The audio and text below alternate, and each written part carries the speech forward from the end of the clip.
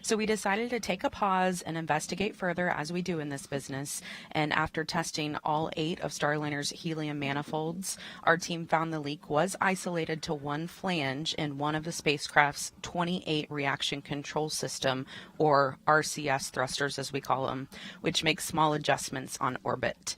And even more specifically, to a tiny seal about the size of a button on a men's dress shirt. So that gives you a real perspective on how small we're talking. It's important to note that helium is not combustible or toxic. Thorough data analysis showed us this condition is acceptable for flight, and that Starliner could handle actually 4 more leaks, or this leak growing by 100 times its current size before actually needing to be managed in space. In fact, other spacecraft like the shuttle have launched with similar leaks in the past, and our teams will be checking the leak here soon, and we'll keep you posted on that. While investigating the cause of the leak, engineers also discovered that in an unlikely scenario of an adjacent helium manifolds failing, our deorbit burn during the spacecraft's return to Earth could be impacted. And because having layers of redundancy is imperative, our teams developed yet another way to perform that burn. If that option were needed, Starliner could do 2 burns about 10 minutes each and 80 minutes apart with only 4 RCS thrusters. In the last few weeks, the crew ran these scenarios in the simulator, and they feel confident with the plan.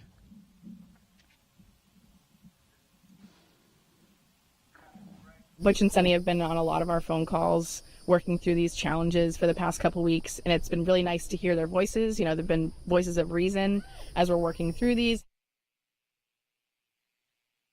Good reminder that this is a test flight. We expected to find things both on the ground and in space, so our team really sees this as a positive to improve the spacecraft and its systems for the future. And we're already looking at a handful of long-term solutions for Starliner's post-certification missions. Now let's check in with NASA's Daryl Nail at nearby Hangar AE. He is keeping an eye on the weather for us and NASA's oversight of today's flight test. Daryl. That's right, Lauren. Thank you very much, and welcome here into Hangar AE, where we've got a lot of CCP engineers and management folks behind me, monitoring, of course, our launch procedures through the day here with Atlas V and preparing the Starliner for launches you guys just talked about. Let's talk about the weather.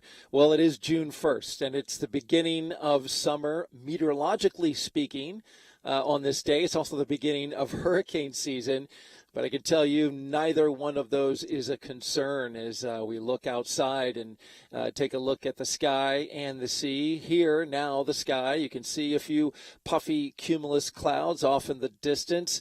Overall, not a problem and not a concern for today. We are 90% go, according to the launch weather officer, for today, which is great. Conditions are fantastic. One thing they are watching, though, and we know our host desk knows this well, they're watching the ground winds, which are really they're stronger than normally we would have expected. But we've got strong onshore flow from a high-pressure system that's just off the coast of North Carolina, and so that's creating a lot of that strong flow, which is coming in directly from the east.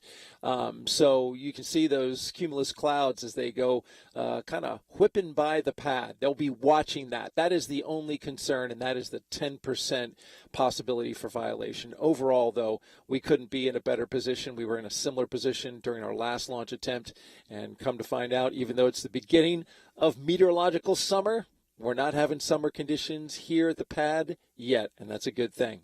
So we'll send it now back to the host desk with Megan, Mike, and Dee. Daryl is absolutely right. We know these winds very well as they are whipping around us right now. And Mike, talk to us about why these winds would be a concern for launch. Well, here at NASA, it's safety first. And so if there were a problem with the rocket, the capsule can pull off and abort and fly over the shore and land in the water. And that's called an abort, right? And we could do that to keep the crew safe. However, the capsules will be coming down under parachutes, and if the winds are too strong, it'll make it land on the beach. And it sounds like it would be safe, but actually we're not sure that structurally it would work, and we're set up to land on the water. So the winds can't be too strong or they'll push us in for an abort. So if we start to get into where the winds pushing would push the capsule too much, then we'll wait till another day. Right. Landing in water for the abort scenario, but Starliner is designed to land on land nominally, right? Oh, nominally, and with airbags. I landed on the land in the Soyuz and the shuttle, and I'll say that these airbags are going to be good. And I think that's probably the first thing I'm going to ask Butch and Suni after they land. It's like, how are the airbags? Well, speaking of Butch and Suni, let's head back inside to the Suitup room to check out how things are going there. Again, they began suiting up a few minutes ago, and right now we see Butch. He is unzipping his helmet, it looks like. And that's really neat about these suits, is that instead of having a solid metal ring, we're keeping the suits lightweight and kind of going back to the future with the Gemini program, where they had zippered helmets like this. We call it a visor in this case. And since it's a very lightweight visor and helmet, it doesn't have a lot of head protection. So Butch's ear cups is also gives head protection too. So it's a very smart system, and we call it a crew head protection assembly or something like that, or a chippa. So Butch is now taking off his chippa, and you can see he cut his own hair for the flight today.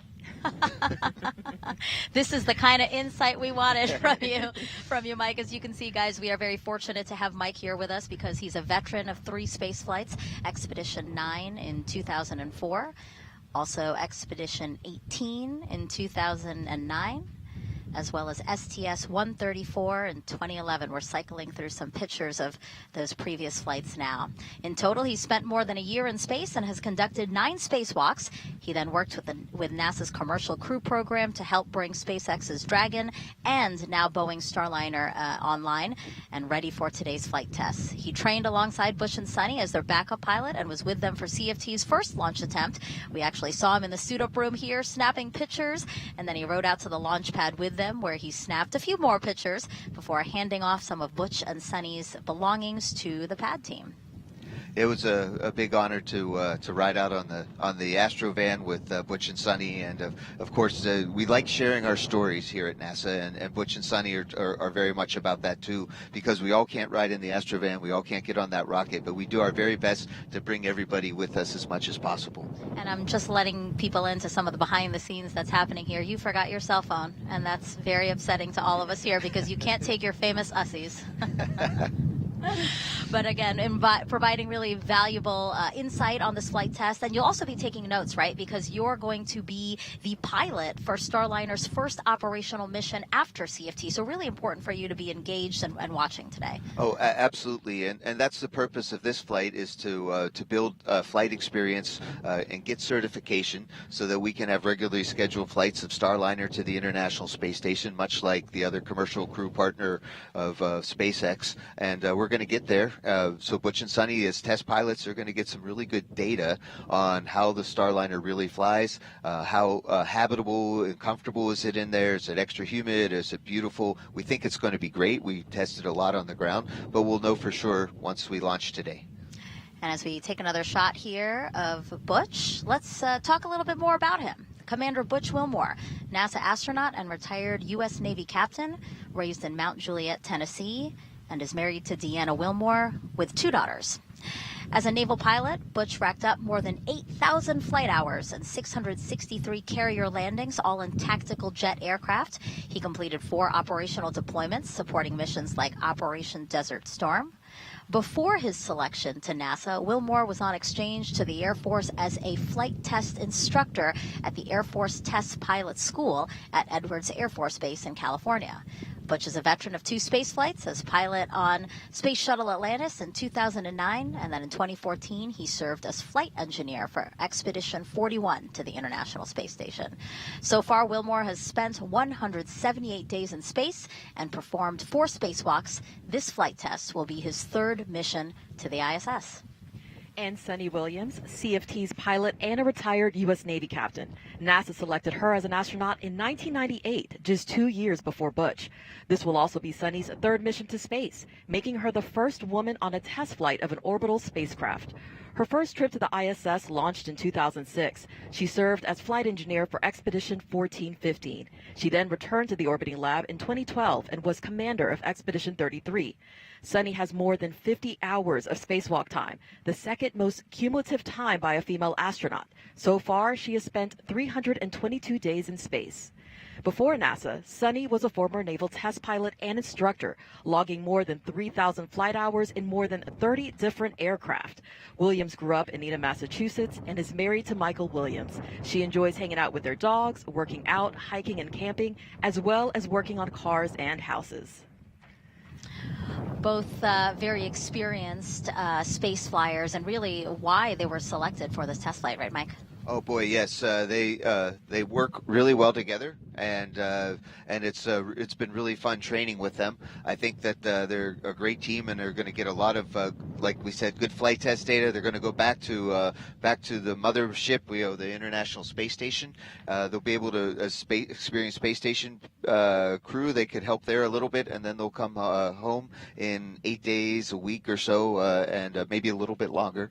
And so it's they're perfect. And their experience will help make mission success. Right. A look at the clock, 3 hours, 50 minutes, and 26 seconds from launch. A quick update on fueling. The cryo load was completed successfully, all as well as a check of the prop system. Again, we were talking about that helium leak that Boeing was able to resolve. They did a check of that system. They pressurized it, and so far, all is looking good. Let's walk you through what you'll see over the next almost 5 hours on this broadcast.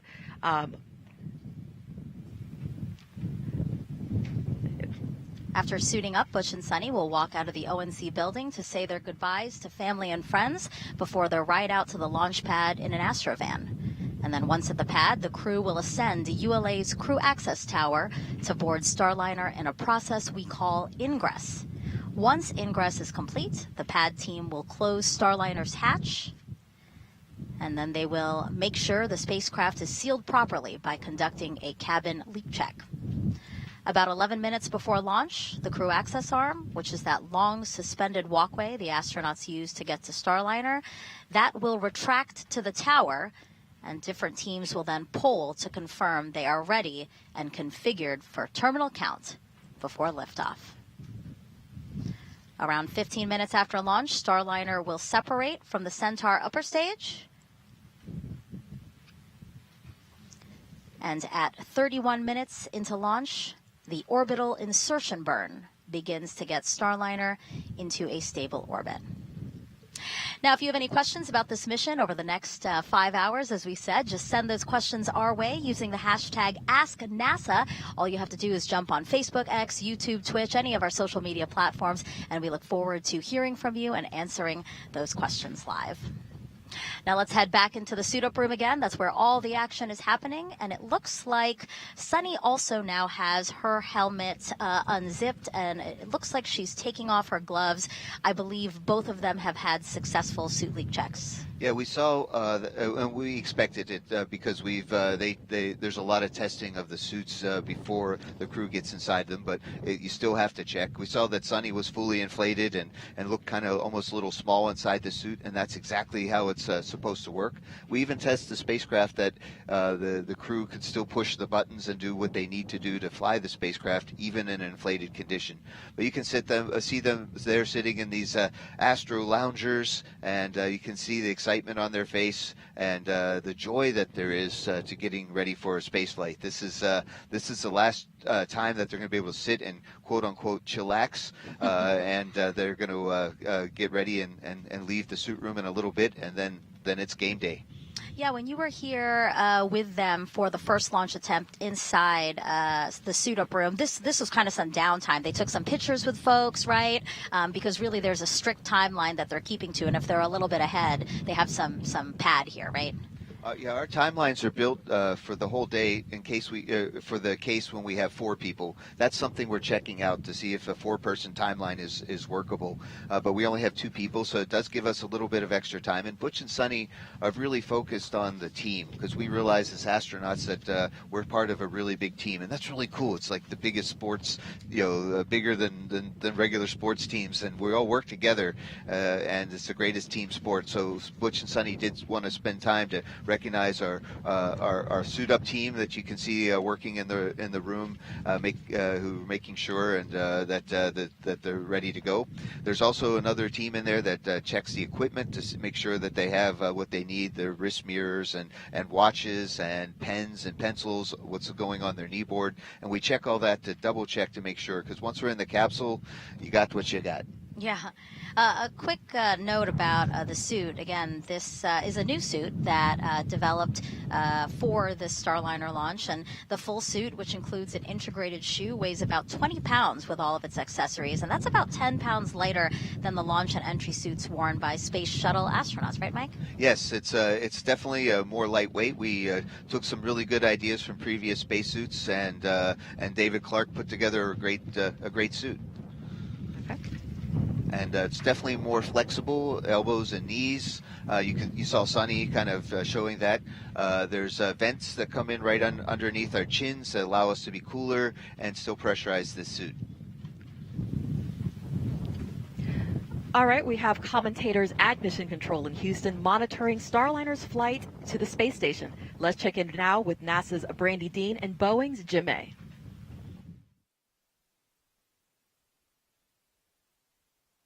Thanks so much, Dee, and welcome back to Johnson Space Center and Mission Control Houston. I'm NASA's Brandy Dean. And I'm Jim May with Boeing. We're incredibly excited to be here today with the flight control team that will be seeing Starliner safely through its first ascent with crew members on board. This team has been training hard for this, working through literally hundreds of simulations, and they're ready to get Starliner to space. Yeah, the team that was here on May 6th is back again today to see Starliner into space and on its way. And they are led again by Flight Director Mike Lammers, with Flight Director Rick Kempfling working alongside him to assist with keeping an eye on the weather. And on Lammers' other side, we have Canadian Space Agency astronaut Joshua Kutrick, who's acting as today's Capcom. He'll be speaking with Butch Wilmore and Suni Williams on the team's behalf. And he has even more than the usual level of Capcom interest in the flight, since he plans to be on board Starliner the next time it launches as mission specialist on the Starliner 1 crew. This team has been on console since around 5:30 a.m. Central this morning, working closely with the teams in Florida. Just under 4 hours before launch, once everything was activated and ready for them, the Boeing Mission Control Center ground control team handed over control to these folks here. And they'll be the ones sending any commands to Starliner from now on. And that said, although they'll be busy, you won't actually hear too much from them as they move through the countdown with their colleagues in Florida. Some of the key calls they'll make include switching Starliner from ground power to battery power, and with the crew's help, activating the launch abort system. And of course, Lammers will speak on behalf of his team when he gives his go or no-go to the launch conductor during the final poll 7 minutes before launch. And at liftoff, they'll work hand-in-hand with the ULA team, who will be controlling the Atlas rocket, which is lifting Starliner into orbit. For the first minute and a half of flight, we'll have Atlas and its solid rocket boosters providing the initial lift to get Starliner going. And then the final stretch of launch, we'll see the second stage Centaur engines finish the job of getting Starliner into orbit. And they'll be done with the job about 12 minutes into Starliner's flight, then be jettisoned 3 minutes later. And after that, Starliner will be on its own to make its journey to the International Space Station.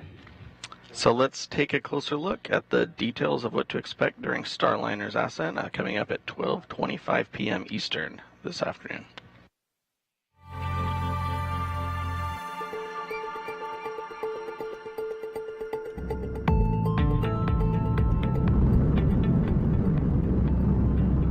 Ascent begins at T-0, liftoff, the end of the countdown, and the beginning of the mission. Shortly afterwards, at T+12 seconds, the rocket rolls, lining up Starliner with its target orbit and putting the astronauts in a heads-up position. Then, around T+40 seconds, max Q starts. That's also known as max aerodynamic pressure. This is a critical time when the atmospheric forces reach their highest. Next, at about plus 1 minute 35 seconds, the two solid rocket boosters run out of fuel and burn out, and about a minute later they separate from the booster. The Atlas booster engine continues to burn for almost 2 more minutes. Then at approximately plus 4:30, booster engine cutoff, or BECO. About 5 seconds later, the booster separates, and so does the Ascent cover on top of Starliner. At around 4 minutes 45 seconds, the Centaur upper stage ignites, continuing the push to orbital speeds. Then a little after 5 minutes, Starliner is free of the atmosphere and doesn't need additional aerodynamic support, and the aeroskirt is jettisoned. After a long 6+ minute push from Centaur, main engine cutoff, or MECO, happens around 12 minutes after liftoff. Then, when Centaur successfully separates almost 15 minutes after launch, ULA's job is done. But Starliner is not quite in orbit yet. After a 16-minute coast, Starliner ignites 4 of its orbital maneuvering and attitude control, or OMAC engines, for the orbital insertion burn, and then 31 minutes after liftoff, the ascent profile is complete.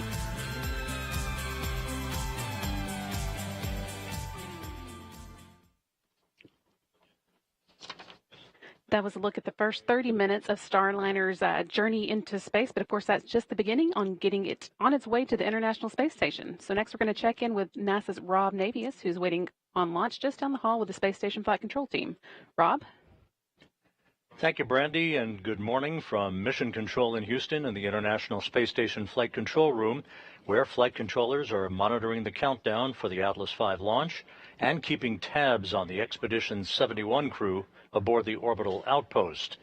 The 7-station crew members are awake at this hour on a Saturday, having just watched the unpiloted Progress 88 cargo craft dock to the Poisk module of the International Space Station. That flawless docking occurred at 6:43 a.m. Central Time, 7:43 a.m. Eastern Time. With that milestone having been completed, the crew's full attention can now turn to the expected arrival of the Boeing Starliner on Sunday afternoon. Early Sunday morning, there'll be a pair of mission management meetings, first by Boeing management to assess Starliner's systems following launch, and the initial series of OCCs. Those are the operational checkout capabilities the Starliner crew will conduct to ensure that the vehicle is ready for docking. Following that meeting, the International Space Station partners will gather to give final approval for Starliner to press ahead with the critical phase of the rendezvous that will begin Sunday morning with the terminal phase initiation burn. By the way, at the time of launch today at 12:25 and 40 seconds p.m. Eastern Time, the International Space Station will be flying 260 miles over western Germany. A busy 24 hours lies ahead. We'll be here every minute to keep you posted. With that, and with the Atlas V countdown proceeding smoothly, let's go back to the Cape. Thank you, Rob. Yes, a lot of moving parts over the next 24 hours to get Butch and Suni to the space station. So let's head back now to the ASOC to hear another update from ULA's Dylan Rice and Boeing's Lauren Brennicke. Megan, we want to let viewers at home know that we are now going to be bringing up those public operational communications. You might hear us call them loops or nets. That's kind of our lingo here in this business. But it's our job to wear these headsets, listen to the chatter in the background, and translate that to you at home. So we'll be doing that at this point in the countdown. We've been listening to the Starliner control team shift control of the spacecraft over to Mission Control in Houston. The team's working to get the pad team back up to the White Room to get the spacecraft prepped for crew.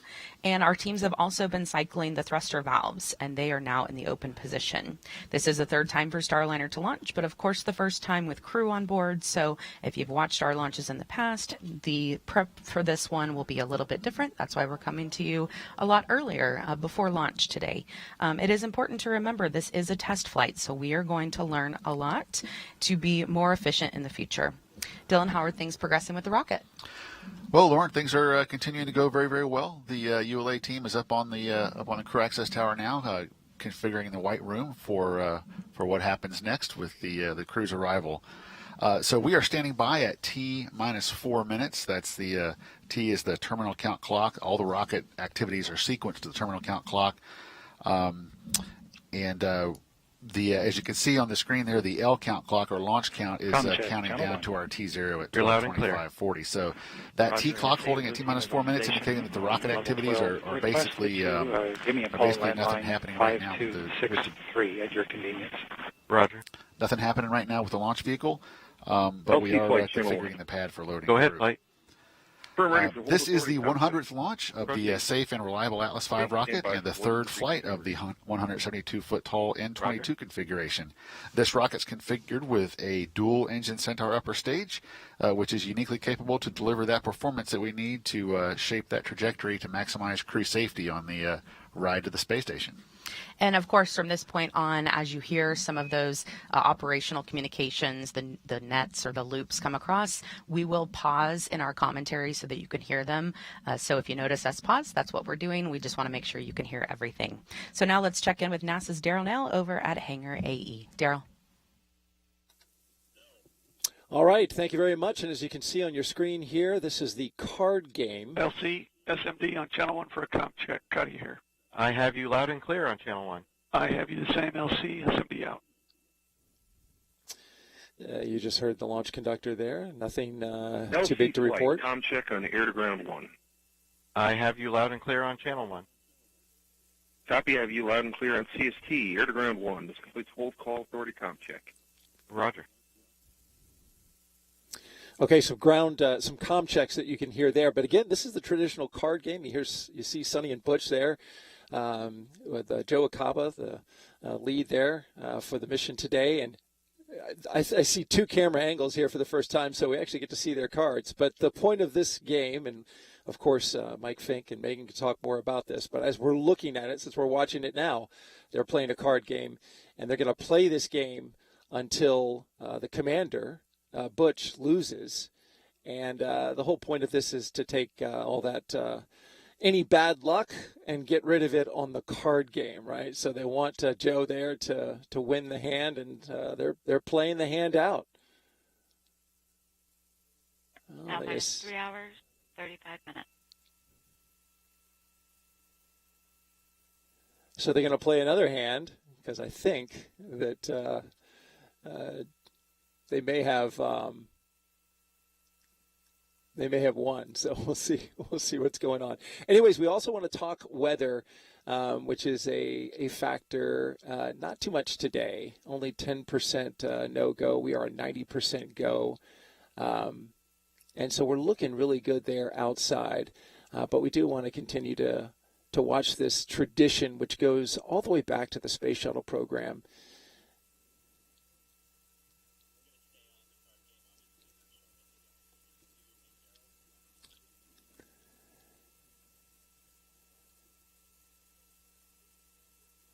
Not sure what the card game is, but they're taking additional cards. You can see there Suni with a smile on her face as she takes another card, and Butch observes.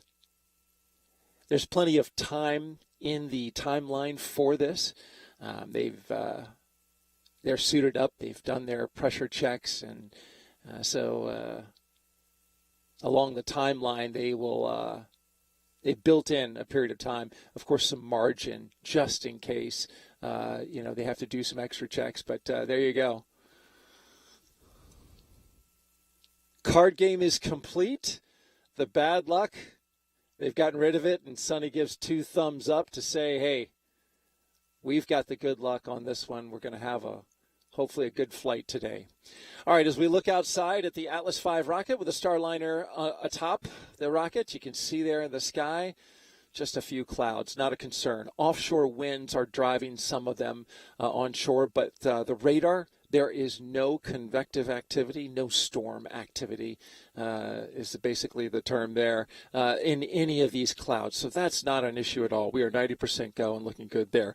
Also tracking NASA's oversight of the mission today, NASA Operations Manager Richard Jones just recently polled his team within the hour. They were all go. So we're looking good there as well. If you're wondering whether or not you can see this launch from an area of the southeastern United States. We actually have a graphic that we can show that gives you an indication of where you can see this rocket at what point in time in the launch. So as you're looking at this here, if you're in the southern area, if you're in Florida along the coast or southeastern Georgia, you can see that at certain stages, the plus 30 seconds, you can obviously see that all along the Space Coast. But as you get to level 2 and level 3 and level 4, this then expands your area to be able to see this rocket. We have clear skies in the area thanks to the high pressure system, so most of the folks along the eastern seaboard should have a view. But again, as we start to go along the timeline, you see the separation events that will expand out to southeastern Georgia, and then we even have sometimes pictures coming from coastal Carolina. If you have those, of course, send those to us. #AskNASA. We'd love to see them. That's our report from here at Hangar AE. Now we'll send it back to Megan, Mike, and Dee. You had a lot of interesting commentary here at the hostess while we were watching the card game. What is that game? Yeah, so this game is called 31, or SCAT, although I think Sonny's niece and nephew, they call it CAT because Sonny likes dogs. So it's just a little jab. But the point of it is kind of a little bit like blackjack, except you're supposed to get 31 of the same suit. And you saw there that Butch and Sonny successfully got rid of the bad luck, and they're getting ready right now to walk downstairs and say hello to their families and get into the Astrovan. So I think that's coming up pretty soon. Yeah, we are watching the clock here in about 2 minutes because 3:28 is when we expect them to depart the Suitup room. So in those few minutes, let's actually head outside and take a look at the Astrovan that Mike just mentioned. The Astrovan will be their ride to the launch pad. And right now it is parked right outside there of the operations and checkout building. A great view there of, again, their ride to launch pad 41 on Cape Canaveral Space Force Station. Now, NASA chose the company Airstream back in the 60s to create a crew quarantine vehicle for when astronauts returned from the moon. And the picture you see there, President Nixon talking to the Apollo 11 astronauts inside said quarantine vehicle. And then during the shuttle program, Airstream created the first generation Astrovan, a 27-foot motorhome that transported astronauts across 3 hours, 30 minutes. KSC to their launch pads. And both Butch, who you see there in that picture in the front, and Suni rode in that Astrovan. And now, here's a closer look at the new Astrovan. It's wrapped with pictures of Starliner, has a license plate that says Ride to Space. When the door opens, steps fold out. The inside can seat up to 8 people with room for the astronauts' portable air ventilators that keep the crew cool. The Astrovan also includes a TV and sound system, so crew can watch or listen to whatever they want on their way to the pad. Yeah, this Astrovan was it's super comfortable, and even though it held 8, there was just 3 of us last time, and Butch and Sonny are going to ride out today just by themselves. They told me last night that they'll miss me, but I'm not sure that they really will, because they're getting ready to go to launch. It's a very smooth ride. We have great drivers, and we even have a backup Astrovan. Oh, I didn't know that about a backup Astrovan, really. Yeah, well, it's not where the backups ride, because I rode in the primary one. But, yeah, no, it's the really important thing is that we have to launch on time. So if for some strange reason they got a flat tire or something, we'll just hop out of one van and go to the other one. Makes sense. All right, again, look at the clock. 3 hours, 28 minutes, and 40 seconds until liftoff of NASA's Boeing crew flight test. And in about 30 seconds, we expect Butch and Sonny to leave the Suitup room inside that building you see there. Here they are. Commander Butch Wilmore and pilot Suni Williams walking to an elevator at the end of the hallway to depart astronaut crew quarters. Looks like they have some roses in hand. Oh, that's really sweet, Mike. They're handing it out to some folks there in the ONC. Again, Butch and Sonny are really about the team, and Butch made sure that there were roses for the ladies, and I think even some of the guys. Yeah, one just got a rose right there. It's the thought that counts, really. And it's really they take such good care of us while in quarantine, and Butch and Sonny LC Slick on Channel 1. Longer quarantine than usual. Hatch open ops complete. Confined space checks are nominal. Roger. A wave there from Butch and Suni as the elevator doors close. That elevator will then transport them down 3 floors, and we will soon see them walk out those doors you see there. And in the meantime, we heard that the capsule, the spacecraft hatch is open, ready to receive. You know, Butch and Suni have been training on Starliner for years. And Starliner training takes place at Johnson Space Center, where they can simulate just about anything they might experience in space, even zero gravity. They performed a lot of their training inside a real-size mock-up of Starliner at JSC, which just happens to be right across the room from a real-size mock-up of the International Space Station. And just down the road, they spent hundreds of hours inside Starliner's simulators, running through various possible scenarios they could face during this flight test. Now, Mike, when they returned to Houston after the first launch attempt, they actually did get back into some of these training simulators, right, to walk them through some of the procedures that they were testing given some of the issues that were found? Oh, very much so. Butch and Suni, as consummate professionals, insisted that they keep up their skills, and not just their own skills, but the skills of the entire team it takes to go fly the spacecraft. And so as we looked at how to handle a helium leak, we came up with new techniques and procedures. And Butch and Suni, we're helping work with the team to make sure that we have everything in place in case we ever need it. So great resources available to them, again, back in Houston. All right, so we asked you for some social questions. We have one right now. Why don't we take that up on the screen there? So this one is from Abibak on Instagram asking, what are you testing on this mission? We are testing the whole thing, right? So we have all the little pieces work together, but how does Starliner fly with humans on board? Is the Egress system, the environmental control system, working? How do the spacesuits work? Can we push all the buttons? Does it fly like it's supposed to? All of these things are really important. How does it dock? And then can we use it for its purposes as a rescue spacecraft? And Butch and Suni are get a chance to check a whole 6-month mission in a compact several days aboard the space station. So this is really important. We'll take a lot of flight test data, talk about it when we get back, and add to the certification so that Starliner can fly on a regular basis. We have a minute before they walk out of those doors, so let's sneak in one more. Nor on Instagram asking, how do astronauts feel after coming back to Earth? Yeah, it's really amazing because you're weightless for a while and then you come back and you have 1G again and your body is adapting. Some of us feel sick. Some of us just feel a little bit not well, but it's really amazing because within minutes to days we feel back normal again. And my experience was on my last flight was I was hungry when I came back, so they had some sandwiches ready and here they are. Our CFT crew taking their first steps outside for their historic flight test to the International Space Station.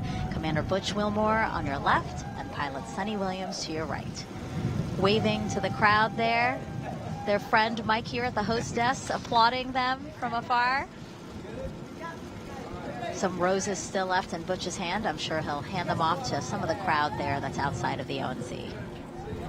I think his wife and daughters are there, so he definitely wants to show appreciation for how patient his family has been. Well, and you did say that Butch and Suni have been in quarantine for a very long time now. April 22nd is when they went into quarantine. Yeah, it's been a long time. They were allowed to see their family, but from a distance, so this is as close as they've been for a while. But we do really respect the health stabilization program. We don't want our friends aboard the space station to get sick and impact the mission for sure. Talk to us about the people who are here, right? And there's different tiers that talk about or that have to do with how close they can get to the astronauts, right? Yes. So if other people have been in quarantine along with Butch and Suni, like before, then they could get really close. At this point, the crew has to maintain at least a 6-foot 2-meter distance, and they can see and talk to their friends. Especially we're outside, so and with this wind, the chances of anything happening are very low. And then there's a lot of our team that are there, and we also have some very important people like the administrator and other folks too. And I think I might even see Chris Ferguson, the original commander of the CFT mission. I think he's there in the crowd also. So yeah, this is a lot of well wishers and sending blessings to Butch and Suni for a successful flight. Yeah, it's great to see the crowd there, and also a number of your fellow NASA astronauts, right? They're there to support the crew's family. Yes, we have Jack Hathaway and Doug Wheelock. Now, Doug's a veteran astronaut. Jack is one of our new former Ascans and now getting ready to go fly on a mission himself. We also see in the distance the Boeing NASA astronaut liaison, Megan Donaldson. She's been super helpful in getting this mission together and keeping the crew pointed in the right direction, and being a very good liaison with the Boeing management too, so that our voices are heard.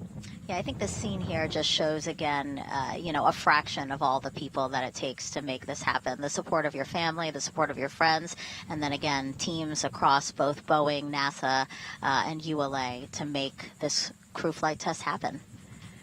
Lots of thumbs ups from Suni there, lots of waves. They're making their way through the crowd now. They have still about 1 minute and 30 seconds built into this opportunity to say their final goodbyes before they get into that Astrovan and head to the launch pad. What do you think's happening there, Mike? There's a patting on the back there. What is that? Well, Butch likes to give speeches. So I think Suni is sharing the excitement. But that's really what you see here. This is spaceflight is really a human endeavor, and so these are human beings being happy and joyful and really excited in a professional, calm way. But there is a feeling of joy and best wishes so that for a successful mission. And if we're not enjoying spaceflight, if we're not seeing that it's a wonderment of humanity, then we're doing it wrong. And here they go, getting ready into the van. We can see their helmets there hanging off of their suits. I remember this story that Butch said. He had this recurring nightmare that it would be launch day and he'd forget his helmet. So I'm pretty sure he loves the fact that they're attached to him there. Yes, it's Butch-proof. Butch-proof. All right, so they are in the Astrovan now. A quick note about the other folks who are in with them. You have the driver, Rodney Perry, and he said he couldn't pass up the opportunity to drive astronauts to a launch pad. Pretty cool. 3 hours, 20 minutes. And then also the backup driver, his name is Sean Rose. He's basically going to be the communicator as well, just listening to all the communications that are going on behind the scenes, as again, everything is readied for the astronauts to arrive at Launch Pad 41. The drive will take about 15 to 20 minutes. There will be a full security escort. And here they go. NASA astronauts Butch Wilmore and Suni Williams now en route to Cape Canaveral Space Force Station's Launch Pad 41.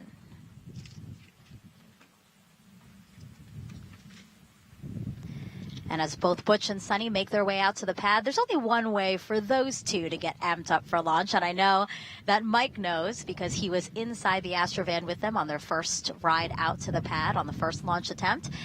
They will be watching the Top Gun Maverick movie, or at least highlights from that movie.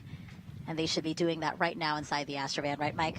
Oh boy, yeah, that's one way to certainly get excited for the mission, and to remind Butch and Suni that hey, they're on an important mission and they're test pilots, and that there's a wonderment to flying both aircraft and spacecraft. And of course, I think the Maverick movie brought that excitement of flying to everyone. And so Butch and Suni are going to have a few clips there, the funny parts of the movie. LC Slick on Channel 1. Go ahead. Crew transport convoy is en route to LC-41. Estimated arrival to roadblock at L-306. Roger. And a fun fact was on the last ride... OSM, LC. OSM, go ahead, sir. Crew transport convoy is en route to pad. Permit entry into FHA. Roger. Yeah, that was important important call there because the crew needs to get to the rocket, and if they weren't allowed to, if they didn't have permission to get inside the hazard area, then that would slow things down. But Butch and Suni handed me the remote control and said, "You play it," and I had to figure out how to play an old VCR really fast. Oh gosh, well I'm sure they appreciate it. You probably figured it out because they were able to watch it. So again, as mentioned before, they probably really relate to the movie. They're both experienced naval aviators. And here's actually a picture of Suni back in the day. She initially wanted to be a diver in the Navy, but said she watched the first Top Gun movie and decided to go to flight school. And here's a picture of Butch. Fun fact, he was actually a real Top Gun pilot. So you see him there on the far left of the photo. To the far right, actually, is Chris Ferguson. We were talking a little bit about him, right, Mike and Dee? Absolutely. And another fun fact is, this isn't going to be, these aren't the first Boeing products that Butch and Suni have flown. In that picture, Suni was standing in front of a CH-46 Sea Knight, and Butch was standing in front of an F-18 Hornet. And of course, today, they'll both be... 17 minutes. And of course, today they'll be the first to fly Boeing Starliner. Now let's check back in with NASA's Brandy Dean and Boeing's Jim May, who are monitoring things in mission control at Johnson Space Center. Thanks, Megan, and go Butch and Suni. Here in Houston, things have been going smoothly for the flight control team and mission control. The team here took control of Starliner a little less than an hour ago, and they've been working through a number of steps in the pre-launch checklist since then. But even before that, one of the first things they did after coming on console was a weather briefing with the crew and crew quarters, and that was a quick conversation because the weather's looking very good for today's launch opportunity. The team here in Houston is continuing to work through their pre-launch checklists. Right now they're working in a little bit more of a monitor mode, keeping the spacecraft stable while Butch and Suni head to the pad, and the teams in Kennedy Space Center are preparing Starliner for their arrival. Once the crew gets strapped into their seats and the hatch is closed, things here will start to pick back up as we perform cabin leak checks and monitor Starliner's life support systems, hosting crew for the first time to space. And then in the last 20 minutes before launch, there are a few important actions they'll work through, switching Starliner to internal power and working with the crew to activate the launch abort system. This carefully choreographed pre-launch process has been practiced many times as a fully integrated team. We capped off our training with a mission dress rehearsal just a week before our May 6th attempt. And we got some bonus live training from that attempt as well as our final preparation for Butch and Suni's mission today. And of course, all of that aiming to get the crewed Starliner to the International Space Station for its crewed flight test. So let's check in with the destination, the International Space Station. Rob Navius is with Space Station Flight Control Team standing by to give us an update. Rob? Thank you, Brandy. Mission Control, a busy place today, with the white flight control room down the hall where you are, poised to take over Starliner mission operations at liftoff of the Atlas V rocket. And in this room, the International Space Station Flight Control Room, we are ready to collaborate with our colleagues once Starliner moves into integrated operations around 11 a.m. Eastern Time tomorrow. That's about 3 hours prior to Starliner's scheduled docking. Once the new spacecraft is docked to the station's Harmony module, there'll be a period of around 2 hours to conduct leak checks on both sides of the Starliner Harmony docking interface before the hatches will swing open, allowing Butch Wilmore and Suni Williams to enter the station, which has been home for both of them on previous missions.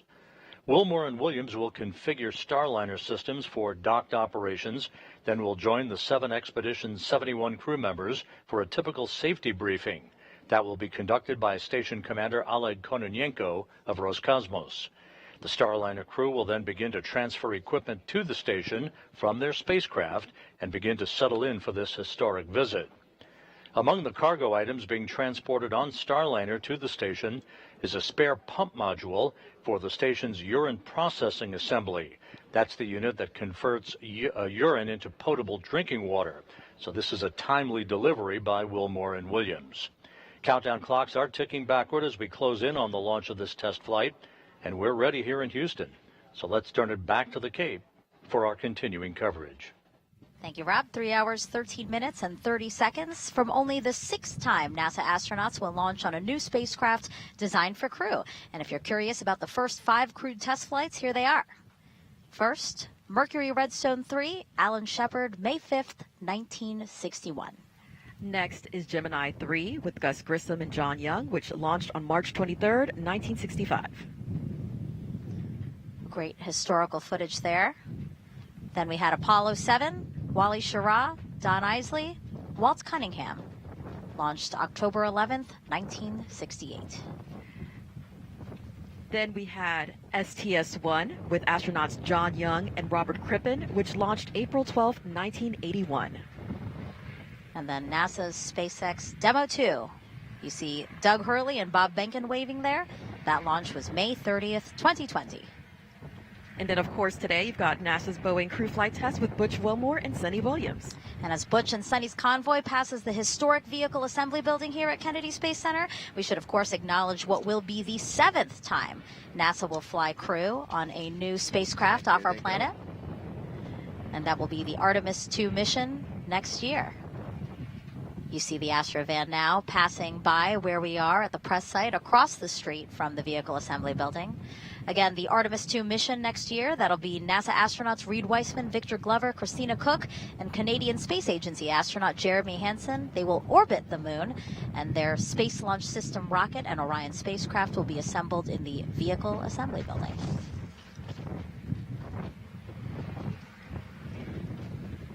Check out what's already in work for NASA's return to the moon.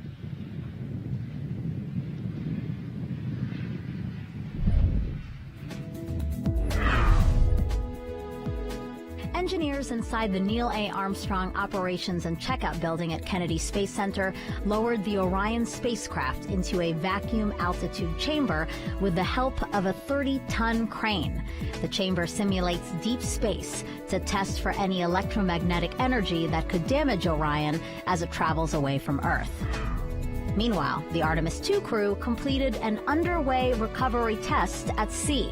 This exercise mimics Orion landing and recovery procedures when the crew splashes down in the Pacific Ocean off the coast of California.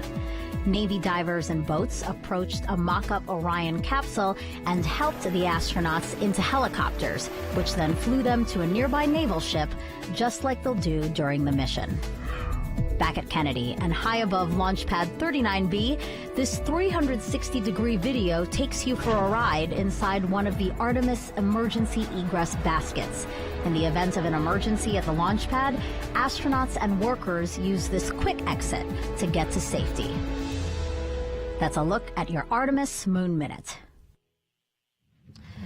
It's really cool to see the progress that's being made with NASA's Artemis campaign, because really it's all interconnected, right? Like, so working with commercial partners like Boeing through the Commercial Crew Program allows NASA to focus on other goals like returning to the moon, Mike.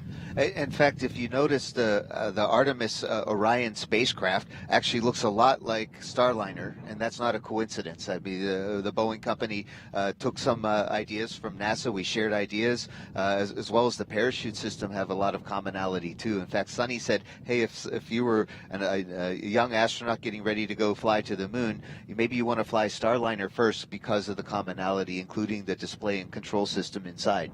So what this allows us to do by having the Commercial Crew Program, it really allows, because Boeing is working hard, SpaceX is working hard to allow us to fly back and forth to the International Space Station, then NASA can focus, along with the Lockheed Martin company and the other partners, to fly Artemis and go to the moon and allow us to explore, and commercial American companies can establish some great business in low Earth orbit. This is great for new jobs, great for the country.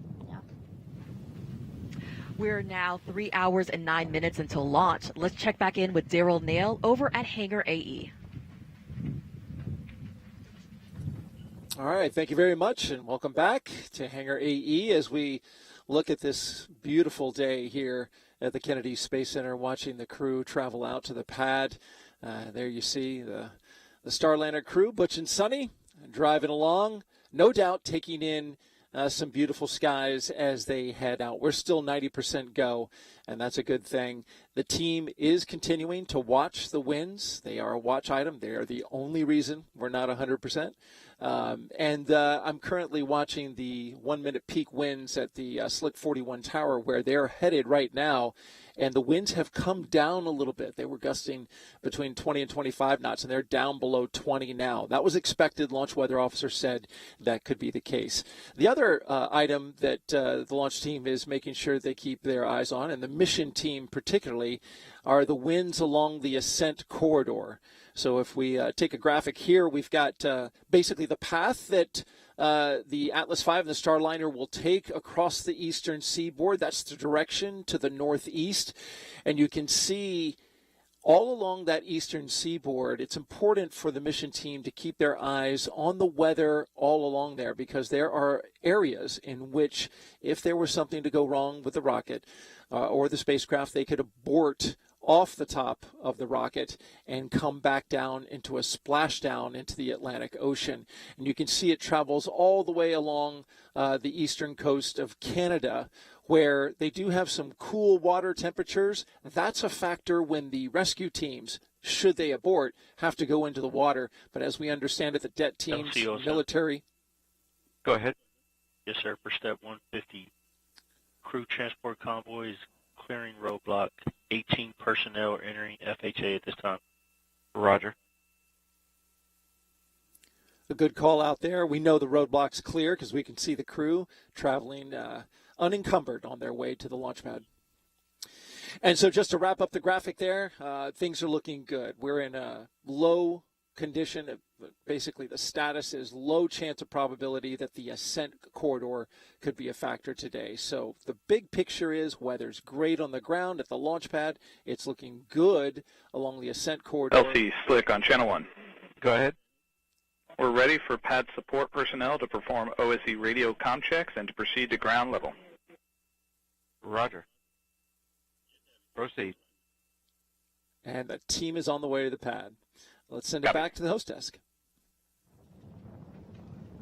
Let's actually send it back to Lauren and Dylan in the ASOC as we continue to watch Butch and Suni drive out to the launch pad. And Megan, we do have an update now for viewers on the helium leak situation. We are told by teams, we have confirmation the leak rate remains acceptable. In fact, they tell us it looks better than before. So good news there. We've been waiting to hear how that leak check went this morning, and all things look good. So we are moving ahead in the countdown. Everything is on time as we see the crew head over to the pad at this moment. And our pad team has been inside Starliner, making sure everything's ready for the crew. Their inspections are complete. The pad team today is made up of 5 people from Boeing and 3 from ULA. You may also hear them referred to as the blue team. And we did just hear a call moments ago that one of those pad team members has been cleared to head down to escort the crew up. So we will see Butch and Suni get out here shortly and head to the elevator, escorted by one of those pad team members. This is, of course, the 3rd time for both of them to go through these motions. They have done it with now 3 different rockets and 3 different spacecraft, including shuttle and Soyuz. 60 crew transport vehicles entered pad. Roger. Crew is clear to proceed to level 12. Roger. And Suni says that this is a test pilot's dream to be on this flight. She says she feels like she won the golden ticket. We've also heard Butch talk about how much he loves this spacecraft for its agility. He has even joked at times saying that he could do barrel rolls around the ISS if he wanted to. Of course, we won't see that happen, but he likes to say that that is just how nimble the spacecraft is. And of course, they have a lot of experience in different spacecraft. Crew transport vehicle has arrived at CAD. Roger. And Dylan, this crew feels very confident with the ride to space on the Atlas, which has a 100% mission success rate. Yeah, Lauren, that's right. The Atlas V Starliner configuration was designed with an absolute commitment to safety. It's one of the most reliable rockets in the world, and it carries an extra layer of safety for its specialized duty launching astronauts to the ISS. The emergency detection system, we call it EDS for short, was developed by ULA engineers to enhance the protection of astronauts riding atop Atlas V by autonomously monitoring the health of all the launch vehicle systems. If the system detects an impending anomaly, it can trigger an abort much faster than any human could do so, but the astronauts also have the capability to trigger an abort if required. Along with that EDS system, we have a dedicated Ascent flight control team on console in Denver. during the flight and any human spaceflight mission that we support. This team monitors the health and performance of the rocket during ascent to space. Our engineers provide real-time status and collaborate directly with NASA's flight director and mission control in Houston. When you hear the call sign Atlas, that's our ascent lead, and he'll be providing real-time telemetry data from the rocket and provide continued situational awareness. Crew is entering CAT elevator. All right, Dylan, Roger. as the crew is heading into the elevator, we are going to send it back over to Megan, Dee, and Mike. Now, Mike, this is different from the first launch attempt. Before they got out, you were with them, you took pictures of them viewing the rocket. Today, they opted to just go straight to the elevator. Yeah, I think they probably miss me a little bit, but it's also they've been there and done that. And today is really about focusing on the mission. So they took a few. They didn't take a few extra moments to appreciate the Atlas and Centaur, breathing and living, and they went straight to the and they're going straight up the elevator right now, straight to the rocket. And I just know what it feels like stepping out of the Astrovan, and here they are getting ready. On level 12. Getting ready to get inside, and it's just it's a great feeling of satisfaction and accomplishment to be here at this day, at this time. This is something that the whole team has been working for many years. And you know what's different, obviously, since we're launching during the day, they had great views of the rocket on their way to the pad. So, like you said, they probably had their opportunity to look at their ride to space, and now they just want to get in. So now on level 12 of the crew access tower, we see Suni there with some of the pad team members. Butch went into that door there. That's a bathroom, and this is an important step in the countdown, obviously. Yeah, well, I was on Daniel Tiger, a TV show, and we had an episode called "Go Before You Go," and so this is what we teach all of our kids: is before a long mission, she should go to the potty. And you know this from the last time. So on their ride out in the Astrovan to the launch pad, they stole your phone, right? And they made some phone calls. I just heard that they also made another phone call while on their way out. They called Mark Sorensen, the crew module lead for the crew flight test, again, while in the Astrovan. Pretty cool that they are taking these opportunities to acknowledge, again, all the folks who have helped bring them to this moment. Yeah, Mark was a production manager, and he made sure that Starliner was ready for flight. Great teammate, and I'm glad he got a phone call. Yeah. A view of the crew access arm. From our helicopter that we have flying around the pad right now. We see Suni there on the railing, taking a look out. Yeah, you can get a great view from up there. Who needs to get out of the Astrovan and recline up? So this is the last time for a while that Suni's going to have the breeze in her face and the smell of the ocean air and the joys of being on planet Earth. Now she's going to see it all from a great distance. And here it looks like Butch is now back with the pad team and Flick Suni. on launch ops. An ordained minister, probably on channel channel 1. Prayer now. Go ahead, Flick. Yeah, crew has arrived at CAT level 12, and RCTV is standing by for OSM direction to return to the fallback area. Roger. OSM, LC? OSM. Roger, we can give go ahead for the CTV to clear the pad. Roger that.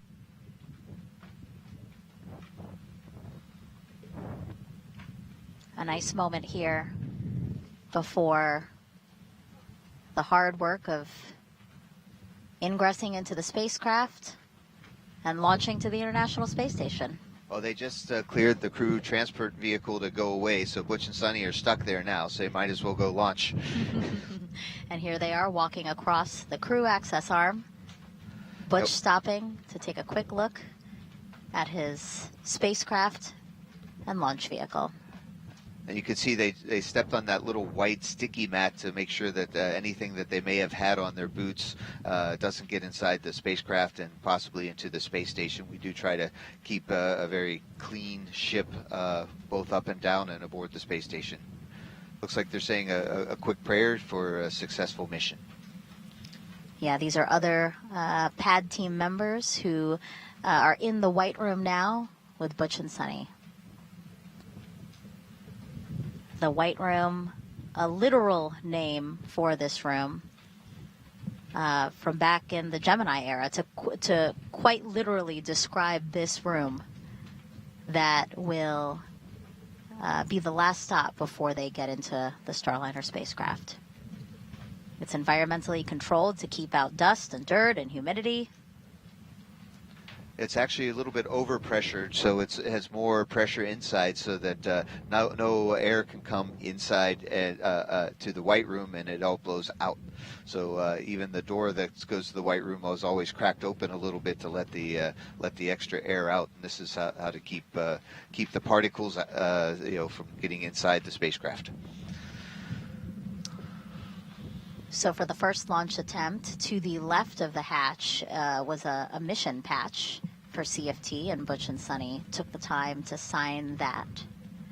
Now they are heading straight into the ingressing process, which is again to get into the spacecraft, and we see pad team members there helping get Butch situated. Certainly, this crew is being the first. They get to start a whole bunch of new traditions, all the way from the 31 cat card game to signing a patch in the white room. So this is different than what we did, of course, with the space shuttle, but yet similar, right? And so it kind of takes some of the best traditions that we learned from the Russians with Soyuz and the American traditions, and has a nice blend to make something new. We do know our pad team very well. They've trained with us and trained us. So we especially now after this second launch attempt, it looks like Butch's wrist light is working. He has a good sense of humor, and so he showed it to us that his wrist light was working. It is a little bit dark sometimes in the capsule, so inside the spacecraft, so having an extra source of light, like we all do at home. We have our cell phones. We use that to light the way, but we don't have cell phones, so of course we have an extra wrist light. Yeah, off to the left side, off camera a bit, pad team members are going through what's called his helmet bag, right, Mike? Yeah, the Boeing designed and manufactured this helmet bag that has everything that you need: the gloves, the crew head protection, the chippa, as well as any wristwatches and wrist lights and things like that, and as well as the Ascent and entry checklists that were needed, and the crew knee boards. So everything that you need is in one place, and you know where, and they bring it to the pad with them. There's also a spare helmet bag that has a few extra things in case a chippa. Request permission to perform Centaur LO2 trenchline reach. Roger. First aid. Yeah, in case a chippa gets broken or glove is missing, we have a few spares available. Team lead, I'll stay.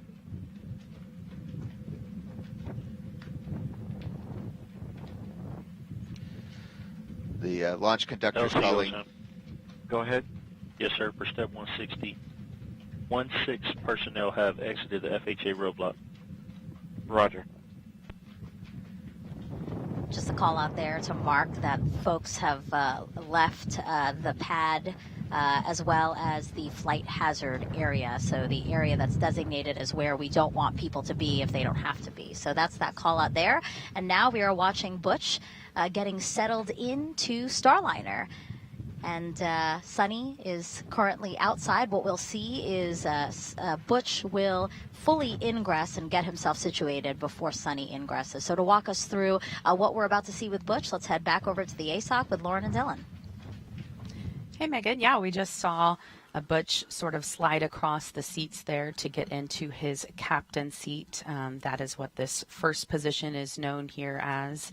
And Suni, of course, will ingress second because her seat is just a little bit closer to the door. She will sit right there next to him. And they actually showed us how close they sit. And it was an interesting demonstration because for them, it felt like a lot of room. For us, it may not, but they just kind of showed us like, if you were sitting in two chairs side by side and you had plenty of elbow room, that's how they feel. In other spacecraft in the past, they've been a little more jammed in there. So they're really happy about the extra space they have in there. And Suni won't start that ingress process until Butch is completely in and ready to go. This whole process takes about 20 minutes or so. These seats that they're going to be sitting in today are built to accommodate astronaut height ranges from as small as 4'11" all the way up to as tall as 6'4". They're made of aluminum, and Suni's even told us that she and Butch were part of the process to make them a little bit more comfy. And another thing they really like about these seats is just the orientation of them. She said on shuttle, when you land on shuttle, you're in an upright position as you're sitting almost in a chair, but they will be landing on their backs in Starliner when they touch down on the ground, which has, since the shuttle days, been determined to be just a little bit of an easier way to land. So she and Butch are very happy about that.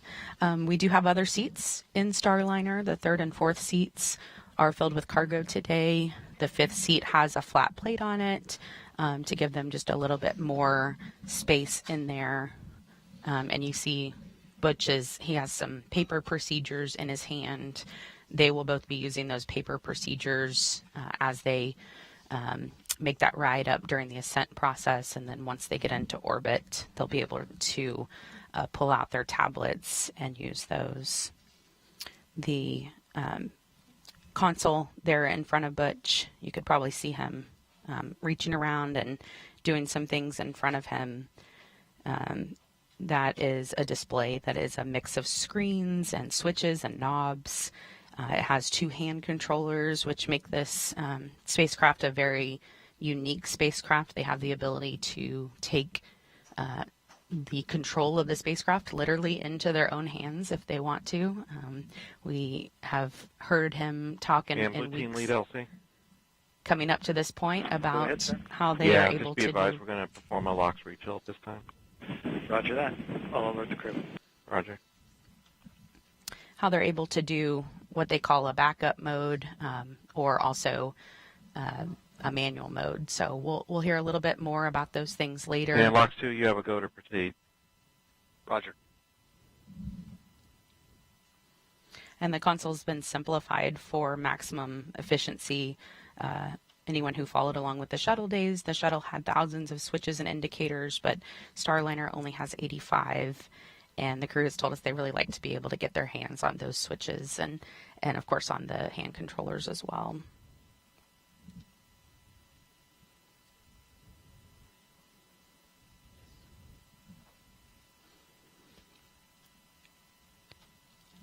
And we have confirmation that the prop system is activated and the pressures are as we expected. So things are going smoothly in the countdown. And Dylan, our team's really started working several days ago. The countdown didn't just start this morning for us. Yeah, that's right, Lauren. The countdown actually started back on Thursday when we rolled the Atlas V at Centaur with Starliner atop. We rolled it from the VIF out to Complex 41. The VIF is a vertical integration facility. It's just about 1,900 feet to the south of the launch pad there. So once the rocket arrived at the pad, we started connecting it to all of our pad utilities. So that's the pad air conditioning system, the pad electrical systems, and all of our propellant transfer systems. So the hydrogen and oxygen for Centaur, and then oxygen and kerosene for the Atlas booster. Once all those connections were made, we powered the rocket up, gave it a health check, and did a little bit of testing on that on Thursday afternoon. Then powered the rocket down and secured it for the what we call a crew sync day. When we have a countdown that starts late at night, we will essentially have the crew start to shift their schedule, so there's no planned work on that Friday. Then we came in overnight and powered up the rocket again for our activities today. The rocket remains ready, waiting on the opening of our launch window and the loading of Butch and Suni, which, as we know, is going on right now. All the activity on the launch pad is really up there on the crew access tower. You talked about the members of the blue team. So we have 3 members, ULA teammates on the blue team, and those folks are there really to manage all of the crew access tower systems. So when when they're given the go to go back out to the launch pad in preparation for the arrival of the astronauts, the first thing they do is toxic vapor checks. So they have some test equipment, and they just go make sure that the atmosphere inside the white room is safe to breathe. And when all that is done, they'll start to prepare the white room for the arrival of the team, which, as we saw, has gone very, very smoothly so far. Once the astronauts are loaded and the Starliner crew is ready for the hatch to be closed, and once all those closeouts are done, then our team will pick back up and start to configure the crew access tower's hydraulic systems in preparation for retracting the arm prior to launch.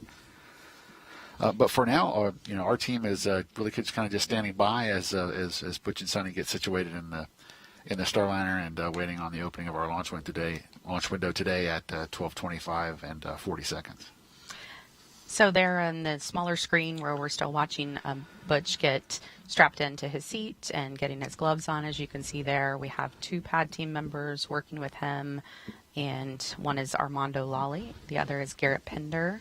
So these 2 work the entire time inside with both Butch and Suni to get them ingressed into the spacecraft. You may have seen a few seconds ago, Butch was sort of moving his legs up and down. They have stirrups there for their legs to go into with straps that one goes over their foot and the other goes over their knees. And you can see he's, getting a good adjustment on his gloves at this time. I actually have had the opportunity to try these gloves on, and you'd be amazed at just how much you could do with them. They're very flexible, and of course, that's important when they have so many things to be controlling there with their hands. They also have a 5-point harness seatbelt that they're going to be helping them get into. There's a little bit better of a shot, a close-up shot. The cameras that we're using inside the spacecraft, we refer to them as the Mustang cameras. It's a system of 4 cameras, so we have some different views where we can monitor what is going on inside the spacecraft. Those views will not be live today, but as soon as we get to the International Space Station, we'll be able to download what is taking place with the crew as they are on their way up, and get a great look at that. The countdown is still going smoothly in the background. Dylan and I, of course, are listening to all the chatter on the loops. And thankfully, not much to talk about right now. Actually, everything is cooperating, and the team is really just watching the vehicle, make sure it remains stable as we get our astronauts loaded. We like when it's quiet. You can see there at the bottom, sort of right side of your screen, the umbilical hookup on Butch's chest. So they'll be doing some comm checks and suit fan checks here shortly. That umbilical area is where they're able to put a comms cable through, and then also that'll be like a small black cord that we'll see, and then we'll hook up an air supply to that as well. It'll be a blue hose, so that's when we see that, that's how we'll know. Butch, of course, a former flight test instructor at Edwards Air Force Base with a Master of Science in Aviation Systems. Here is more on retired U.S. Navy Captain and CFT Commander Butch Wilmore. A large part of the desire within us is to do things that are of benefit to others. In this job, we get to do things that are of benefit truly for all mankind as we explore the heavens that not many people get to experience, true, but we don't go just to get the experience. It's about the team, and it's about the benefit that it brings. My name is Butch Wilmore, and I am the commander for NASA's Boeing Crew Flight Test Mission to the International Space Station. Life in Tennessee, God's country, that's where I grew up. I'm very fortunate, had loving parents, took us to church. When I was young, 7 years old, I believe, they bought a little land out in the country, 6 acres or so. We had horses and cows, and I raised chickens and ducks, and just enjoyed life in the country. I went to Tennessee Tech, started working on an electrical engineering degree, and played football, which was a very difficult combination, I learned, because they're both full-time jobs. So it was a lot of effort over those years, but it molded me, and it helped instill the work ethic my parents had instilled in me when I was younger. I entered the Navy and was fortunate to fly the A-7E. It's a single-seat attack aircraft, and I flew that for a couple of deployments. And then I transitioned to the F-18 Hornet, and through that process, was selected in the test pilot program. You learn a lot about yourself as you go through test pilot school, where you're lacking in certain capabilities that are necessary to do a test pilot type of job. When it comes to flight test, the minute details matter. When we're doing our runs, hey, well, let's run it this way. Let's do it that way. Let's add this in. Let's take that out. And let's look at it in that regime so we can see how the spacecraft responds. And that's what you do with aircraft, that's what you do with spacecraft, and that's what this test is all about. This crew flight test is a series of these various tests to ensure that the operational requirements and the design meets those requirements. And I think everybody that does flight tests would agree. Focus, understanding, and also the team coming together to give you the overall understanding of the test and the capabilities of the spacecraft or aircraft that you're testing. It's vital.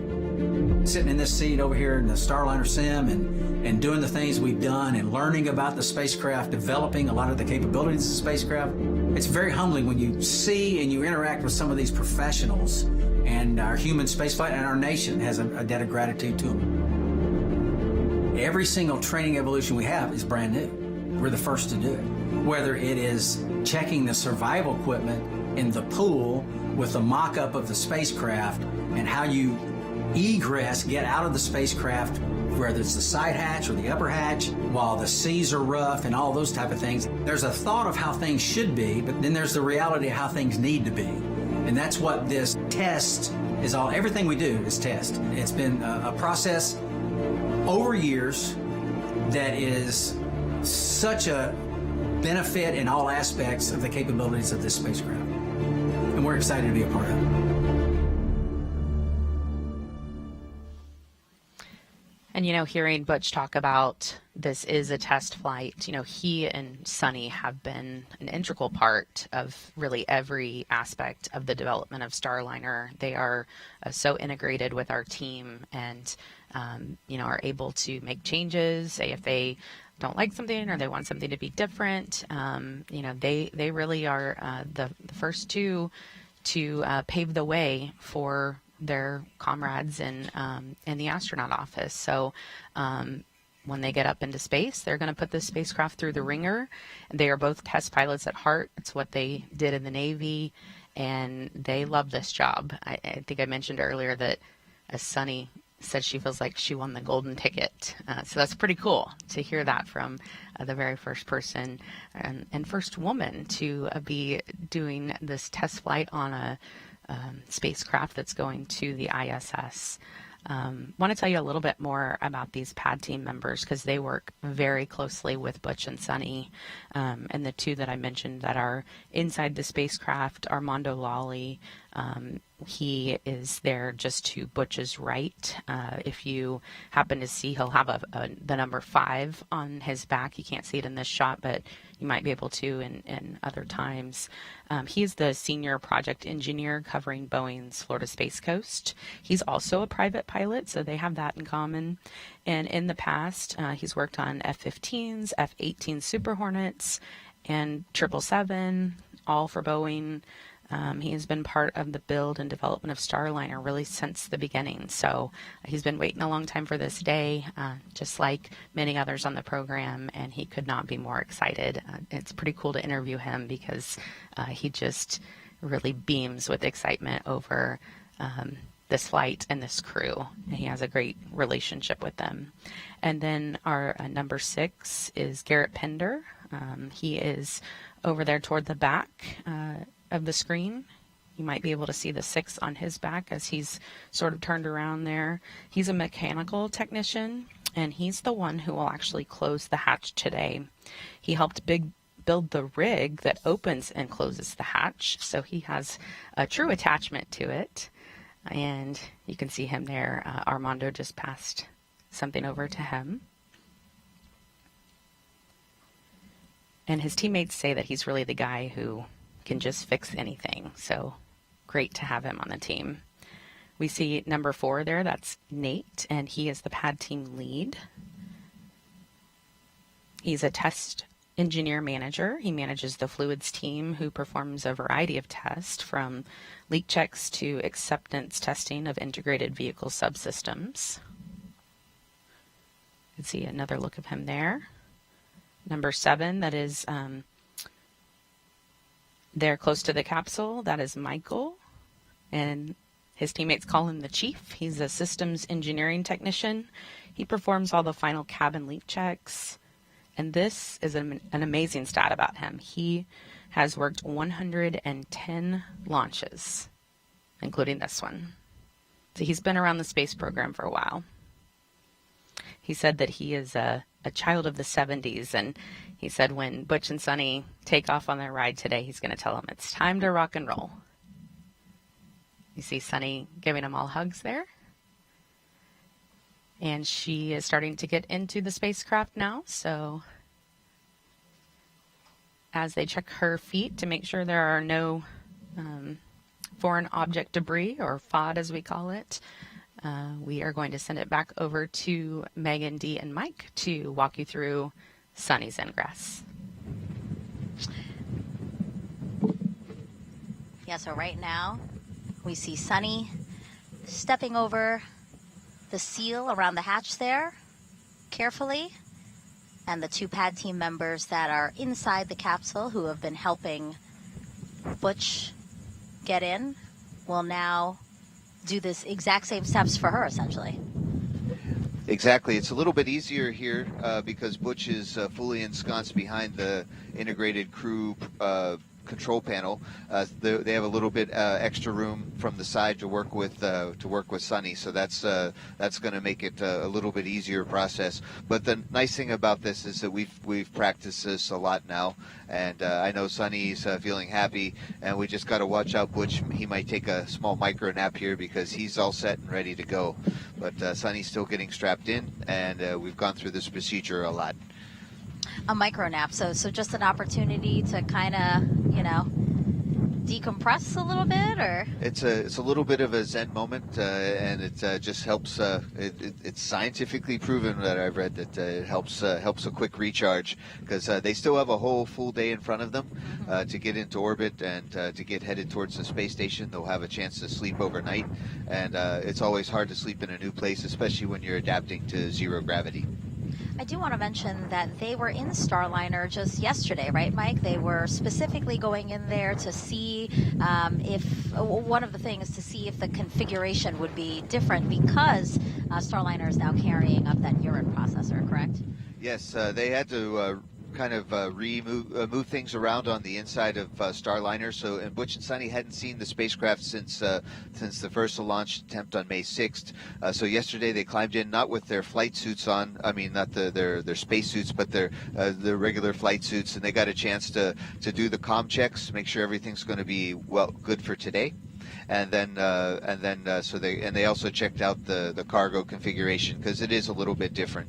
But it is important that the space station program has this 150-pound-ish bag urine processing pump, because that'll help the water to keep getting recycled aboard the International Space Station. Yeah, talk to us a little bit about this urine processor and how important it is, and how great it is that we do have a Starliner flying up there today. Yeah, it is.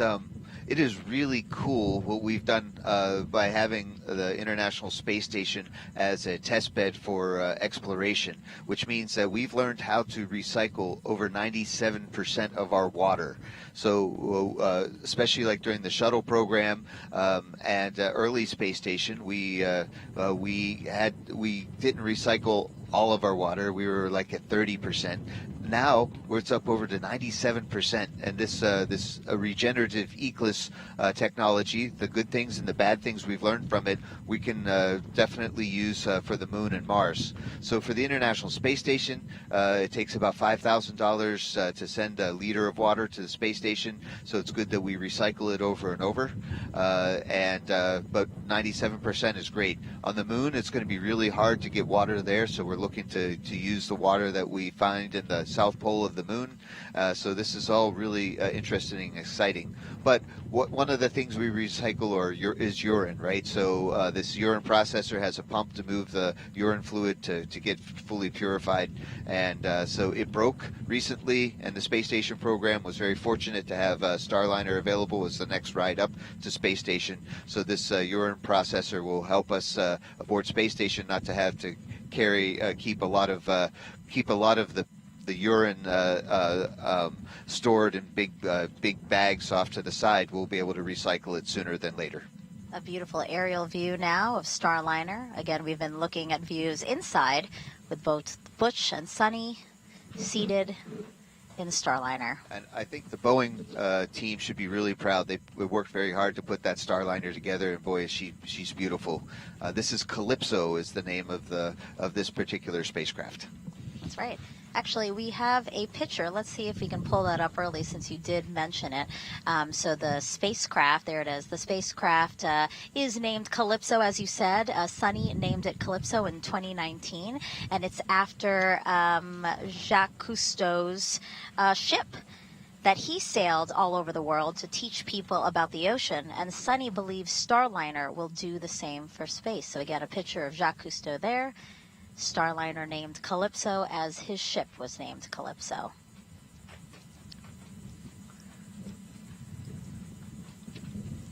And speaking of Calypso, be on the lookout for a zero gravity indicator that the crew picked.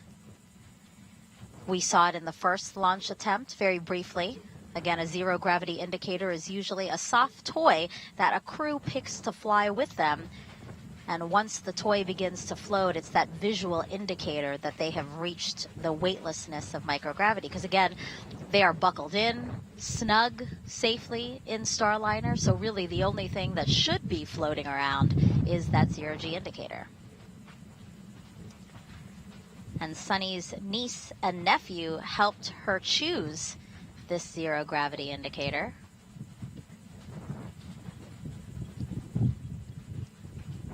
You see it right there. She's holding it. A narwhal. It's a kind of toothed whale. Male narwhals are the ones with the signature single straight tooth or horn. Suni wanted to choose an indicator that raised awareness for how space and ocean research go together. After all, you know, space gives us a unique vantage point of our oceans. This particular narwhal toy was coincidentally also named Calypso, which is part of the reason why they chose the toy. And just so we get a better view for it, because it is kind of hard. So what we expect to see, right, is Suni after she is buckled in and she does her comm checks as well, her communication checks as well as her suit leak check.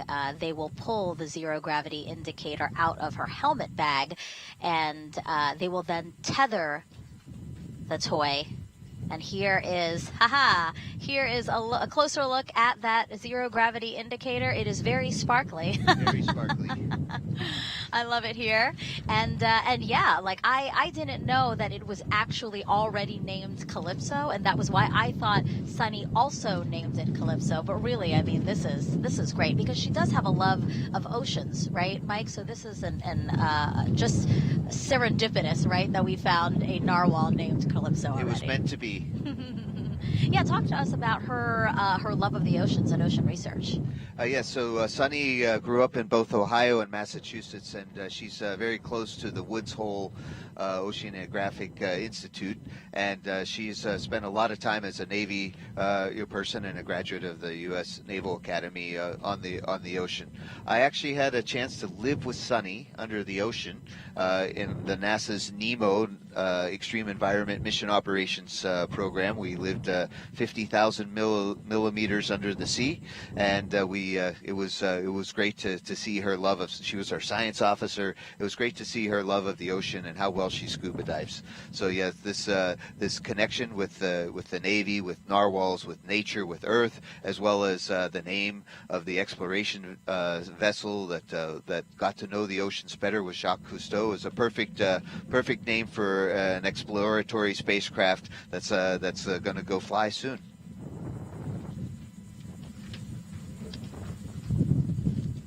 And you mentioned the fact that Suni once lived underwater for 9 days while working within the robotics branch of the International Space Station. So why don't we learn a little bit more about her journey? Again, the retired U.S. Navy captain, Boeing CFT pilot, Suni Williams. Exploration is curiosity. It's asking the question why. It's taking that next step. Every time we do something for the first time, we're expanding our knowledge. My name is Suni Williams, and I'm the pilot for NASA's Boeing Crew Flight Test Mission to the International Space Station. I feel really lucky to have grown up in a small town outside of Boston, Needham, Massachusetts. It was a great town because we were able to ride our bikes everywhere we went. My brother, sister, and I, we were all swimmers, and it was just a great childhood.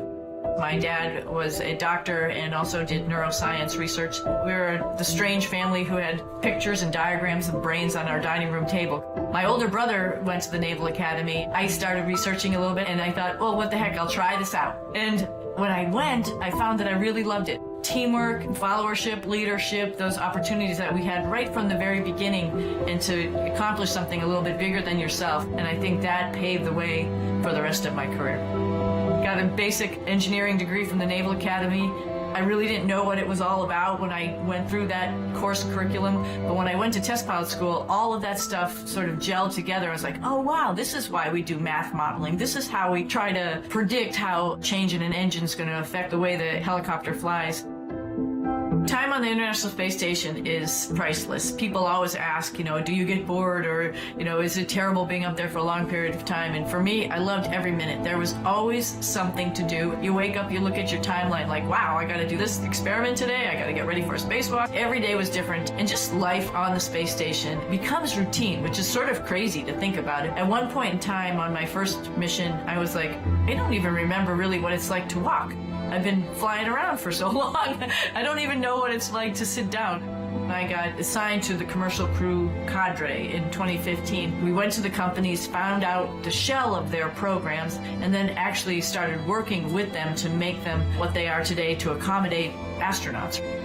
For Starliner, we've been heavily involved in the last couple of years in the software with the folks doing the development to make sure its capability will allow us to come home. And we've been involved with all the suit development, making sure every different size of person could fit in all these suits and they could operate the spacecraft adequately. We've had our fingers on every single procedure that we work inside the cockpit, as well as operated it with our mission control team to make sure that everything that future crews will do will be right. We haven't had the classic training as we had for Shuttle and Soyuz. We've sort of helped develop the training as well as the hardware. And this is sort of the shape of things to come as we get ready to go back to the moon. All of that is going to be developmental, and we're going to have the same mindset. It's not already established. We all have to be part of this big team to help develop it and make sure that integration, as the astronauts use all this equipment, is going to be top-notch and ready to take us even further.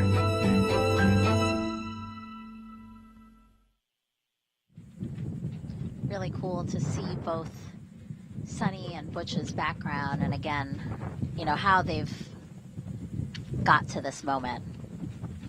And they're different backgrounds, right? Absolutely. Even though they were both in the Navy, they both approached things quite differently. Suni came to us in 1998. I remember when she first arrived, and then Butch came to us in the year 2000.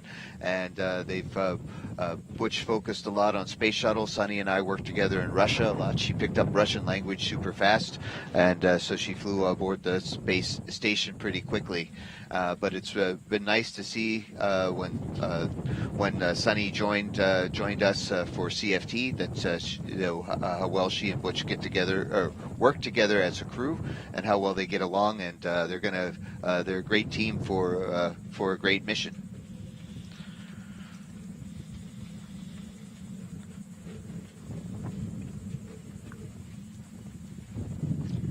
A check of the clock, 2 hours, 24 minutes, and 25 seconds until liftoff of NASA's Boeing crew flight test. The first time astronauts will fly on Starliner's spacecraft, the Starliner spacecraft that you see right there on top of a United Launch Alliance Atlas V rocket. Another beautiful aerial shot. of the spacecraft and rocket on pad 41 at Cape Canaveral Space Force Station. Now, I don't know if you can hear it in our mics, but the winds have really picked up here at the host desk, Mike, but it seems like they're still within the acceptable range to fly, but we definitely feel it out here. Oh yes, well it's a nice cooling effect, but I do think our weather team is all over it, and they're watching carefully so that the offshore winds or onshore winds in this case will be safe, and so we're still keeping an eye on it, but all predictions show that we should be okay. We'll find out. I do have some breaking news from Mission Control Center in Houston. Butch and Sunny, they just had a taco breakfast delivered to the flight control teams, just because they're thinking of other people, and that's what's really neat. I didn't get one here. I don't think we got one, but I know. No. But I'm really happy for the guys at the Mission Control Center. So thanks, Butch and Sunny, for looking out for others. Oh, that's really sweet. Yeah, it's been very thoughtful. The whole broadcast so far, we have seen them call people, acknowledge people, hand out flowers, and now a taco breakfast, huh? It does look from appearances that we might be running a little bit early. Again, our timelines are built for 4 people, getting ready for Starliner 1 next year. Go check 5. NPRV, unlock, extended, and capture push stage. Copies all. So that's the negative pressure relief valve right behind. Copy 202 monitors being removed from the vehicle. Right behind Sunny's head, and they are getting ready to close out the cabin and pretty soon close the hatch. So it looks like we're running Starliner crew, it's been an honor not to stop in my group with my friends. Anything else you need to help with before we leave?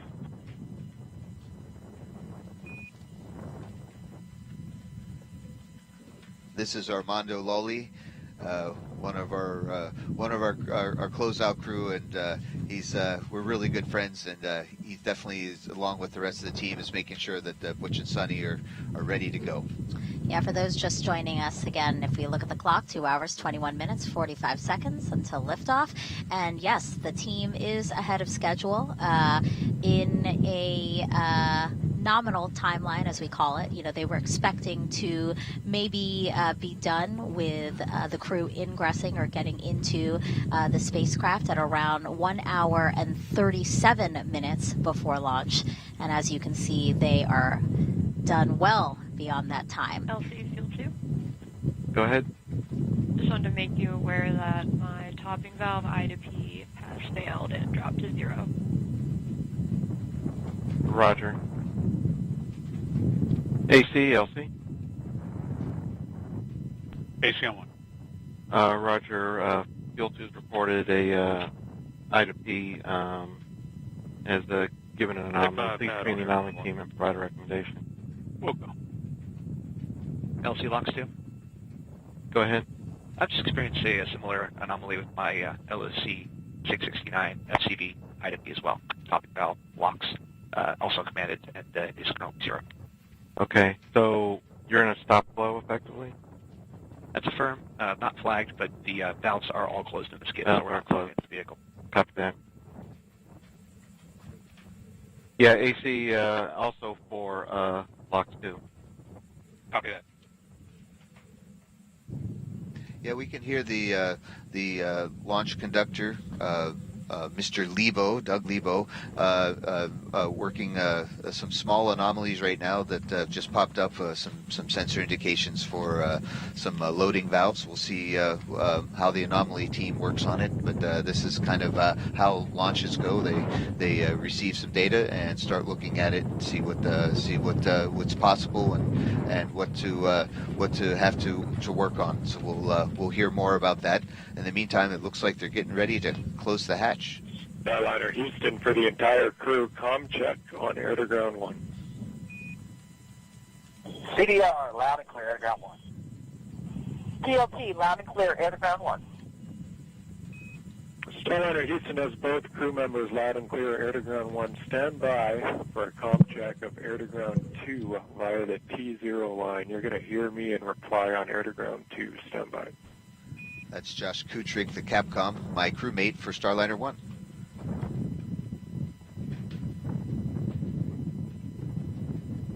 The these continued comm checks to make sure that everyone who needs to talk to one another can? Well, communication is important, especially in a big team sport, so like spaceflight. So it's good that it all works. Loud and clear. And Houston, TLT, loud and clear, air to ground 2. And just to set expectations for our viewers, they will continue to hear comm checks almost up until liftoff. Like we hear them even within that final half hour, just to make sure that everything is still working as it should. And right now we're talking through the a bit through the umbilical, the T0 umbilical that connects. And after that, after a while, they're going to take that umbilical away. So it'll be good. It's good to know that they're ready to talk over the satellite system, Egress. Right. There's different pathways of communication that they have to Houston test. on Air to Ground 1, audio system checks complete. In 10 seconds, it will be L minus 2 hours, 18 minutes. 3, 2, 1, mark. L minus 2, 18. Good check. Copy, good check. LC, Slick on channel 1. Comm panel, lift Go ahead, off Slick. on Air to Ground 1 and 2. Crew insertion is complete. Roger. All right, you heard that call out. Crew insertion is complete. Listen only on Air to Ground 2 just makes it a bit easier for us. That's what I figured. Okay, there's Air to Ground 1 only talk. Okay, copy. You're sounding real good and clear here, so it's all working. One other note from us is a thank you. Everyone here is enjoying a lot of breakfast, and we understand that you two had something to do with that. Roger, so you also command a stop flight with this one. Look up. Filters complete. Hey, it's our pleasure. A well-fed team is a well-ready team, so we are happy you guys are well-fed. You heard those communications there, Mission Control in Houston, thanking Butch and Suni for sending a taco breakfast to them, and Suni saying a team well-fed is ready to launch them. Yeah, just for your awareness, we're troubleshooting a control issue on both the Centaur locks and hydrogen topping valves. So we're currently have both those tanks in a stop flow condition, so we're not actively topping at this point. No safety concern at this point, but just want you to know we are troubleshooting that. Roger. Flight copies following on channel 6. Roger. So those communications between members of the launch team acknowledging that they are currently watching an issue with a control Centaur, with the control Centaur locks and hydrogen topping valves.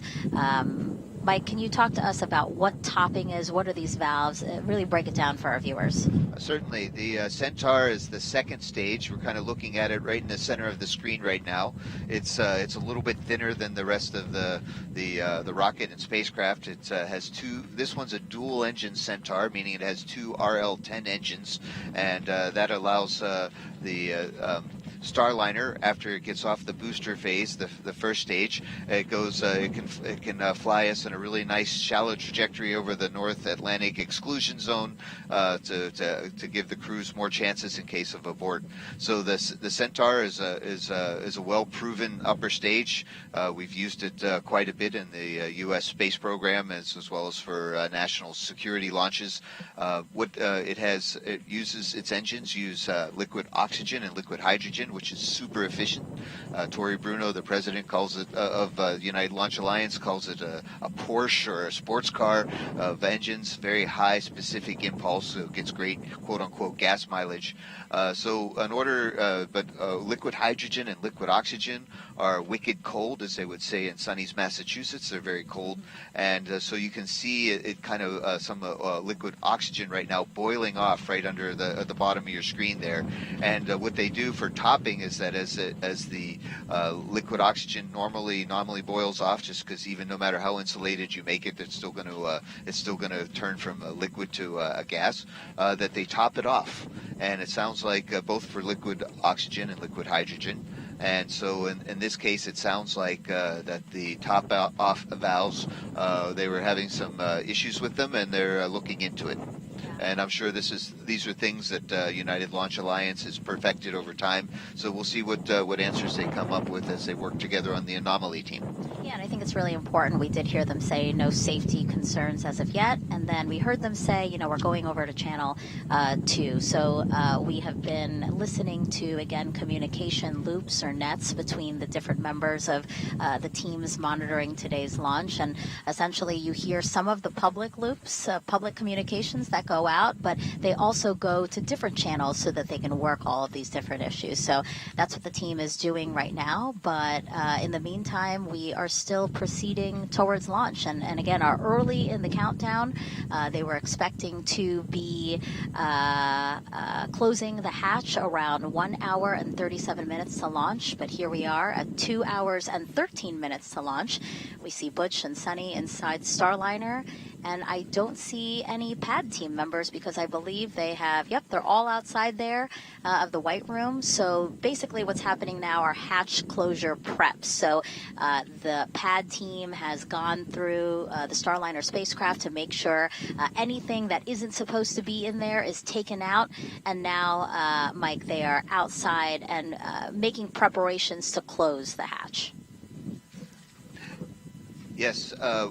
One of the things that we have, or the seal around the hatch, is really important to maintain a hermetically sealed capsule so it can keep the air inside. So we have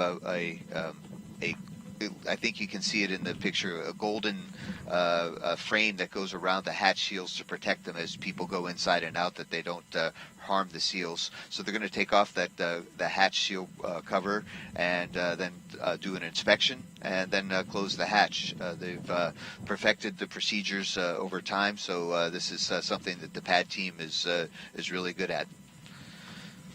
And there are methodical steps to hatch closure, as you were saying. Again, making sure that they're checking the seals, the framework. There's also like support structures, right, that they need to move out of the way before they actually close the hatch. That's exactly it. And that's pretty important. But the really neat thing is that once they close that hatch, it will not open again until they land somewhere in the southwestern desert of the U.S. Yeah, that's so crazy, huh? They need to make sure it's leak tight. Again, beautiful shots there of our Space Coast. This is the first time I'm going to see a Starliner launch. I missed the first two. I was in helping support the mission in the Boeing Mission Control Center. So I'm personally looking really forward. It's right behind us, and looking forward to seeing the beautiful rocket launch. Again, a big thank you to you for being here. I know that the first time around you had a pretty cool role as well. But again, all of that insight, your intimate knowledge of both the crew, but also the procedures, the mission, really invaluable to our viewers, and really explaining why this launch is so important. Well, thank you. I enjoy my job. I've been an astronaut for half my life, and I love it. And I'm hoping that we're talking and reaching out to future astronauts out there, because there's more and more with commercial crew program and other things. We're able to send more and more people to different places in space, and this is a great mission to be part of. And I'm enjoying sharing it with Dee and you, Megan. 2 hours, 10 minutes, and 8 seconds to launch.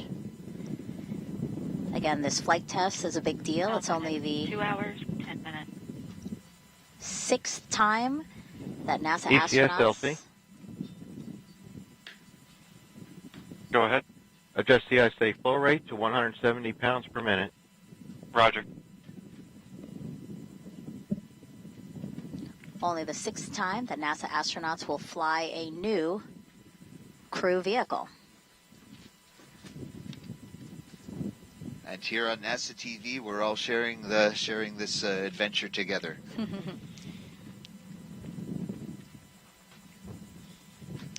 When last asked how Butch and Suni, each of them respectively, might feel once they're in Starliner on launch day. Butch said he couldn't wait to get in there and see real data and telemetry. I see that he's woken up from his micro nap, as he said, and now he's looking at telemetry there. Yes, we have a really nice simulator system back in Houston, and with the Boeing company, they have... LC-1, this is RLM. Go ahead, RLM. Yes, sir. I have received, appears 4 OTCs at this time. The first one is line item 326, and LH2 Delta P. Looks like they all 4 are. Roger. Data's out of tolerance. Roger. Understand, and that's a result of us not topping at this point.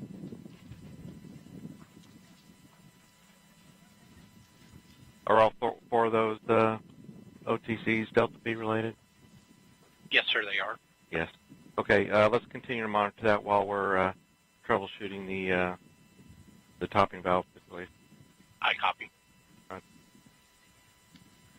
I think that was some conversation that talked about with they stopped topping the second stage, the Centaur tanks, so they're receiving some more telemetry saying, hey, we're not being topped right now, and so they're saying, yep, that makes sense to us. They're going to continue troubleshooting and see how it progresses. Communication is so important because for people who haven't been in a launch control room or really followed us to this degree, there are so many people who are specialized in certain fields and certain parts of what it takes to launch a rocket to space, a crewed spacecraft as well, that you really need to be communicating as much as possible so that we can troubleshoot any issues. And that's something that I've noticed as my kids have gone through school, is that they've learned how to been focused more not just on reading and writing and arithmetic, but also on how to work together in teams and how to communicate with each other effectively. And these are great skills that we need in the space program, and certainly great skills that we need as fellow human beings on any team that we're on. Yeah. So we're looking inside of Mission Control at Houston, and again, all these different consoles have different teams that are specifically monitoring certain things, certain aspects of the launch. So again, it takes a lot of people to do what we're doing today. And here's inside ULA's room as well. You can see it takes a large team of dedicated professionals to get people into space. And again, Butch and Suni are sitting at the tip of the spear, but here's the rest of the team that's working hard to get the mission accomplished today. Now,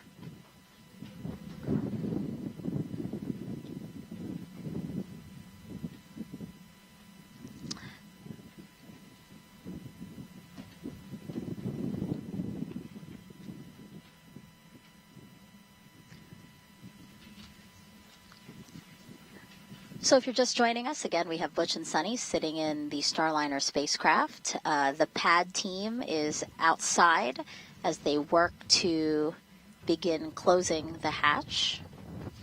I do want to take a moment to acknowledge a phone call that Suni made. So if you remember, Butch ingressed first, and then Suni stayed in the White Room. While she was in the White Room, she made a phone call to Zach Brandon, and he's the lead technician on Starliner's crew module. He's been working on Starliner for 7 years.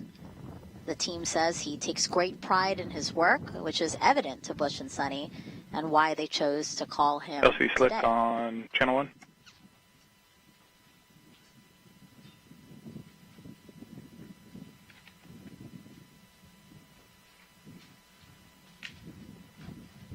Brandon now watching the launch with family and other Starliner coworkers. Yeah, no, I gave you. Crew insertion is complete, so the team did exit the vehicle, put the last couple bags in, and they're starting hatch closure preps, and we'll stand by for approval to close hatch. Roger. I bet Zach was surprised to get the phone call from Butch and Suni. He's like, hey, what are you guys doing there? Yeah, again, I think this crew has been so great about acknowledging everyone. I mean, Dee, this must be great, again, to see them take these opportunities to acknowledge some Starliner and Boeing employees. Absolutely. You know, they have been working closely with this team as well as Mike here for many years. And so it's extremely thoughtful. I'm sure, you know, the team really appreciates it. But again, you know, they've worked together for a long time to get to this point. So being here is exciting for everyone. On the first attempt, Suni called Bill Barr from the White Room, and Barr is the responsible engineer for the Egress system, which stands for Environmental Control and Life Support System. And that system provides a habitable atmosphere in Starliner for Butch and Suni throughout their flight. So that was really cool because Bill sits in mission control. So for that first launch attempt, we were actually able to see him receive the phone call. As you said, Zach, we were not able to get him on camera as he is at a launch viewing site here at Kennedy watching with family and friends, but I'm sure he was as thrilled and excited as Bill was on the first attempt.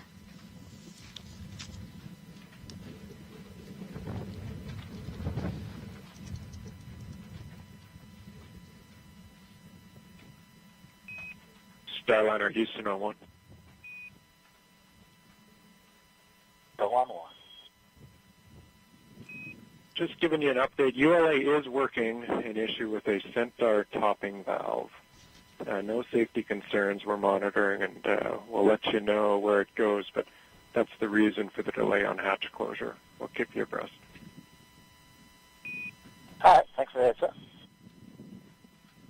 And that was Capcom, right, Mike, calling out to the crew? Yeah, that's Josh Kutrick, my crewmate, and launch and entry Capcom for Starliner. So he won't be able to do both of those tasks at the same time for Starliner 1. In the meantime, it's amazing as a crew member at the tip of the spear, as Butch likes to say. Sometimes we don't get the information that we can hear down here on the ground. So that was really nice of Josh to step in and give the crew an update and say, hey, you know, the hatch isn't closing because we're working on something. We still have time to sort this out, and so we'll just delay closing the hatch. Yeah, two important things there for sure, that there is still a lot of time, a lot of pad built into the countdown to still have them close the hatch and launch on time. Again, 12:25 and 40 seconds p.m. Eastern Time, an instantaneous opportunity today. And two, no safety concerns as ULA works this issue.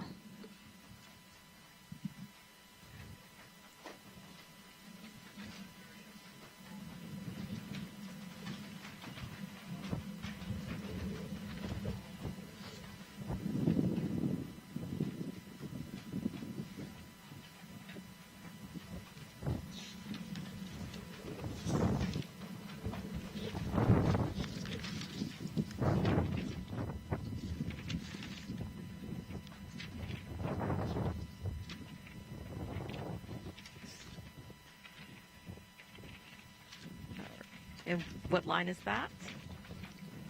Okay, got it.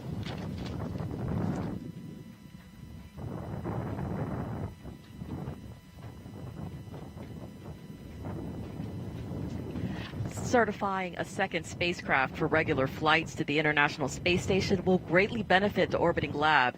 For more on that, here's NASA's Antonia Jaramillo. Thank you, Dee. We are here at OSB-2, one of the viewing locations for this launch here at Kennedy, and joining me is NASA Deputy Administrator Pam Melroy. Deputy Administrator, can you tell us why is it having multiple spacecraft available to send humans to space, helping advance, scientific research on board the International Space Station? Yes, it's going to make a tremendous difference for us. The station has been operating for more than 20 years. We've done thousands of experiments, but really in some cases we're limited by the amount of time the crew can spend. By having 4 crew members instead of 3, we're literally going to be able to double the amount of time that our astronauts can spend doing science. Also, our crew vehicles can carry more science. We also have a diversity of locations that we're landing, meaning that we're bringing science back faster to the ground. And of course, one of the most important aspects of this is as we have more astronauts in space, we can do more human research. And that's really important. Absolutely. Always having more is better for this. You know, as a former astronaut yourself, you have firsthand experience on the effects of spaceflight on the human body. Can you tell us a little bit more about the human research experiments that Butch and Suni will get to participate in for this mission? Yeah, we will never waste an astronaut in space. I will say that. So when Butch and Suni get up there, even though it's a shorter trip, they're going to join our astronauts that are up there right now, Tracy, Mike, Jeanette, Matt, and join in some of the human research. So the larger of a pool of data we have, the better it is. So they'll be participating in those experiments. But in addition to that, literally, this is a brand new trajectory. We're going to find out. I mean, the first question we're going to ask, how did it feel? You know, did it feel like the shuttle? Did it feel like the Soyuz? What's different? What's the same? And I think the other key aspect of this is we know eventually when we go to the moon and Mars, we're going to have astronauts get outside of the vehicle by themselves when they land. And so every piece of data that we can get on their experiences on these new vehicles is going to help us do that better. Absolutely. I know we all definitely cannot wait to hear how this mission goes for them. You know, and you briefly touched on this, Deputy Administrator. How do flight tests mission like this help contribute, you know, to future crewed missions to the moon and eventually onto Mars?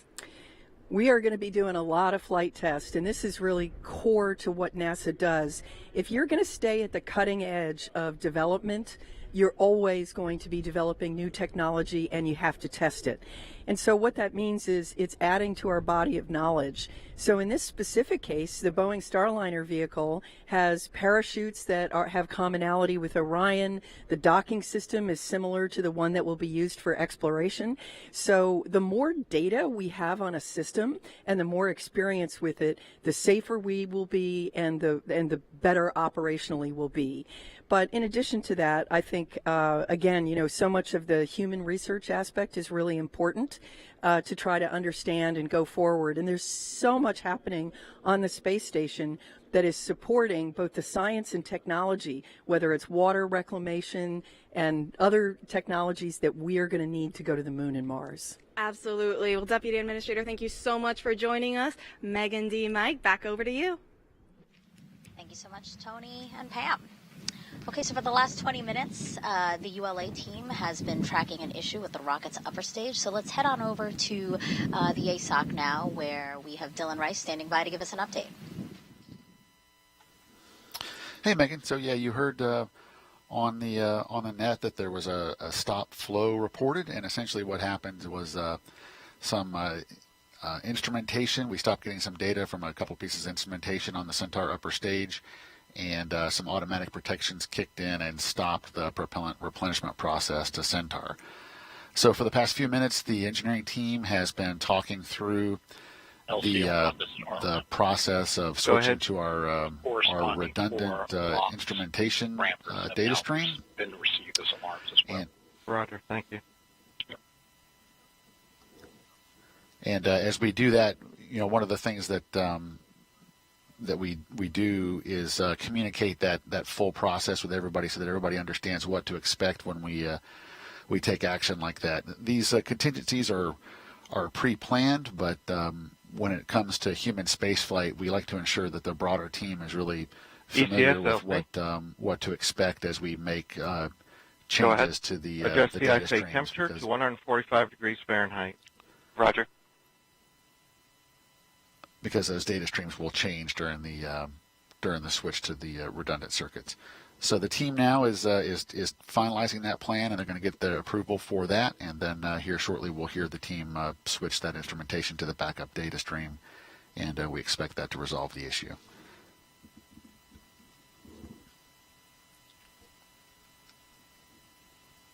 A path forward to allow us to continue to launch. Basically, what Dylan is saying is the fix is to move the 1 hour, 55 minutes. The operation of needing to top off to move the that operation to another valve, right? A redundant valve that will do the exact same thing. I think it's going to be really the actually the sensors, right? Because you don't want to fill something and not know how it's going. So I think what I think I heard was they're going to switch to a different telemetry system, so then they can reopen the valves and monitor how the top-offs are going.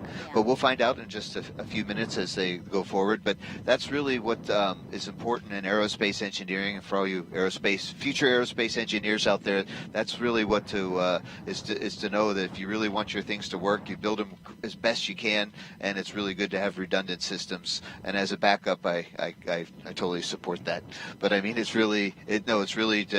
good to have other ways to do things, and that's why we are looking forward to at NASA, as Pam Melroy said, is flight testing is what we do, and getting new spacecraft are really important, so we have redundant systems to go up to the International Space Station.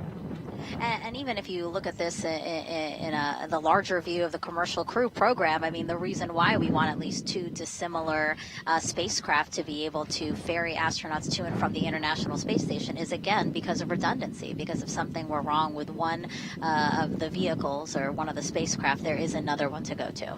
And we ran into that trouble in 2003 with the loss of Columbia and our friends. Thank goodness our Russian partners stepped up, and we started flying people up and down regularly on the Soyuz, where up to that point all of our crew members were being really launched on the space shuttle. So having a redundancy, or sometimes as we say dissimilar redundancy, really helps to keep the mission going forward. Again, we are now 1 hour, 52 minutes, and 55 seconds to liftoff of NASA's Boeing crew flight test. The ULA team working to transfer to a redundant system to allow the countdown to continue, to allow a topping of the Centaur, the rocket's upper stage, to continue. But for now, we're going to head back over to Johnson, where our commentators there are going to introduce you to one particular person who's mostly communicating with the crew. You heard us mentioning him a couple of times already, but that is Capcom, and Brandy and Jim can walk us through that.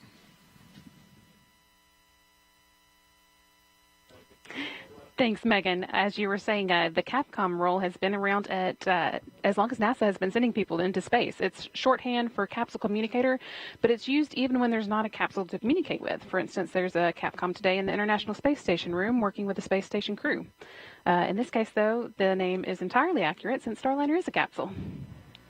Yeah, historically, Capcom was a role exclusively held by astronauts, with the thought being that an astronaut would know best what another astronaut in space needs to know in any given situation. But when the International Space Station began operating 24/7, 365 days a year, NASA no longer had enough astronauts to constantly fill the Capcom position. So now it's often held by training instructors, mission controllers who have worked closely with the astronauts previously and have a good understanding of the information that they need. But for extremely dynamic situations like launch and landing, you'll often see an astronaut back in that seat. Yeah, and that's the case today. You've actually heard Canadian Space Agency astronaut Joshua Kutrick's voice a few times already today. He did some communication checkouts with the crew. You also heard him giving them an update on the hatch closure being delayed while the ground teams work through this testing this out issue on the Centaur valves. So you'll be hearing him a little bit. Once we have that thumbs up from Sil, what we were planning to do is to disable her safety. We need to run option 354 to disable the fluid monitor testing. Then we need to switch from VRIG 3 to VRIG 1. That'll be a SYS function. Once that's complete, we can go ahead and reestablish fluid monitor and a her safing capability, and that should put us into a position to proceed. Roger. And do we have an estimate when the still test be complete? I was told 5 minutes ago, about 5 minutes, so it should be imminent. Roger. And LC concurs with this. LD? LD concurs. Roger. And AC, could we get an update on the still test? I'll get that right now. And SYS LC? Go. Roger. Do you have the steps as we're outlined for executing this That's affirmative. switch? Okay.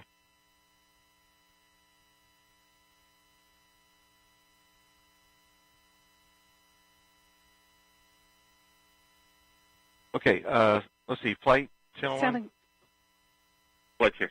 Yeah, Roger, I understand we kind of want to give the broader team a little insight to what we're planning to do here, so if we want to merge the nets, we could do that at this time. In work. NLC, the pad team is on channel 1. We'll be listening in. Roger, thank you. LC flight and Starliner flight, we merged channel 1 and air-to-ground 1. So LC, give the crew and the pad team an update. Roger, and Starliner, can you copy me? Gets it loud and clear, LC. Roger. So at this time, what we have is a control issue going to the LOX and hydrogen topping valve. So they are both closed this time, so we are not topping Centaur at this time. So we put in a troubleshooting plan together, and we're going to switch the control logic from VRIC 3 to VRIC 1 because we have redundancy in our control system.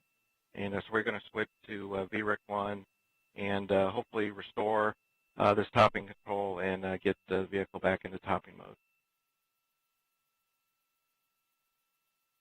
Great, copy all. Standing by. Roger. Copies as well. Blue team lead copies. Roger. And flight, let's go ahead and leave this, if you can, leave this merge till we're done. Should take about 5 minutes to complete this operation. LC, copy. Leave your merge. Roger.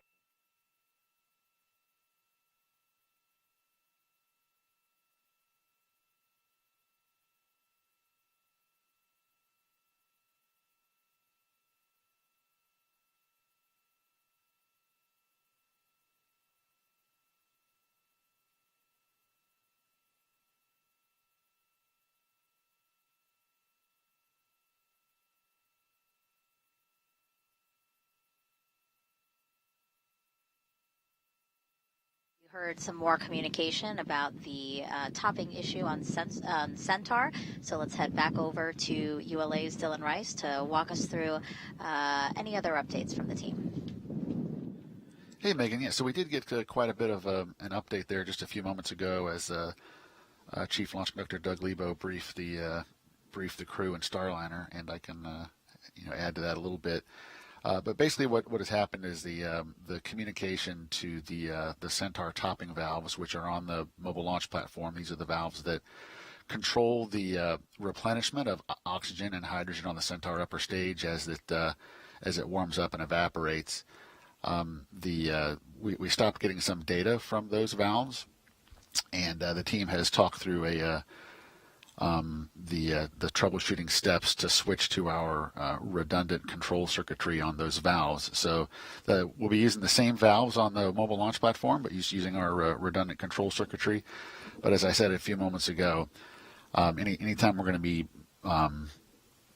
interrupting data or changing a configuration, we brief the entire team to include the flight crew.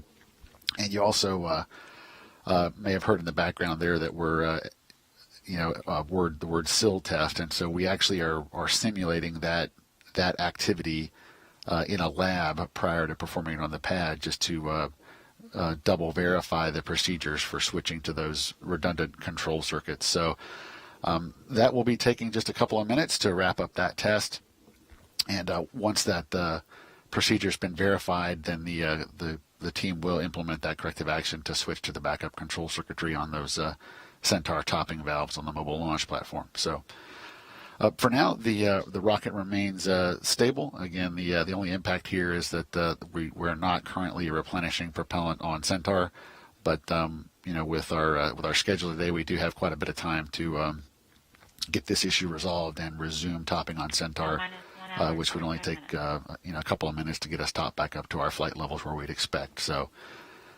we will continue to listen and stand by as the team wraps up that exercise and just flight verifying. And Starliner, LC on channel 1. Flight check. Starliner, go ahead. Yeah, Roger. So right now we are exercising the steps to do the transfer from VREC 3 to VREC 1. We're executing that in our still test in still lab just to make sure that we have the proper procedure steps before we execute it here on the pad. So team's asked for a few more minutes to complete that test. Starliner, copy. Standing by. Copy. And so, Megan, as you just heard there, that was again the chief launch conductor, informing the broader team there that the team in the lab is just taking some additional time to exercise those procedure steps before we implement those and switch to that redundant control circuitry. So that's the update from the ASOC, Megan. I'll give it back to you, and then we'll get back together here in a few minutes when we have another update and the situation's been resolved. Yeah, Dylan, thank you so much. That was really helpful, Mike, the way that Dylan really broke that down for us. Oh boy, yeah, I'm so glad I'm here today. We're learning more about our NASA for crew. Haven't flown before on an Atlas, and we're learning and gaining great confidence in our team. They're doing all the right things to make sure that you can always make something worse, so they're double checking their work before they actually do it. They let everybody know what they're doing. They got concurrence, so we're on a really good track, and in a few minutes we'll get reports to see if switching to a different telemetry, a control system, does the trick. We are highly optimistic, but we won't know until we hear the results. But then that means that the Centaur will get retopped, and the crew will have gas, so to speak, so they can fly into orbit. So this is really a great example of launch operations and aerospace engineering in work real time. Yeah. For those who might have joined in the middle of all of that explanation from Dylan, again, the ULA team stopped getting data, right, from a ground valve that controls the topping of liquid oxygen and hydrogen into Atlas V's upper stage, the Centaur. So the fix, right, is they'll still use the same valve, but they're basically switching over to a redundant control system, which will allow them to, again, regain data from that valve as it tops off. Exactly, both because right now the filling system doesn't know if they're going to overfill or underfill. It doesn't have any insight for a closed loop feedback system. So without the insight to the sensors, it said, all right, I'm going to close both the hydrogen and oxygen valve until I know what's going on, and they're going to put a new sensor system, and then they should be able to refill. Right. All right. And again, we are still good in terms of the countdown, hatch closure. On one. Go ahead, SYS. Step 200, L2 balloon cycle task is complete. Roger.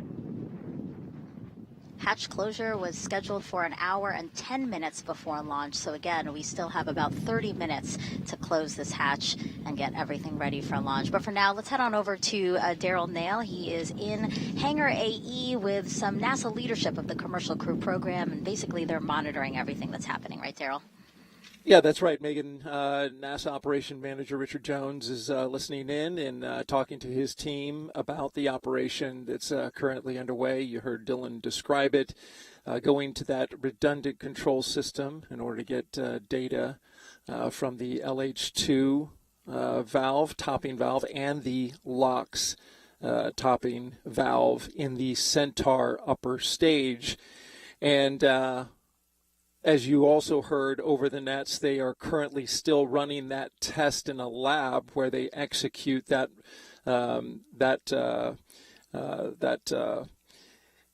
basically that operation to move to that redundant system before they do it in real life. And so we're currently waiting for the completion of that test before they go ahead and do it. One indicator, talk this over with Dylan, that kind of gives you an idea that it's not the valve and it is the instrumentation kind of led them in this direction, is that when you get stop getting data control from both LH2 hydrogen and the tank liquid oxygen at the same time, that points towards an instrumentation issue 1 hour, 40 minutes. Rather than a valve issue. So all of that was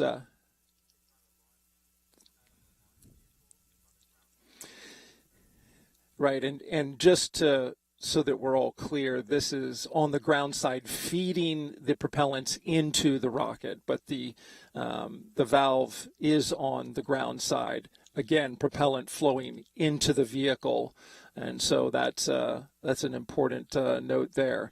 But again, it looks like all indications are that we're making that switch to that redundant system, and then we should know here momentarily, and they're going to communicate this to the crew, so we'd expect to hear this over the nets when they tell them that they've made the switch, and then what kind of data are they getting once they've made that switch to the redundant system. This all kicked off around 10:20 a.m. Eastern time when the Capcom reported out that or rather the launch conductor took a report that the Centaur topping valve had gone into a stop flow. So stop flow was initiated as a safety parameter for both the liquid hydrogen tank on the upper stage and the liquid oxygen tank. So they are no longer in replenish. And remember, they're in replenish for the entire time up until just before liftoff, when they cut those, when they turn it off and pressurize the tanks to flight level in order to fly. So as we're speaking, the levels are coming down ever so slightly in those tanks due to the natural boil off, a little more in the hydrogen tank because it's substantially much more colder than the liquid oxygen. But they'll get those replenish valves open back up and feeding that propellant back into the launch vehicle if, as expected, they get the redundant system to tell them where those levels are inside the tank. That's key. That's why they went into stop flow, is in order, because if they don't have visibility on the tank fill rate, then they need to make sure that they do the safe thing and stop flow into that. So again, you can hear the clear communication between the launch team of ULA communicating to the crew, Butch and Suni, inside the Starliner capsule, keeping them up to date on everything that's happening, even testing in the lab. And so the crew is standing by to get an update. You heard the launch director tie in air to ground to the main net along with the pad so that everybody can hear what's happening and everybody is on the same page. So a critical part of, as Dylan mentioned, this is a team sport and you want everybody communicating and on the same page. All right, that's the latest here from Hangar AE. We'll send it back to the desk. Thank you, Daryl. You know, not only is Starliner flying Butch and Suni today, it is also bringing up nearly 800 pounds of cargo to the space station. Let's check in again with Boeing's Lauren Brennicke and ULA's Dylan Rice. Thank you, Dee. Yes, you're right. They are taking a lot of cargo up and actually even more than we originally thought back on May 6th, along with Starliner's most precious payload, of course, Butch and Suni. We are also carrying about 760 pounds of cargo up today. More than half of it is Boeing cargo, like CFT patches, mission coins, silver Snoopy pens, American flags, and a hard drive with about 3,500 pieces of artwork from children across the world. Also tools, emergency life support equipment, and a late ad at NASA's request. Just yesterday, our teams packed a new pump for the space station's urine processing assembly, which is part of the water recovery system on the ISS. The 150-pound pump replaced 2 non-essential cargo bags. Now, it's all methodically packed weeks in advance, 25 bags for Boeing and now 10 bags for NASA, which are carrying things like food, clothes, exercise gear, medical supplies, and things the crew wanted to bring with them as well. On the way back, Starliner will bring about 750 pounds of cargo, so a little bit less on the way back, and that includes 1 empty NORS tank, which is a nitrogen-oxygen recharge system, and that will be refilled for future missions. Now, Dylan, we have been focusing on what's going on with the rocket. There's also just been a lot of other nominal procedures going on in the background. Yeah, Lauren, that's correct. And so one of the big differences between a countdown for a regular what I'll call a regular satellite, a payload that doesn't talk back, yes, is the length of our built-in hold. So typically, for a robotic mission or a communication satellite, we would use a built-in hold of 15 minutes or 30 minutes, depending on the length of the launch window that we have.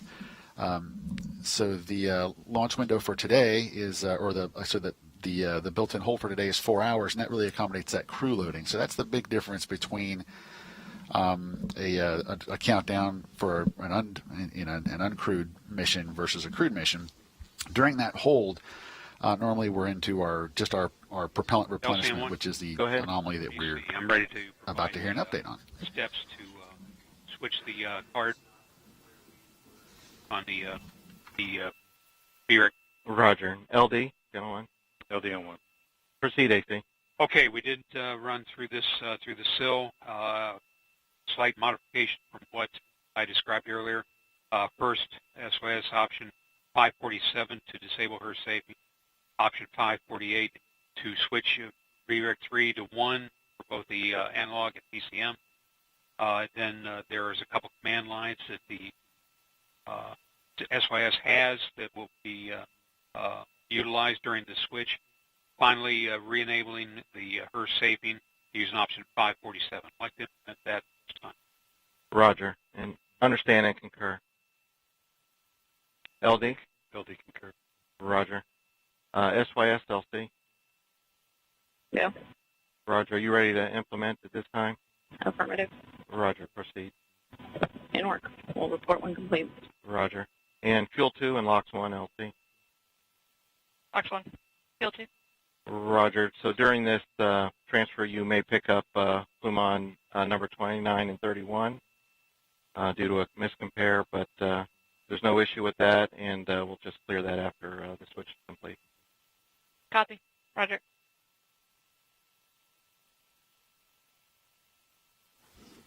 Okay, with that update, then the launch conductor and the launch director have approved the plan to switch the redundant data stream that will allow us to resume our Centaur propellant replenishment. So with that, we'll let the team get back to that, and Megan, I'll send it back to you at the host desk. Thank you so much, guys. All right, so of course this is a historic day for all teams involved, particularly for employees of United Launch Alliance. So why don't we head over to Antonio Jaramillo, who's joined now by ULA CEO, who has more on the significance of this flight test, but also can talk us through a little bit of the troubleshooting that they're doing today. Thank you, Megan. Joining me is Tori Bruno, CEO and President of United Launch Alliance. Tori, this is a really historic day for ULA, but before we dive into that, we've been hearing a lot of discussion on the replenishment valve. Can you tell us a little bit more about what's going on? Yeah, absolutely. These are ground valves that are topping off the propellants in the Centaur, so both the LOX and the liquid hydrogen.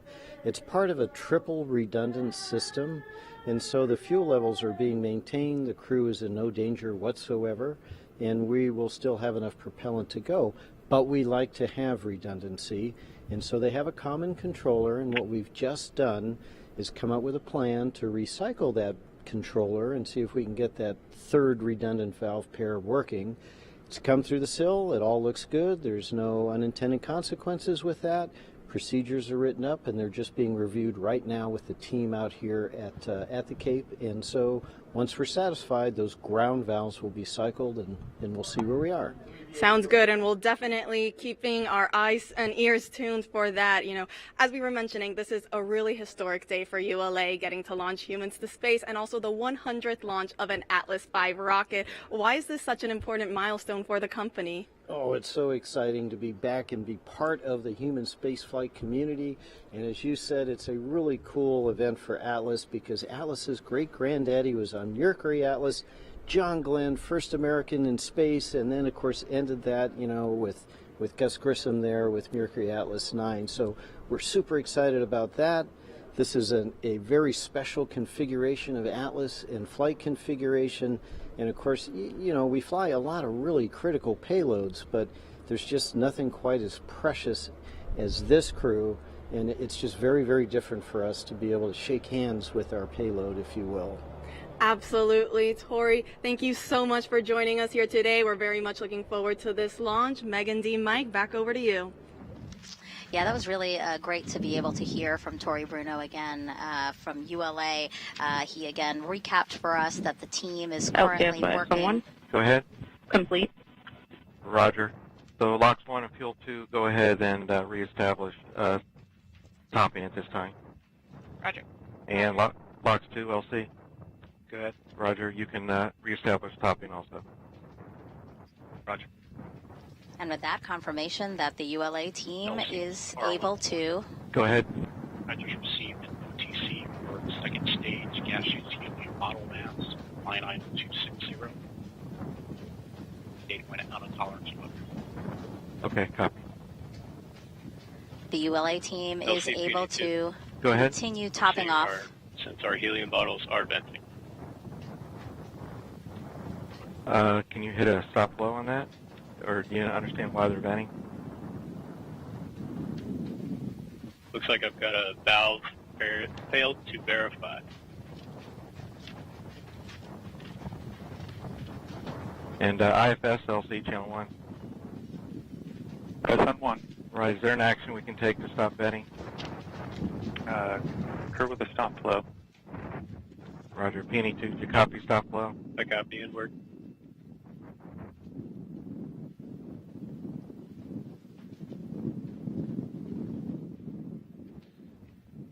Yeah, well, it sounds like the United Launch Alliance engineers. LCS complete, and it did stop the vent. Roger. They re-enabled the ACLC channel 1. ACL 1. Roger. During the transfer, it appears that we did pick up Centaur helium bottle venting command, which looks like, I don't know, we vented about 1,000 psi. If you would please convene the Anomaly team and provide a recommendation. We'll go. And as they re-enabled comm with the valves, it looks like they had some startup transients, and they're looking into what happened, including the helium pressurization tanks. So they definitely are looking at it with the Anomaly team, and they should have some recommendations soon. So basically, they had transferred to that redundant data tracker. And when they did that, they felt confident to start topping off liquid oxygen and hydrogen in the Centaur again. But in doing that, they got another Go ahead, LOX 2. At this time, I'm about indicator. to resume topping, but I will need to perform the transfer line. Roger. Proceed.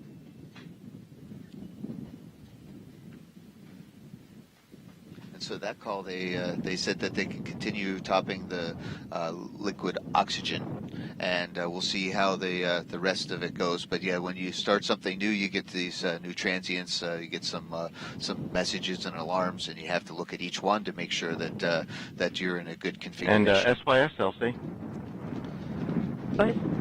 Roger. Just as a result of the switch there to VRIC 1, you're seeing all normal operation at this time. That's affirmative. Roger.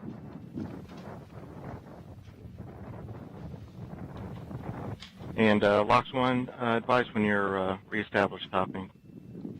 Roger, we're still in Rachel right now. It should be any minute now.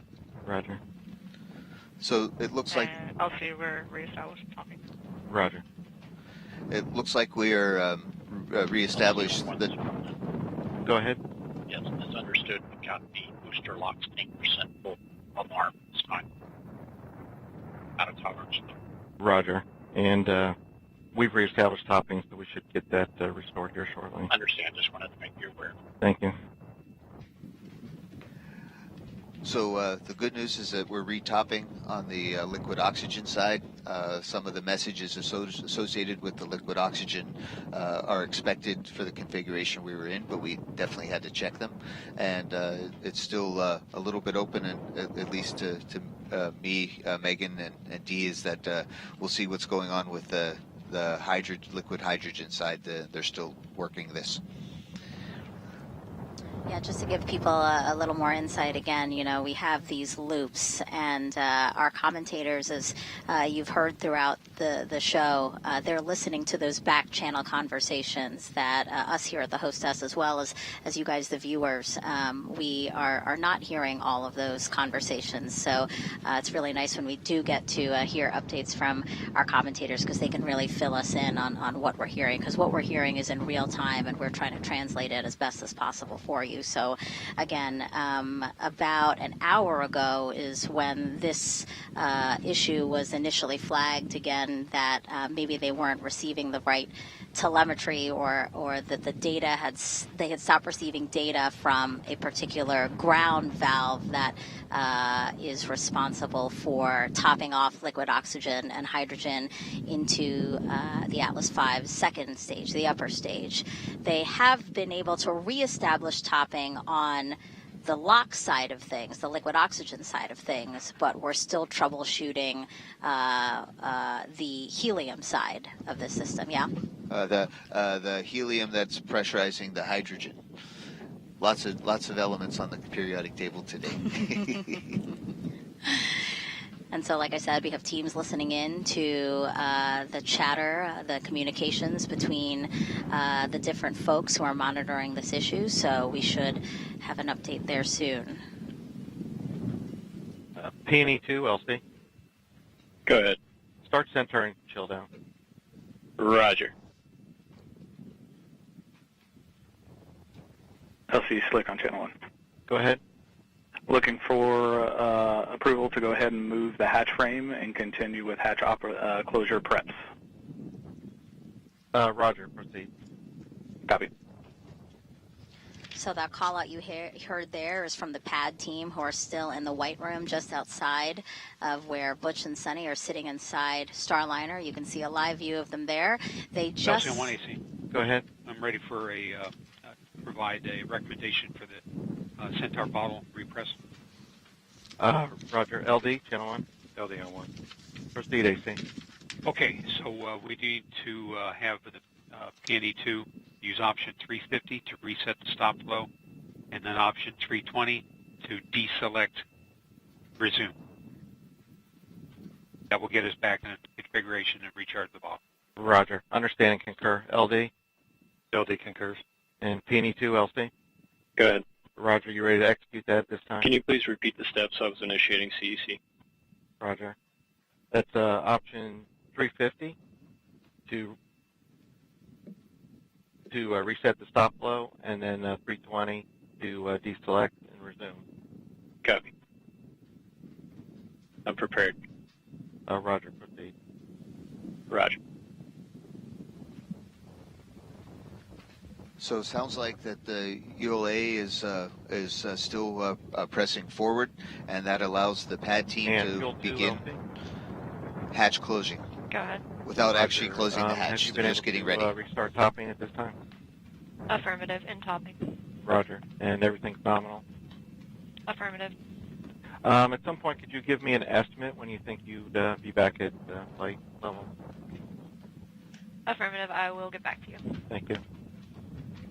All right, that was a good call and out there. And Lock 2, LC. Go ahead. Roger, have you initiated topping yet? That's firm rechill was successful, currently at 98.9. Roger. Well, it sounds like our elements are taken care of with Flight oxygen. and Slick and Starliner, and channel helium. 1. Here we go. Flight, sir. Starliner, go ahead. Roger. So at this time, we've completed the transfer from VREC 3 to VREC 1, and all our systems are back active topping and returning Centaur helium to flight pressure.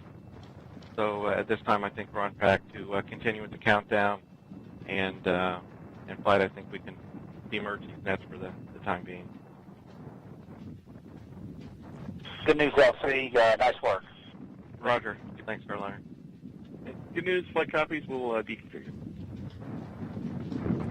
All right, a lot of good call-outs there, a lot of good updates. So why don't we toss it Go back ahead. over to ULA's Should be Dylan Rice. approximately 20 minutes. Roger.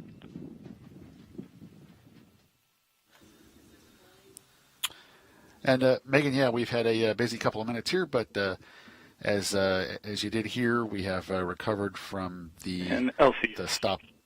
Slick on channel 1. Go ahead.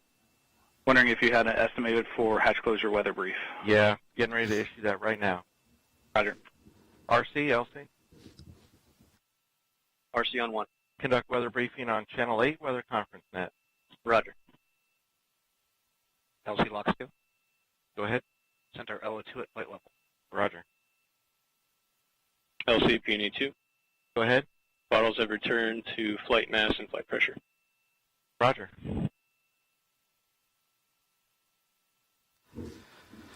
Okay, so yeah, a lot of traffic on the net here, but just to kind of recap, we had been tracking the issue with the instrumentation associated with the Centaur topping valves. That issue's been resolved. Centaur is now back in replenish on both tanks. In fact, we just heard that the and Centaur... arm control, LC. Arm control. Power on crew access arm hydraulic heater as required. Roger. So Centaur liquid oxygen is back at flight level, and also we did have to we did vent a little bit of helium there as we recovered the systems, and the Centaur helium bottles have now been recharged as well. So it's a good sign that we did hear the team talk about continuing with the hatch closure preps, and they're moving forward to the next weather briefing, which will get us closer to launch. It sounds like that. Although we had a really exciting past hour, hopefully we have all that behind us now, and we get back to nominal operations as we continue to march toward our plan T0 of 12:25 and 40 seconds Eastern Time.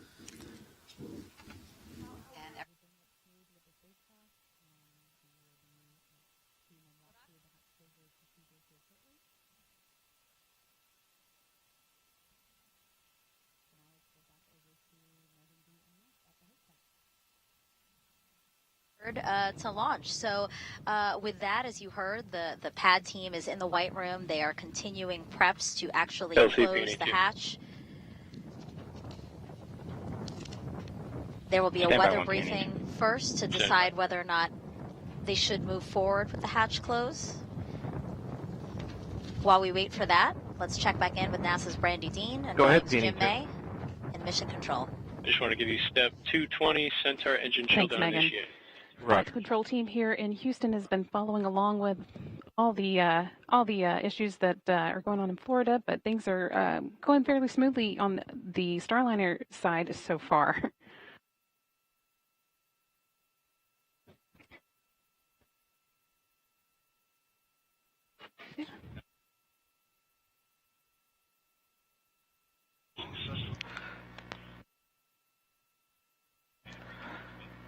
So once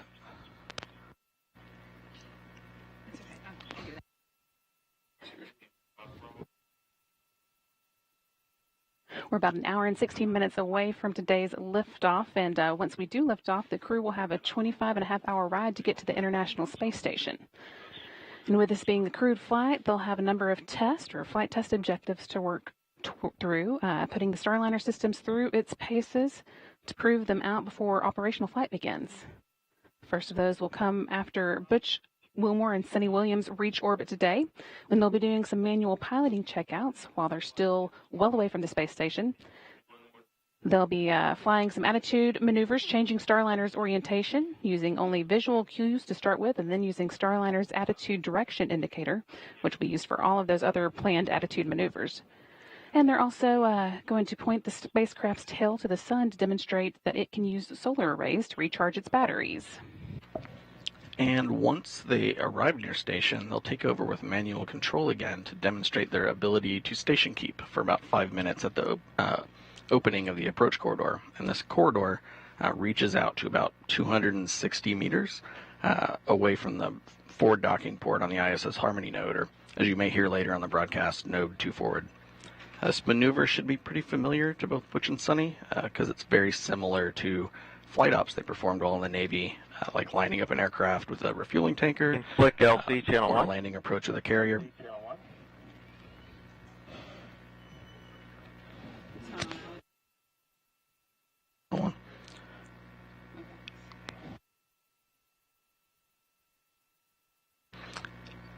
like lining up an aircraft with a refueling tanker, landing LC, on a this is carrier, Slick on or channel. also hovering? Roger, Slick. You have a go to proceed with hatch closure. Roger.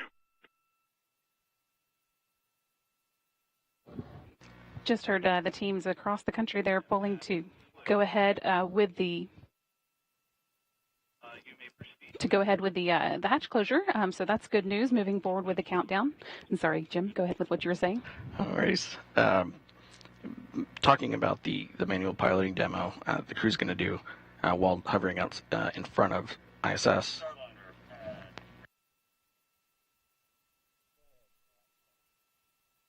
Starliner, be advised we've been given a go to proceed with final hatch closure. Outstanding. Nice job, guys. We'll see you in a couple of weeks. Much appreciated. See you when you Or longer.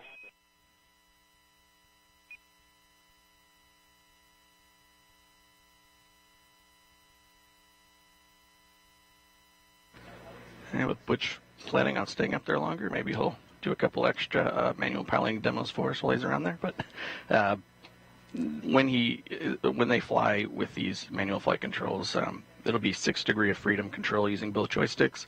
One called the rotational hand controller for changing direction. The other called the translational hand controller, similar to a throttle in an aircraft, but instead of one direction, you can go up, down, left, right, forward, and back. That's right, but we've got to get into orbit before we get to any of that. So we've got another hour and 13 minutes until today's 10:34 p.m. Eastern launch today. Flight Director Mike Lammers has been keeping a close eye on all these activities as crew got into their seats and went through the suit leak checks. We'll have a few more things to watch as we go through the hatch closures, including the capsule leak checks. And in about an hour, Lammers will be polling for a go or no-go here in Houston, hoping to get a thumbs up across the board for today's launch. He'll be speaking for this team when he gives his final go or no-go to the launch conductor about 7 minutes before launch. And the International Space Station also has to be go to welcome Starliner tomorrow. So let's go back to Space Station Flight Control Room and NASA's Rob Navius for an update. Rob? Yeah, thanks, Jim. Flight Director Pooja Jasrani on console at this hour with the Orbit 2 team of flight controllers. They'll be polling their team to get the green light to proceed with the countdown and the launch that hopefully will culminate with a docking by Starliner to the Harmony module of the International Space Station at 1:50 p.m. Eastern Time on Sunday. During the week or so that Wilmore and Williams are aboard the International Space Station, each dock day will see a different variety of activity for the Starliner duo.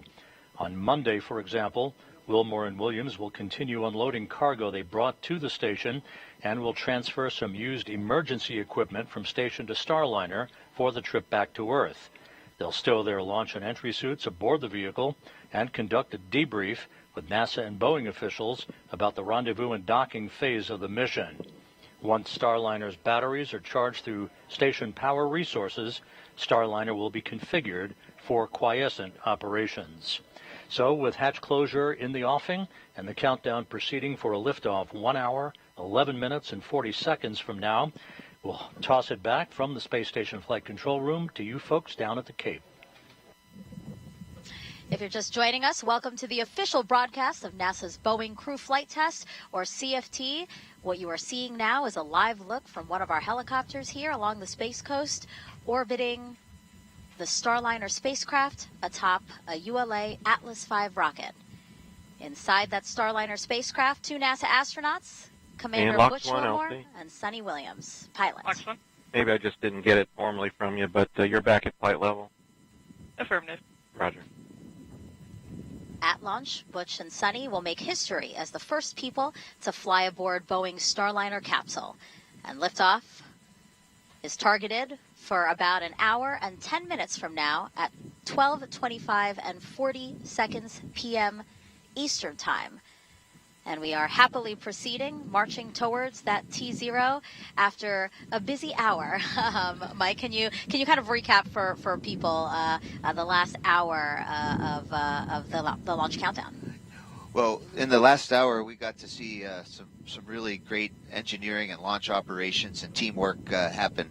So the second stage of the Atlas launch vehicle, called Centaur, it is powered. Its fuels are liquid oxygen and liquid hydrogen, and it already has all the fuel in it, but since they're liquid, they're very cold and they kind of boil off. So we just add a little bit more on top, so we top it off. 1 hour, 10 minutes. The two valves that were used for topping off lost insight for their control algorithms. So they couldn't see the sensors, and it was an upstream bus. So they changed the control algorithm and logic, and got back in business. So we were back on the launch timeline. The crew was informed. Everybody was talked to about it. Never in danger. Just a way to just having to relook at a different control system and sensors. So in the meantime, the pad team was held off from closing the hatch just in case they needed to get the crew out today. RC, LC, Channel 1. And they're RC, closing the hatch now. Verify range ready for FTS open loop test. Verified. FTS, LC. This FTS? Start final open loop FTS test. Roger. And FTS stands for Flight Termination System, in case the rocket were to go off course. Of course, by that time, the Starliner, if the FTS were needed, the Starliner would fly out of the way. And but that's just a normal test right now. And you can see they're closing the hatch. We're getting ready to launch in 1 hour and 8 minutes. Very exciting. Yes, very exciting. You know, teams are periodically briefed on the weather for today's launch. Let's check back in with Daryl Nail over at Hangar AE with the latest. Daryl? Thank you very much, Dee. And here at Hangar AE with the team, monitoring both the launch operation as well as the weather. We got a great weather report from our launch weather officer just a few minutes ago. Winds were the one watch item, and they were driven, as you look at the satellite map, by a high-pressure system off the coast of North Carolina that you can see there, that clearing area. You see how it's turning in a clockwise direction. That's what's bringing all of our onshore flow. That is what's driving these winds. You see the clouds going by overhead. So this image from College of DuPage, they've got our GOES 16 data streaming through, and it's a great representation. You can also see the Ascent corridor as a result of that high-pressure system is also fairly clear all the way up the eastern seaboard. That's the track that Starliner will take. That's good as well. Only some moderate concerns for high sea states because of those winds. But overall, we are looking good in the corridor. We are 90% LC go. Slick on Channel 1. Go ahead. Hatch closure is complete, and we're moving into hatch gross leak checks. Roger. All right, hatch closure is complete, a great milestone that we've reached in this operation to get to liftoff. And just to wrap up, 90% go here at the pad. We're good to go along the Ascent corridor, and so for weather, we're looking fantastic for a June 1st day, and which is the first meteorological day of summer. Usually we have rain and thunderstorms this time of day. Fortunately, we don't. There you see the graphic, 90% go. And everything look weather-wise. Starliner Houston back with you, ready for pre-launch cabin leak check. You can prepare for cabin pressurization per your checklist. Configure the HIU valve sensitivity knobs to maximum. Teamwork.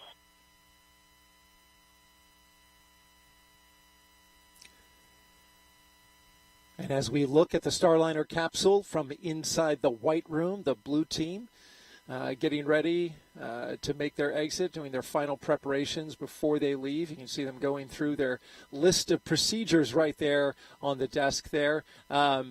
Also, that's a great call out. We want to hear that the capsule can be pressurized, and so they're doing that now.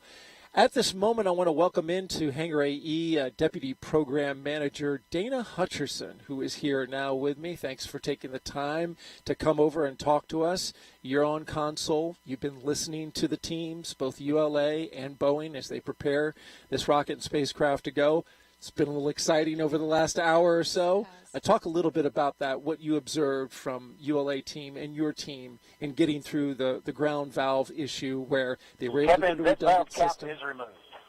and they were able to get that stabilized, get back into flow. Yeah, it's been an exciting last hour or so, I guess, on the count.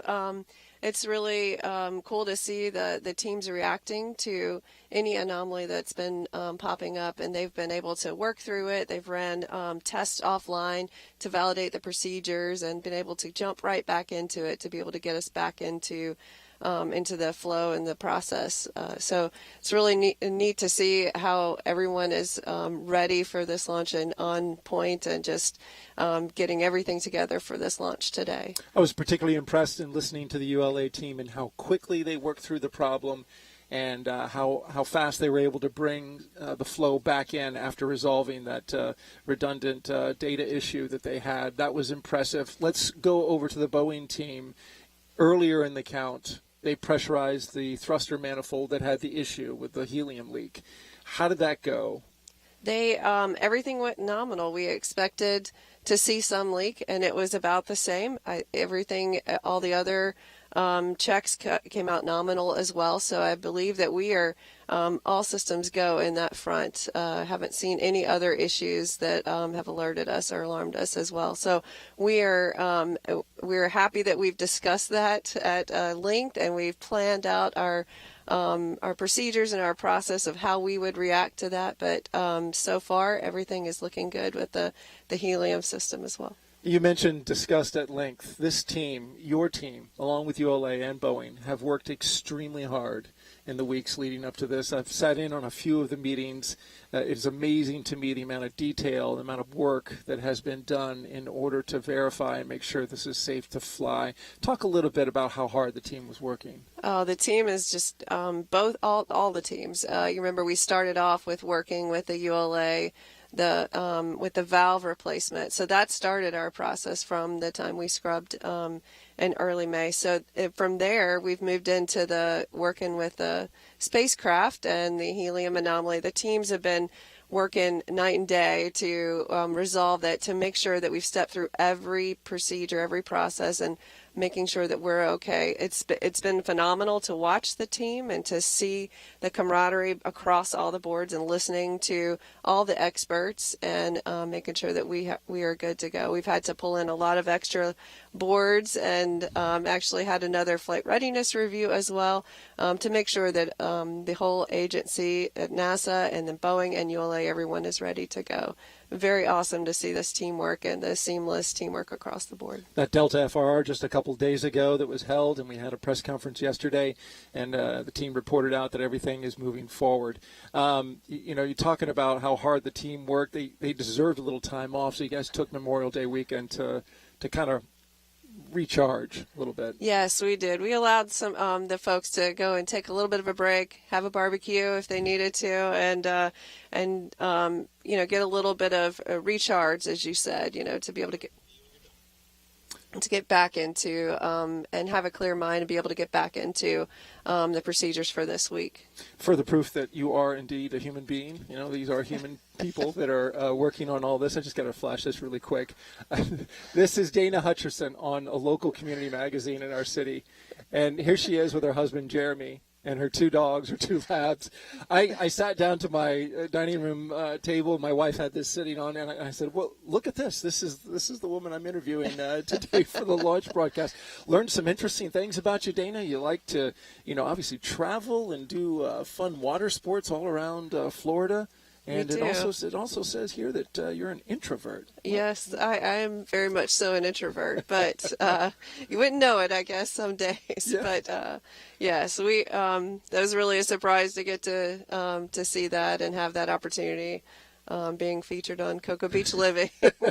Cocoa Beach's own Dana Hutcherson, Deputy Program Manager for CCP. Thank you so much for being here. We appreciate it. Thank you. And continued good luck on the team working towards launch. Appreciate it. Yep. All right, we'll send it back to you.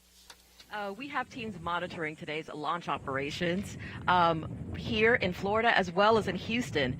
In the room right next to Leroy, you have ULA's Dylan Rice and Boeing's Lauren Brennicke, who have been monitoring operations with the rocket and the spacecraft for the last 3 hours.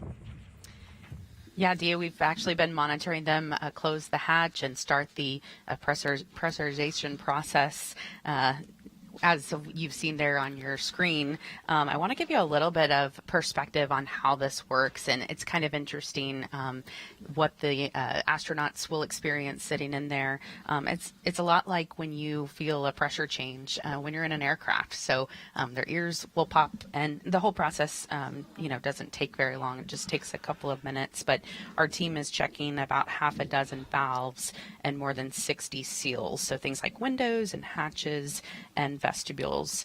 And they will let the spacecraft sit for about 10 minutes while they check. You could think of this as like inflating a balloon. When you start to inflate a balloon, you'd be able to tell pretty quickly if there was any kind of a leak where the air would be coming back out of it. So very similar process here, and that's what the team is going through. If you are just joining us, we are just under 1 hour till launch time. A couple of hours ago, our teams, the Boeing teams, were able to confirm that the leak rate remains acceptable. If you've been following along with us this week, you may have heard about the helium leak that we had, but we know now the leak rate remains acceptable. And in fact, our teams even said that it looks better than before. So all good news. And Dylan, Atlas really has been all over the solar system. Today's a little different because we have crew on board.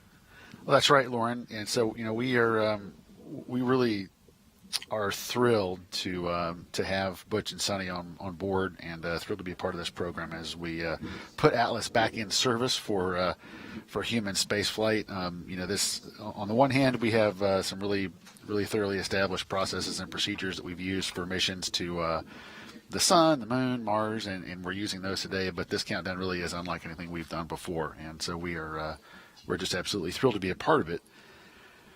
We remain in our final built-in hold now as we continue to prepare for liftoff, but there are still a few things ahead of us today. As you talked about, the blue team is on the pad while that leak check is going on. They're continuing their preps to clear out. Once we do get the area clear, we'll be preparing the vehicle's propulsion and hydraulic systems for launch. We'll also be getting some data and loading that into the flight computer that will help Atlas and Centaur steer through the upper level winds as we pierce the atmosphere. You'll also be hearing some comm checks between the Chief Launch Conductor Doug Lebo and the Starliner crew and Houston as well. As we get all those things will take us closer and closer to our launch opportunity today, coming up at 12:25 and 40 seconds. And of course, the one big visual cue that you will get that we're moving right along will be a retraction of that big crew access arm. So that's going to be coming up here in just a little over 40 minutes, a little under 40 minutes, I should say. But the big crew access arm will retract, and at that point we'll be very close to launch. And it's really important that the crew cleans everything up. On channel 1. Go FTS. Operation 55, step 270, FTS open loop test is complete. Roger. All right. We just heard that leak check is complete. Again, we are just under 1 hour. We're about 56, 57 minutes right now away from launch.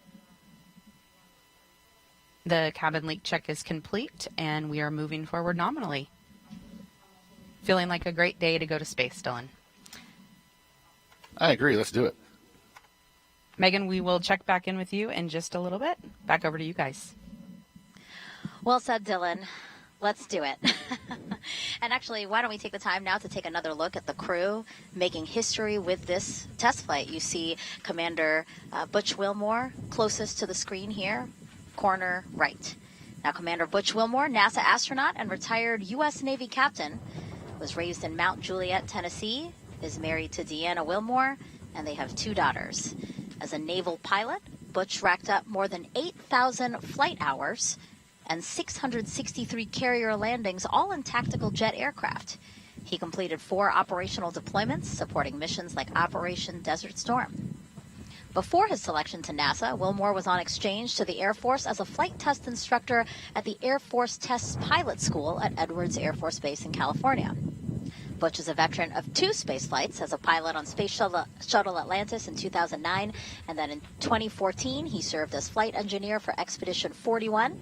And so far, Wilmore has spent 178 days in space and performed 4 spacewalks. This flight test will be his 3rd mission to the ISS. And Suni Williams, CFT's pilot and a retired U.S. Navy captain. NASA selected her as an astronaut in 1998, just 2 years before Butch. This will be Suni's 3rd mission to space, making her the first woman on a test flight of an orbital spacecraft. Her first trip to the ISS launched in 2006. She served as flight engineer for Expeditions 14-15. She then returned to the orbiting lab in 2012 and was commander of Expedition 33. Suni has more than 50 hours of spacewalk time, the 2nd most cumulative time by a female astronaut. So far, she has spent 322 days in space. Before NASA, Suni was a former naval test pilot and instructor, logging more than 3,000 flight hours in more than 30 different aircraft. Williams grew up in Needham, Massachusetts, and is married to Michael Williams. Starliner at Houston on 1. Good pressure. The side hatch is being configured now. Audible noises may be heard. Standing by, thanks. She enjoys hanging out with her dogs, working out, hiking, and camping, as well as working on cars and houses. What do these two not do, Mike? No, they're some of NASA's finest, and were chosen to fly on this mission so that we can get Starliner certified and fly more Starliners to the space station in the future. Mm-hmm. How does it feel, seeing your friends who you've trained alongside with so many years now? How does it feel to see them about 53 minutes to launch?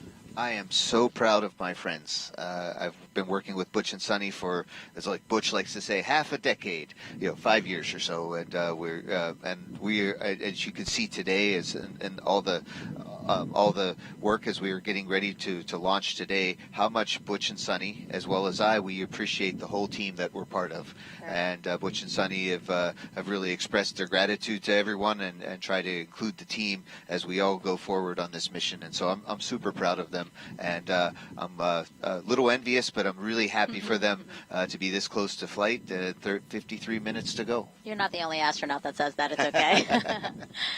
As the crew aboard Starliner prepares to launch to the space station, let's take a look at what's in store for them, for Suni and Butch, while on this mission.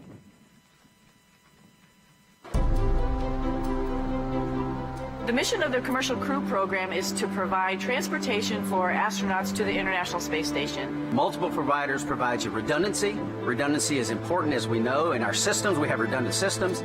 But actually, more importantly, it's providing the aerospace workforce the opportunity to test out new ideas, new technologies, and work them into spacecraft.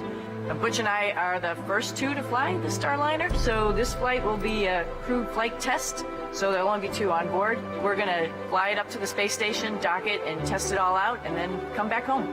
Everything's new. The procedures are new. We have procedures now that we didn't have a year ago because we've learned as the process has gone forward. We've had 2 test flights uncrewed previously, but this will be the first time we're putting people on it.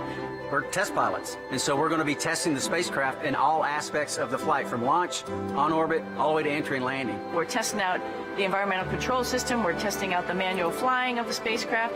Then while we're docked to the space station, we have a bunch of tasks to make sure that the spacecraft can act as a lifeboat. And just in case anything bad goes on the International Space Station, the crew on board can come to the Starliner and make sure that they're okay. This has a mode where we call it backup mode, which is your get home mode, if you will. We can, without any communication at all, we can still effect a return to Earth, do a deorbit burn, and hit the point where we're trying to land, even without our computers.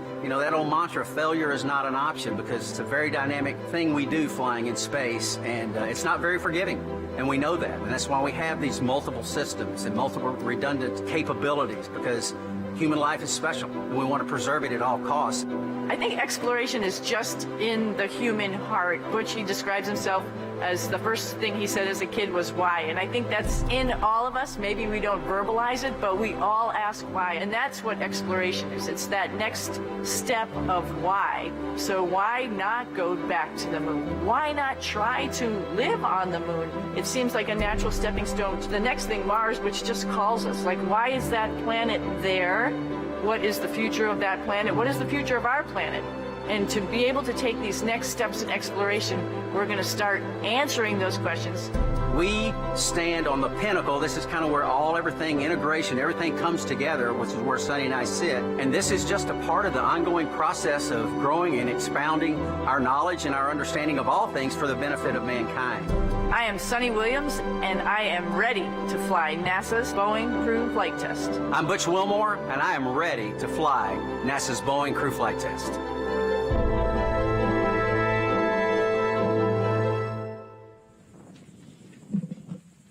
And we are ready to see them fly as well.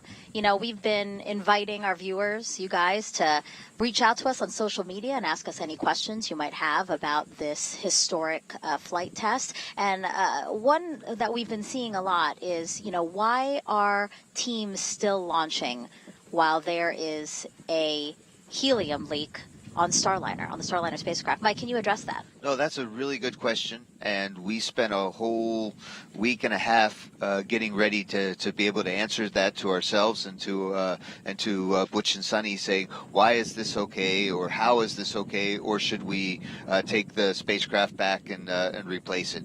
Well, we looked at not just the data that we've seen, but also the what could happen in the worst case, and then what could happen even worse than that.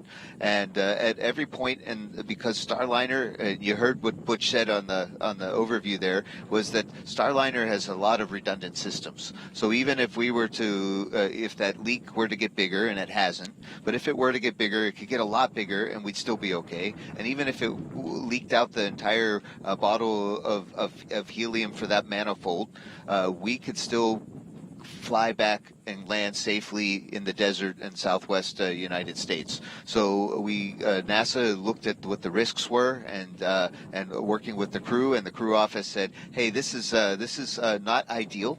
We don't like this. But this is a test flight, and we were able to manage this risk and accept this risk, and it's a really tiny leak. We will be okay, and if it isn't, here's what we do. And we spent a lot of time in the simulators and writing procedures just in case. Just like we saw a little bit earlier, United Launch Alliance, they had a small anomaly. They said, all right, here's our alternate procedures. Let's run through it. And they went through it methodically. We do the same thing on board. So we have everything ready just in case. Yeah, and just for more context, as you said, this is a very small leak. Starliner could handle 4 more leaks, or this one leak growing by 100 times its current size before needing to be managed in flight. And actually, other spacecraft like Shuttle have launched with similar helium leaks in the past. Also important to note, teams continue to watch and monitor this leak to make sure that it's not growing. And as we've said, it has not grown in the time that they've first detected this leak. So again, that's why the decision is being made to fly, and that's why we continue to march towards our instantaneous launch opportunity at 12:25 and 40 seconds Eastern Time. Meanwhile, inside Mission Control at Johnson Space Center in Houston, folks there are keeping a close eye on launch, continue to do so. Here's NASA's Brandy Dean and Boeing's Jim May.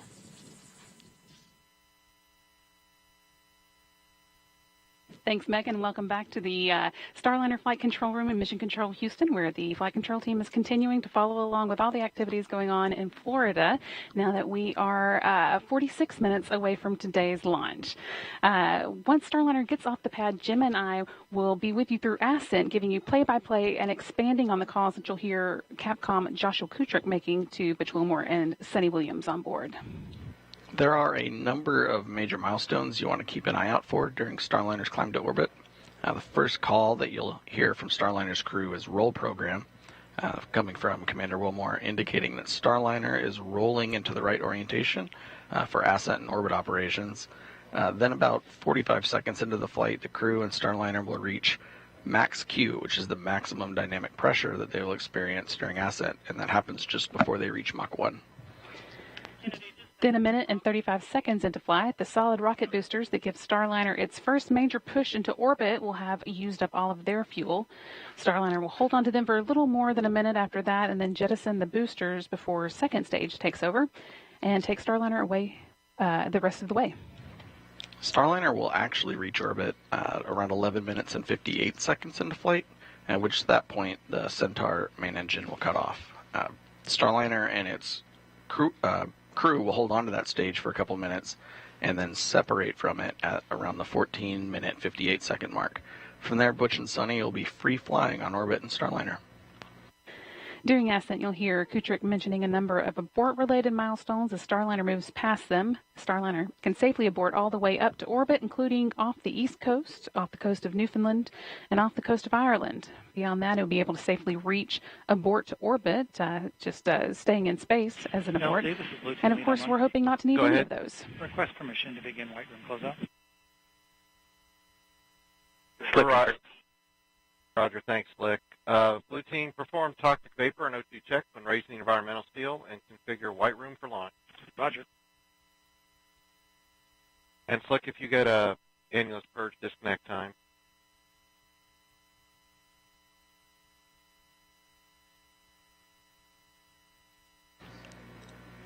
And once Starliner has made it to orbit, the last major milestone before the crew begins what we called orbit ops is called the orbit insertion, or OI burn. That will move Starliner into an elliptical orbit as opposed to a more circular one. Slick, we're calling it 1537 Zulu. Roger.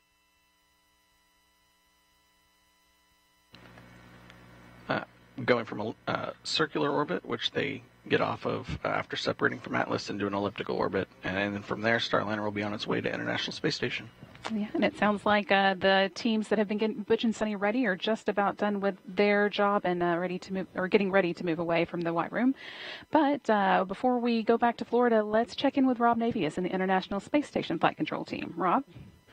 Thanks, Brandy. Just inside 44 minutes until launch, and back here in the ISS Flight Control Room, flight controllers are keeping tabs on the countdown and monitoring the work on board in the aftermath of the docking of the unpiloted Progress resupply craft earlier today at 7:43 a.m. Eastern Time.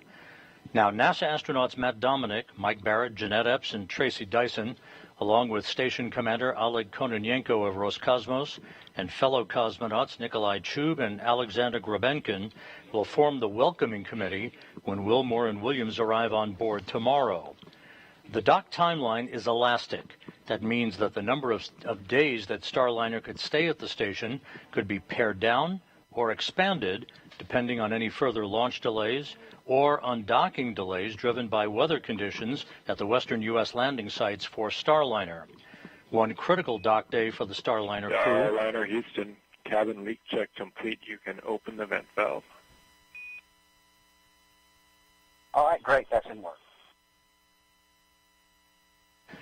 One critical dock day for the Starliner crew will come 2 days prior to their scheduled undocking, when they load the last of the cargo items to be returned to Earth in the vehicle and will conduct onboard manual piloting proficiency that will enable them to stay sharp for their departure from the station and the deorbit and entry events that will follow.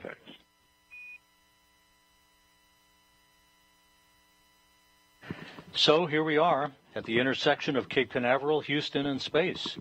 And aboard the station, two of the Expedition 71 crew members, Jeanette Epps and Tracy Dyson, recently took a moment to set the table for the arrival of Wilmore and Williams at their orbital destination.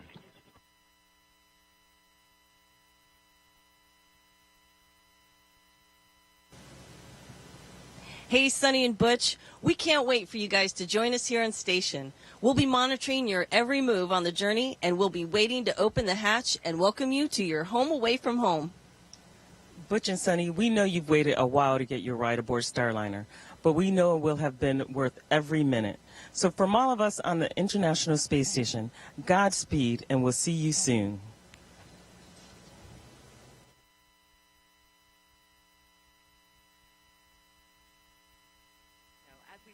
In less than an hour to launch two astronauts to space during this test flight. Let's check back in with NASA's Antonio Jaramillo, who spoke earlier today with NASA's top administrator about this mission. It's always an honor to be joined by NASA leadership, and joining me today is NASA Administrator Bill Nelson. Administrator Nelson, can you tell us why it's so important for the space agency that we have another American space company launching from American soil? You always want to have a backup position, and in this case, a second spacecraft. For example, when we go to the moon, we will have two landers. We will have a SpaceX lander, that's first, and then the Blue Origin lander.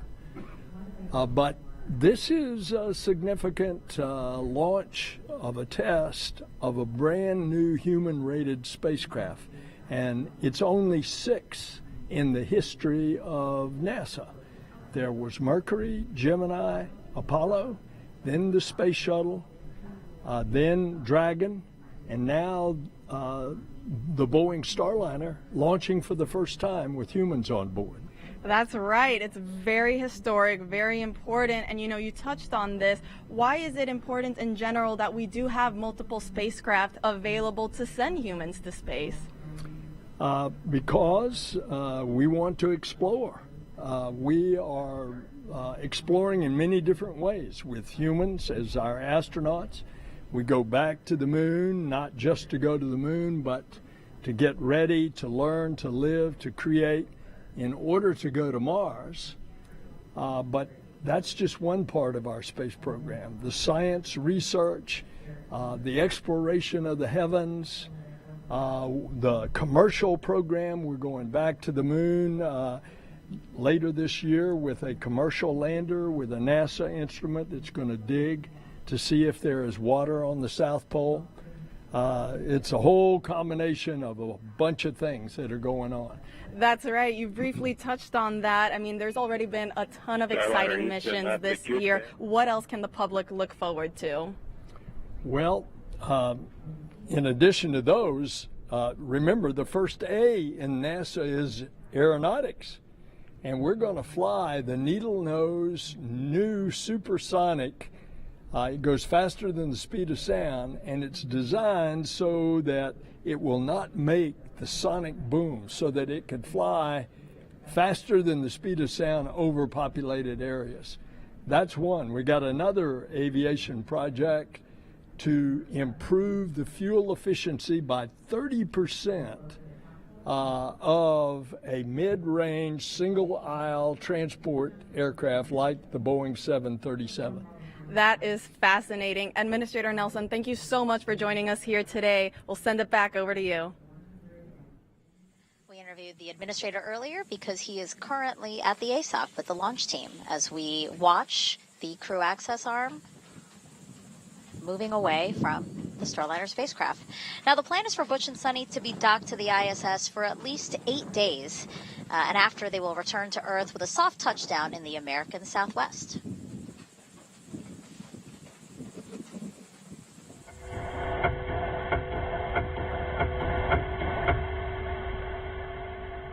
There, this is video and sound from inside Starliner during its return to Earth 2 years ago as part of the Orbital Flight Test 2 mission. Its heat shield reaches 3,000 degrees Fahrenheit during reentry, and parachutes are then deployed, the heat shield discarded to expose Starliner's airbags. The original test pilot, Rosie the Rocketeer, you see there, collected data of what astronauts might experience during landing. Starliner is the first and only American orbital crew capsule to land on land. This allows for quicker access to crew and cargo. It also makes turning the spacecraft around for future missions quicker. But, Mike, Starliner can also land in water, like we were talking about earlier. Yes, Starliner is a very capable spacecraft. Of course, we wanted to land on land for the reasons you said. I love those airbags. I can't wait to ask Butch and Suni how good those are. But in case of emergency, we can land on water. And we have a central airbag, another one. 28 seconds, excess burn duration, and we'll go north to triage 6 if necessary. The crew was just calling in. They just got some data. And those are all good words, Starliner. Good feedback. One additional item for you. In the commander's folio, you'll recall you have your 2 tablets. You've got a serial number 12 and a serial number 13. They're both ready to go, but one thing for you. Serial number 12, we were looking at footage here. Its time is out of sync. So it's no issue for you till orbit. When you're on orbit, you'll want to get that tablet, serial number 12, back in sync with the time on your DUs. It's only going to influence where you see the red line and bold. So if you did have to use bold before that, go ahead and do it on 13. Otherwise, we'll just resync in flight, and we can help you with that when we get there. All right, good words. We'll copy that, and if we have any questions when we get there, we'll give you a call. And I have confirmed that I can reach the tablet. Houston copies. That was Josh Kutrick giving some last-minute info to Butch and Suni about their tablets, as well as in case of emergency where to go left or right at the end of the slide wires. But yeah, Starliner could land on water. We'd rather not, but it has that capability, and it has a different airbag configuration for that. Yeah, the flexibility is great. We have just about a half hour left before launch. Let's check back in with NASA's Antonia Jaramillo, who's now with someone who's been a part of Starliner since the beginning. Tony? Thank you, Dee. For those of us just joining, we are here at OSB 2, one of the viewing locations for this launch. And joining me is Chris Ferguson, former NASA astronaut and Boeing astronaut. Chris, you've been part of Starliner since the beginning. How does it feel to be here and now get to watch it take flight with astronauts on board? Well, given it's such a darn gorgeous day, I'm really excited. Of course, this is the culmination of probably 12 years of, just watching and working and getting involved with the development. But I was very excited to see it all come together. It's a little breezy out here, but you can't beat the weather. Absolutely. It is a gorgeous day. Now, Chris, if you could give a piece of advice to Butch and Suni and to all our astronauts flying on our commercial crew missions, what would it be? Well, Butch and Suni are pretty darn experienced. They probably don't need my advice. But what I would say, on a very first ascent of a vehicle and a reentry, I would say take it all in, experience it. Think about what you're feeling, what you're experiencing, what's staging going to be like, what's it like when the parachutes come out, because these are questions that everyone's going to know when you get back, right? We want to know, did we build a vehicle that's comfortable to fly? Absolutely. We can't wait to know. I mean, we're all taking it in here too. Chris, it's our understanding that your fingerprints are all over the spacecraft, in particular the launch console and displays. What can Butch and Suni expect to see and experience aboard Starliner for their flight, and how does that compare to flying the space shuttle? Yeah, I think the idea behind the design is to make sure that the crew always has reasonable awareness of what's going on. I remember with the space shuttle days, sometimes the displays were a little archaic. You had to really almost have a graduate degree to understand exactly what you were looking at. So the idea is to make it a lot more airplane-like, because the crews are very experienced pilots and aviators, and for the next generation of Starliner astronauts to come along, we want to make it very intuitive. So we've reduced the number of switches to the bare minimum. The shuttle had 1,000. We have 25 maybe. I don't know what the right number is, but it's a very streamlined. It's capable of being flown by a single person. So there's a lot of, I would say, upgrades that make it safer and a lot more flexible than its predecessor, the space shuttle. Definitely a very impressive spacecraft. And Butch and Suni, they're going to also perform a few manual demonstrations aboard. You also were a part of this flight test in the beginning. Can you talk to us a little bit about these manual demonstrations and just kind of the importance of why Boeing decided to have both a blend of autonomous and manual capabilities? Yeah, there's always a sort of a contentious look, between engineers and pilots on how do I control the spacecraft. The pilots always want the ultimate ability to take over in a situation when they need to. So the Starliner flies very much like the space shuttle and the Apollo and the other capsule vehicles, with two different hand controllers where you can control all 6 degrees of freedom. You can maneuver it to an attitude if you needed to, say, charge your solar arrays or pick up a communication satellite, and they'll have the opportunity, of course, to check that out. And then there's also a deeper level of redundancy called backup mode, which is a means that the crew could manually fly the vehicle, even in the unlikely event that all the flight management computers fail. So there's a lot of redundancy, and it really is a true piloting vehicle, which is, I think, why the NASA customers really enjoy it so much. I'm sure. Well, Chris, thank you so much for joining us. Megan D. Mike, back over to you. All right, a quick check of the clock. We are 31 minutes and 40 seconds to liftoff of NASA's Boeing crew flight test. And right now, what you just saw on the screen there, you see Butch and Suni. They are patiently waiting their launch inside of Starliner's spacecraft there. And then also we did see the pad team who've been helping Butch and Suni into their spacecraft, as well as securing the spacecraft and closing the doors. They have since left the pad, right, Mike? Absolutely. So only thing that's left is we have a rocket and a spacecraft and 2 human beings sitting on top getting ready for launch in 31 minutes. Yeah. And so what we expect to hear coming up is just repeated communication checks with Capcom and Houston and with the crew. And also this is an opportunity, right, to discuss any anomalies or resolutions, but we haven't heard anything. Yes, I think we hopefully got that out of our system earlier, and here we go. Go ahead. Yes, sir. First step 20, operation 60, blast engine area is clear. Roger. They just confirmed that it is just indeed the rocket, spacecraft, and 2 human beings. And so, so we'll hear those continued checks, and this is just an opportunity for some status updates if needed, right? This is kind of time that's built in to allow for discussion if needed. Absolutely. We're waiting for the Earth to rotate in just the right position for that instantaneous launch window. And any anomalies we had, we got out of the way. And now everybody is 30 minutes. double-checking their data. RC, conduct weather briefing on Channel 8 weather conference. And the weather. Right. Roger. Arm control, start arm hydraulic final prep. Roger. Blocks 1, perform pogo suppressor charge. Roger. Prop 1, perform RD180 transducer converter calibration. Roger. P&E 2, perform Centaur LH2 SVV cycle test. Roger.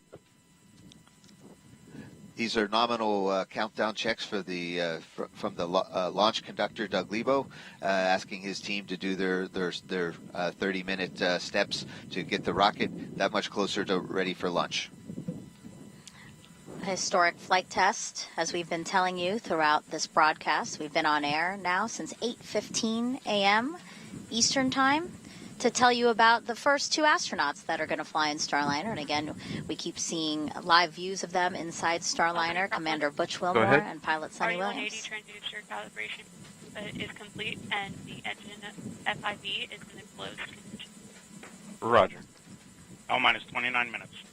Flight control, start flight control final prep. Roger.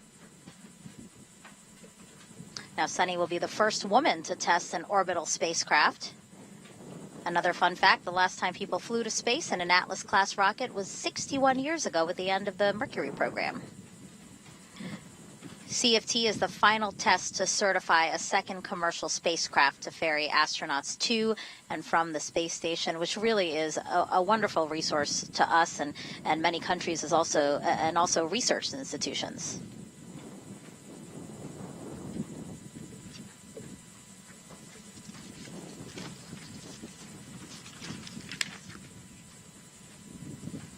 All right, again, 28 minutes, 5 seconds to liftoff. Let's head back over to Brandy and Jim inside Mission Control in Houston. LC, P&E2. Go ahead.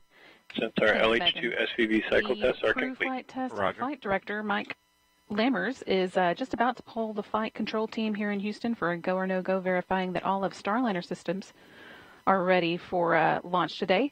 Everything's looking good at the moment, and Lammers will use this poll to determine his own response to the final go-no-go poll by the launch conductor just before liftoff. Once we do get into the And terminal flight control. countdown time frame, there are... Go ahead. Roger, do we have the temperature update complete?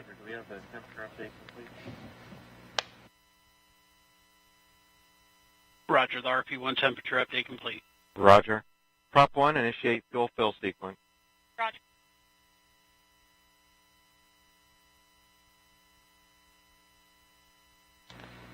And once we're in that terminal countdown Don't time see frame, Go ahead. if you Yeah, we've been discussing before the CISA temp. It's a noisy measurement. I'd like to take this to 6. Get a recommendation, probably to 2 to save.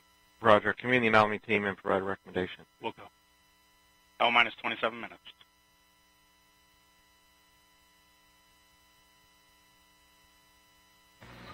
And the first LC arm control. one of the major activities that Go ahead. Step 100. Arm hydraulic final preps are complete. Roger.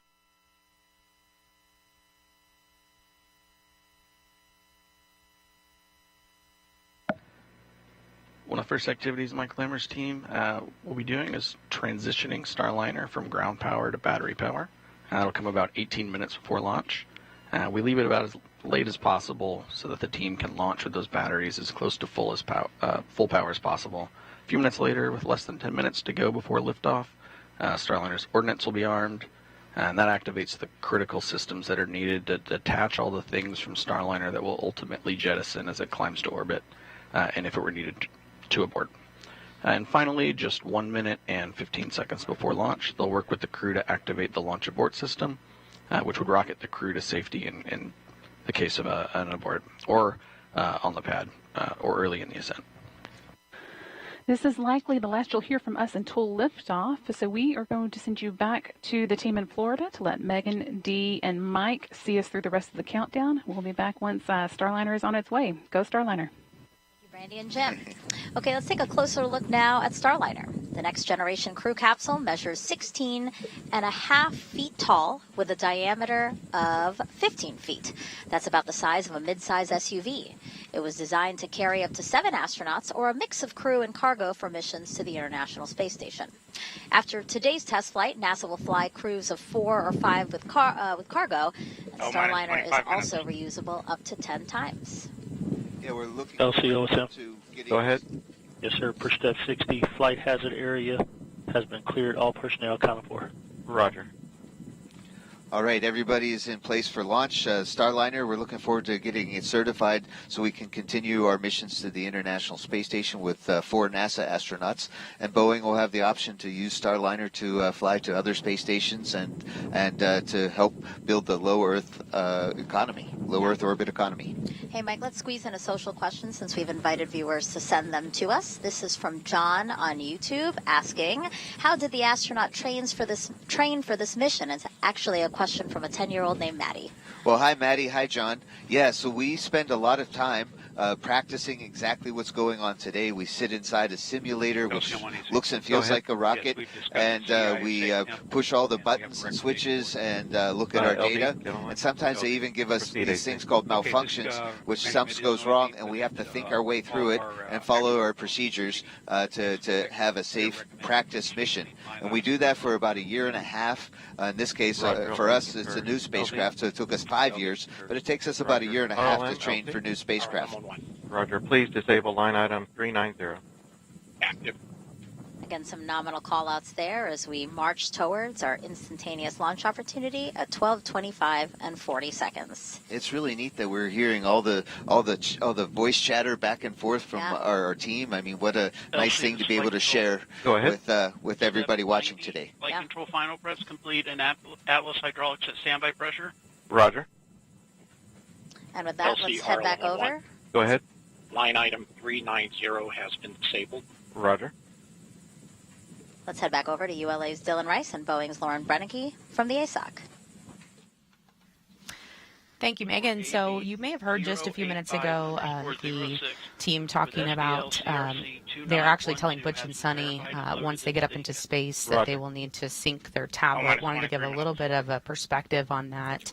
Basically, it's just the system clock in that tablet. You could think of it as it's just like going down to the start menu on Windows and syncing up the clock. It's been, of course, turned off for a little bit, and not connected to internet. So it's just something like you would do at home to re-establish the new time on your microwave. But Dylan, they've also heard about an anomaly on the ULA side. Not a big deal, but let's give them a little bit of perspective on that. Sure, Lauren. So we had, we did hear a report of a noisy temperature measurement, and this particular measurement is the interstage adapter, but so that's the adapter between Atlas and Centaur. And this measurement is something that's automatically disabled when we enter our terminal count at T-minus 4 minutes. But over the past few minutes, we've observed this measurement bouncing around a little bit. So now that the vehicle is fully loaded with propellants and we've been stable for quite a while, this measurement is really not something that we rely heavily on when we're fully tanked and stable. So we're going to go ahead and disable it early rather than waiting for the automatic disable as we approach terminal count. And that just would prevent any what we'd consider to be a nuisance alarm at this point. So nothing major there. It's kind of a standard operating procedure for a noisy measurement like this. And we are just a little over 21 minutes out from launch. Weather suppressor charge is complete. Roger. As I was saying, just a little over, right now, about 21 minutes out from launch. And I've been thinking a lot about Butch and Suni going back to the ISS for a third time for both of them. Suni told us that really the ISS feels like home for them. If you think about it, they've both spent a good portion of time there. They both spent 6 months in their first trip up and 6 months in their second trip up. So now going back for their third time, they're going to a place that they consider home. If you think about living somewhere for literally a year out of your life, it means a lot to you. It's very special. And Suni even told us that Go ahead. Step 90, all secondary decoms verified on RF link. Roger. And Sunny even told us that she cried the last time she left the ISS because she thought it would be her last time in space. So you can just imagine how special this trip will be for both her and Butch. And we are getting very close now to that moment where they are going to be headed to space. We are coming up on a call for the visors to come down. We're going to hear Capcom tell the crew to pull their visors down and to configure their suit flow. L-minus 20 minutes. Starliner, those Peony 1, reinitiate HV charging. Configure suit flow. RLM, verify redline monitor and event table are in the correct configuration for terminal count. Verified. RC, verify solar radiation acceptable for launch. Verified. All right, so you saw the crew starting to pull their visors down there. That configuration is needed for proper airflow through their suit. In case of an emergency, they could pressurize their suits quickly if needed. That is the importance of having everything zipped up and ready to go. And they really enjoy the fact that these helmets are much easier to get on. They just sit back on their suits, just like a hoodie of a sweatshirt, so they're able just to pull them forward and zip them up. Houston, Starliner, visor config complete. Houston copies, visor config complete. All right, they're all zipped up. And this config All also calls... communications switch to channel 1. All personnel and visitors remain in present position until launch. Maintain operational silence in the LCC. So, Lauren, that's kind of the LC with a terminal count briefing. If a condition exceeds the launch constraint anytime after the terminal count status check, the observer shall announce hold, hold, hold on channel 1, identify their station, and briefly state the reason for the hold. So, Lauren, we just heard a couple of our standard pre-launch announcements. During the countdown, the individual teams, so think of the Atlas propulsion team and the Centaur propulsion team, are off working on separate nets as they perform their functions. All that work is complete, and so essentially what that last announcement does is bring the entire team back to the primary command channel, net 1, loop 1 as we call it, and the rest of the countdown will now be conducted on net 1, Roger. And we'll all kind of hear that together. 18 minutes. Also, at this point, our operators are going to be heads down. Verification. Roger. And so the only conversation in the LCC from this point forward is just going to be the working through the launch procedures. There'll be no other ancillary conversation whatsoever. And we'll also be listening to some of those side channels that aren't public on your TV screen right now. So we'll be listening for a few polls, one that's called the Starliner Readiness Poll for terminal count. And that is one of the shorter polls, and it will be coming from the Boeing Mission Control Center, or we call it the BMCC here in Florida. The spacecraft launch conductor, Brian Gardner, will poll people in that room in charge of the propulsion system and power and many other subsystems. He will have 3 call-outs to him. L-minus 17 minutes. OSM, place SRB ignition SNA switch to the enable position. SRB ignition enabled. And verify FCO, RCO, and OSM hold fire switches are in the proceed position. Ready to proceed. Launch on time verified. Roger.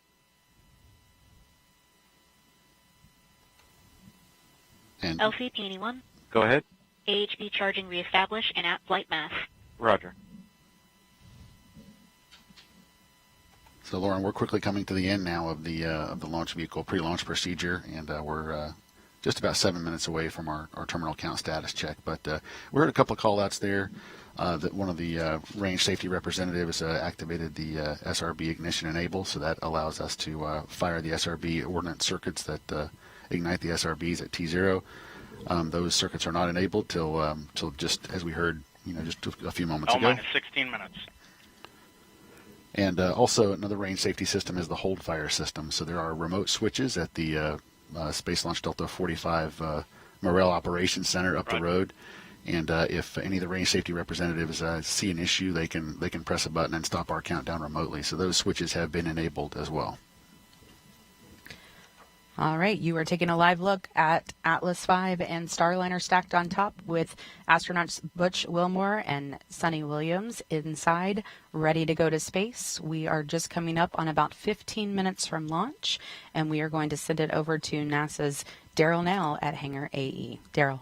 Thank you very much, Lauren. And you've heard the polls from ULA. Also polling a go. The NASA operations manager, Richard Jones, checked with his team, gave them the go. As far as weather is concerned, you heard it mentioned on the nets, there was an L-30 weather brief. We see your CM Ascent, that's just to do with the internal power transition. No action. Okay, no action. We got the suit fan DP low. It's back on now. Looking. No issue there. But again, the weather, 90% go. No concern. We're expected to be go 4T0. We are go right now. Green across the board. We do have some high cirrus clouds that you can see there up in the upper parts of the sky. And you can see the ground winds.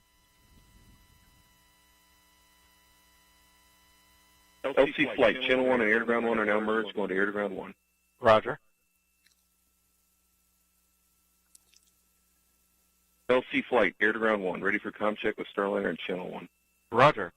Starliner, LC, comm check on channel 1. So we got you loud and clear. Looks like we got suit fan, all suit fans failed a warning.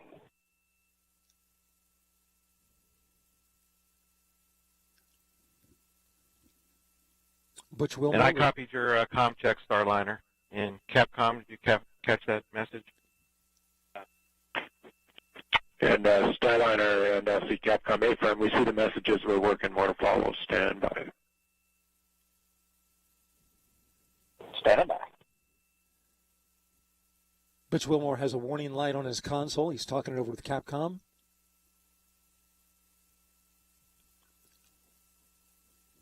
While they do that, Starliner, visors open, please, while we work with the suit fans. Visors open.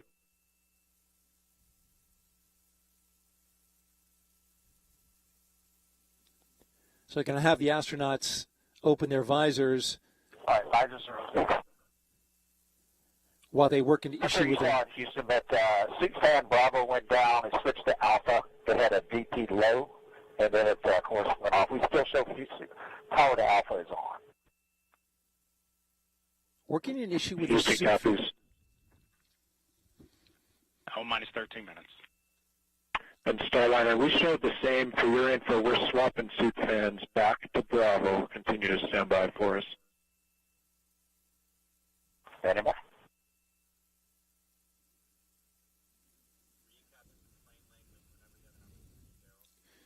So the issue here is a problem with the primary suit fan operation.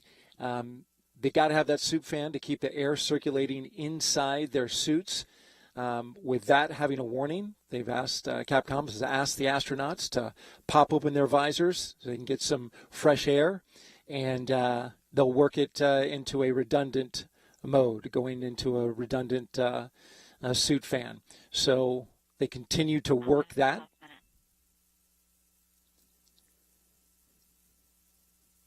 As we get under T-minus 12 minutes and counting.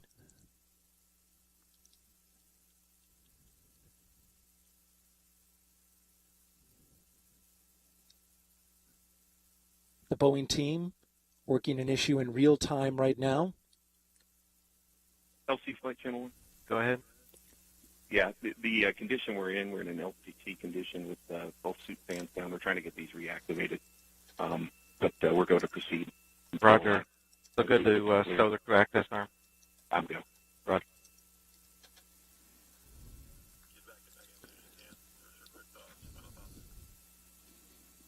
All right, the team continuing to work the suit fan issue. Again, just to recap on weather, we're go. And now we're looking to take the next steps. So we'll send it back to Megan, Mike, and Dee. Minus 11 minutes. As you just heard there, 11 minutes to liftoff. From only the 6th-time NASA astronauts will launch on a new spacecraft designed for crew. I want to ask you really quick before we toss it over for that terminal count, the final moments of the countdown. How are you guys feeling? feeling great, excited, making sure teams work to troubleshoot the last little bit, and hopefully we'll see liftoff today. I'm very excited for Butch and Suni, and as we like to say, go Atlas, go Centaur, go Starliner. Go Butch and Suni, that's right. All right, so let's send it over to the ASOC where Lauren and Dylan will walk us through the final moments of the countdown. All right, thank you, Megan. So what we are looking for next here is that crew access arm to start making its way back over. Starliner, on our end, we brought suit fan Bravo back on. It looked good. We need both. We need to prove that A is also there, so we're commanding Alpha on and then off at this time. More to follow. All right. Yep, we see it. And we're still visors up, so you know. All right. So you hear this troubleshooting happening in real time. They are moving forward with everything else while they troubleshoot Flight that. verify CST 100 on internal power. Verified. Starliner, configure ordnance for launch. Second work. Starliner on internal power now. The spacecraft is running completely on its own. Ordnance has also been configured for launch. That means the devices that initiate our separation events. We reactivated suit fan Bravo. Suit fan Alpha is also working, so we've cleared our LCC condition. And for the crew, you can take visors down. Visors down and ordnance configured. LC copies both.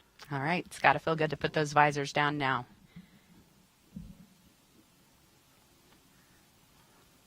So, Lauren, we were seeing that big visual cue, the crew access arm retracting. It takes about 2 minutes to retract and stow 120 degrees away from Starliner back against the crew access tower. In the event of an emergency, it can be redeployed in less than 15 seconds. Yeah, it's pretty amazing. We don't want to see it do that, but we're glad it can if it needs to. And we have a couple of polls coming up here in about 2 minutes. The launch vehicle poll, launch vehicle management poll. Yeah, Lauren, that's right at L-8 minutes. Next door to us in the Mission Director Center, that's going to be the mission management team poll for launch. And at L-7 minutes, the final terminal count status check down in the LCC.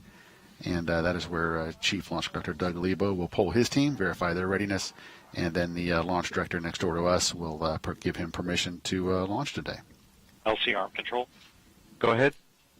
Crew access arm stowed for launch. Roger. All right, the crew access arm is stowed. LC switch to ready position. Everything looking good? All steps are complete prior to status check.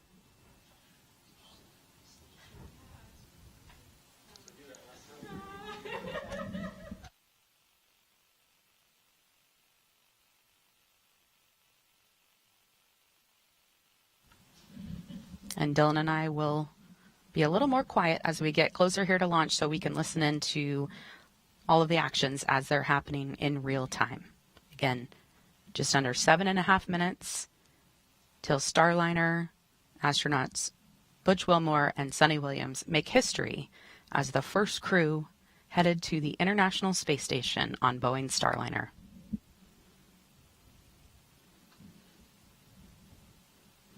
L-7 minutes. Status check to proceed with terminal count, Atlas systems, propulsion, Go. hydraulics, Go. pneumatics, Go. LO2, Go. water, Go. Centaur systems, propulsion, Go. pneumatics, Go.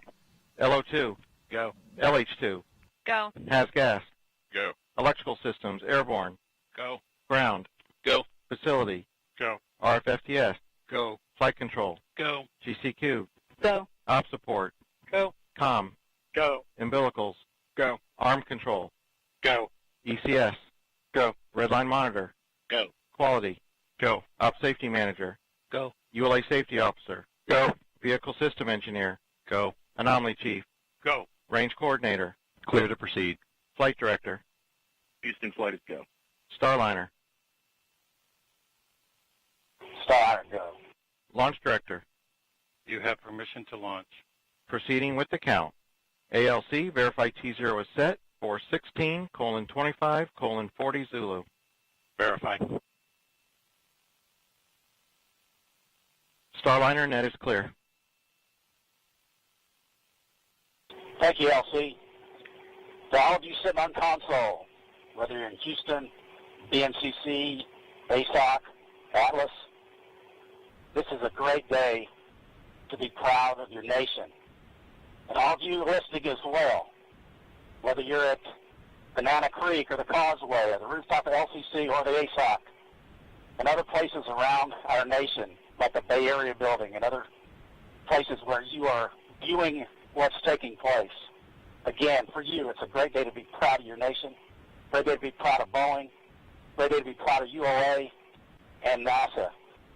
And we are one nation, under God, indivisible. And when we together use the power of that combination, we can do some pretty amazing things. So LC, with that, we are ready to put some fire in this rocket and propel this spacecraft to the International Space Station, where all these fine Americans have designed and have prepared it to be. Calypso, take us to space and back. Roger, Starliner. LC flight, Starliner configured for terminal count. Roger. All steps are complete prior to terminal count. And with that, we are ready to go to space, Lauren. Hard not to be emotional listening to those words from Butch. I'm sure we'll be playing that speech back for a long time. Will be T-minus 4 minutes and counting. 3, 2, 1, mark.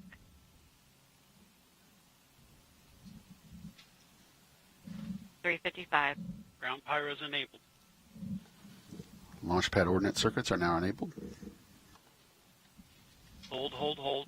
Flight control received a CCLS. Hold it. Approximately T-minus 350. LC switch not ready.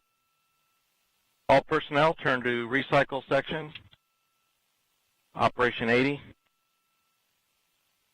LC switch is not ready. Clock stopped at T-minus 3 minutes 50 seconds.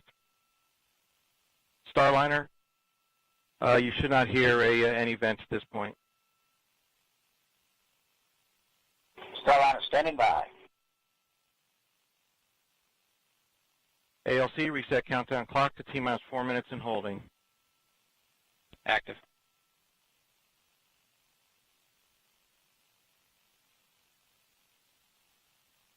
LC Peony 2. Go ahead.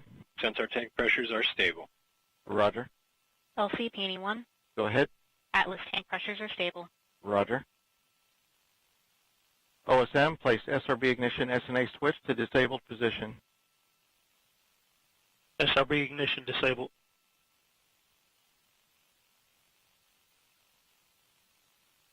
Okay, consoles, step 60, report launch vehicle status. Atlas lead. Atlas tank pressures and helium bottles stable. Atlas propulsion system stable. Roger. Centaur lead. Centaur tank pressures and helium bottles stable. Centaur propulsion system stable. As gas readings nominal. Roger. Vehicle electrical.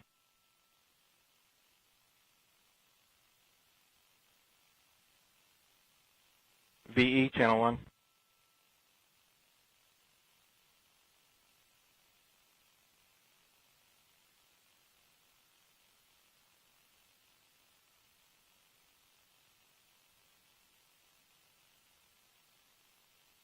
Avionics system stable.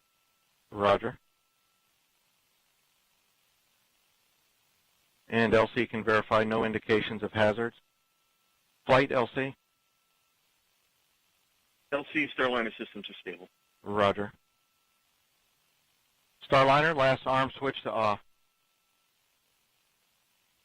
Last arm switch is off.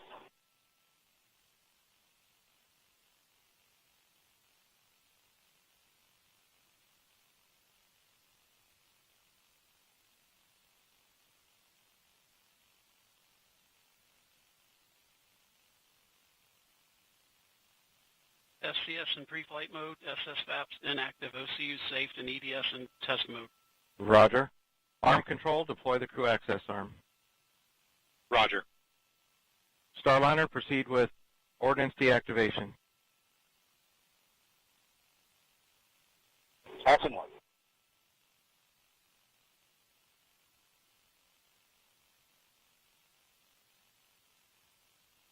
Coordinates deconfigured. All off. Roger. LC. And go ahead, ALC. Countdown clock is reset. T-minus 4 minutes and holding. Roger. Flight, verify CST 100 ordnance is safe. Verified.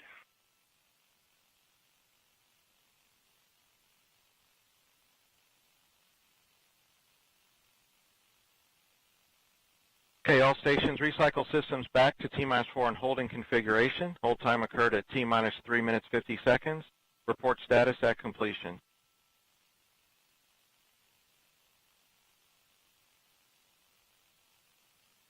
And flight LC. LC. CST 100 power to external. Copy. We'll put it in order.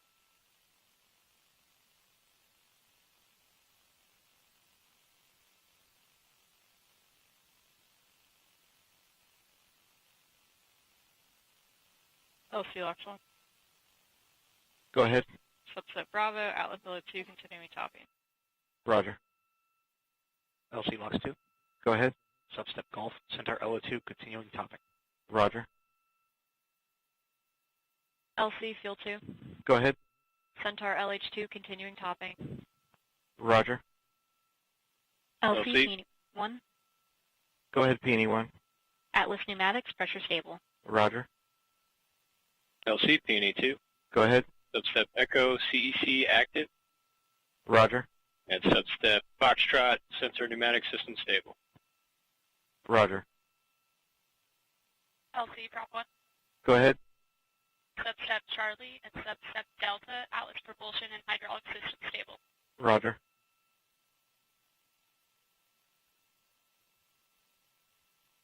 LC ECS. Go ahead. Substep November, ECS set point stable. Roger.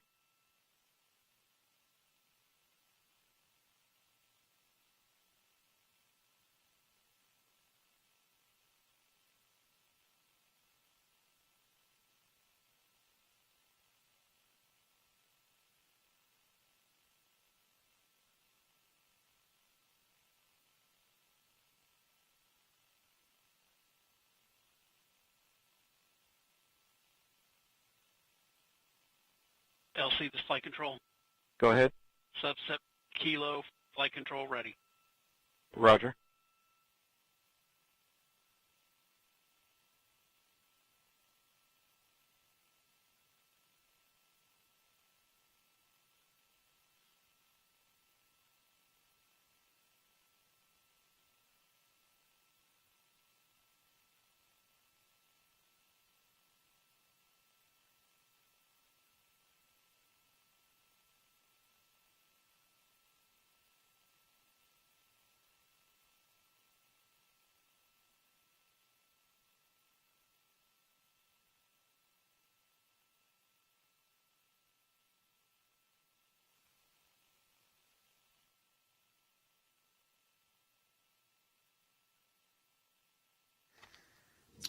If you're just joining us here at Cape Canaveral Space Force Station, Go ahead. Crew access arm is deployed. Roger. We did have a automatic hold of our ground launch sequencer shortly after we began our terminal count for today's launch attempt. No indication yet as to what caused that hold of the automatic ground launch sequencer. The team is still evaluating data. In the meantime, the team is active recycling the vehicle to a good holding state so that we can prepare for our next steps. But for now, Roger. We are holding at T-minus 4 minutes, recycling the vehicle after a hold of our ground launch sequencer shortly after picking up terminal count for today's launch opportunity.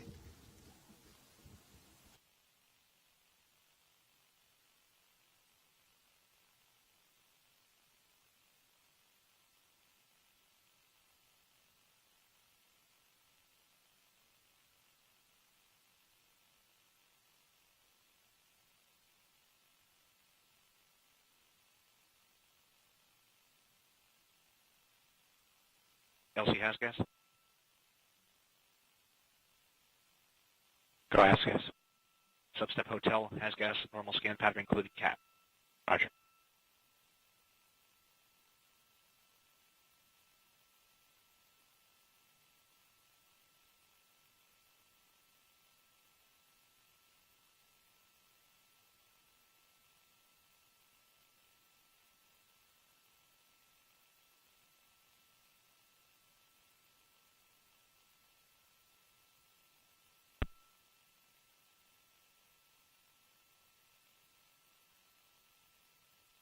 And flight LC.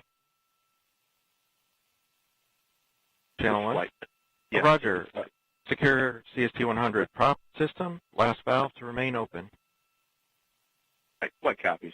Probably take us at least 5 minutes here. Yeah, copy.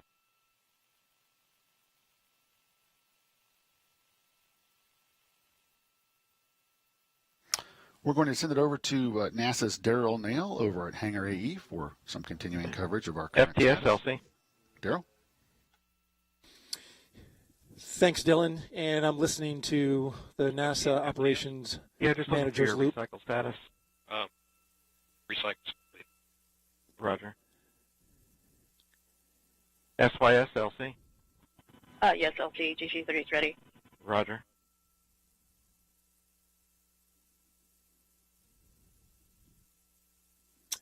As you mentioned, the ULA team now safing the vehicle, making sure all the high-energy systems that were prepared to launch are now put into a safe configuration.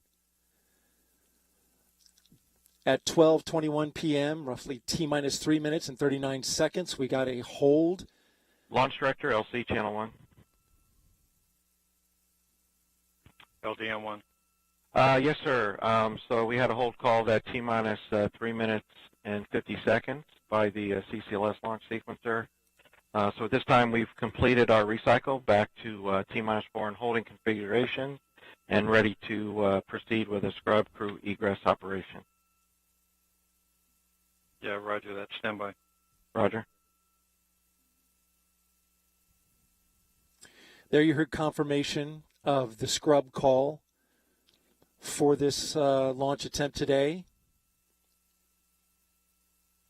Again, this was the ground launch sequencer, essentially the computer that launches. LC. Roger. This is the computer that is in Okay, all charge. personnel going to Operation 85. OSM, LC. OSM. Establish the BDA roadblocks and open the flight hazard area. Roger. And all personnel on Channel 1 will be starting an approximate 65-minute hold at this time for flight crew egress. All systems maintain T-minus 4 and holding configuration.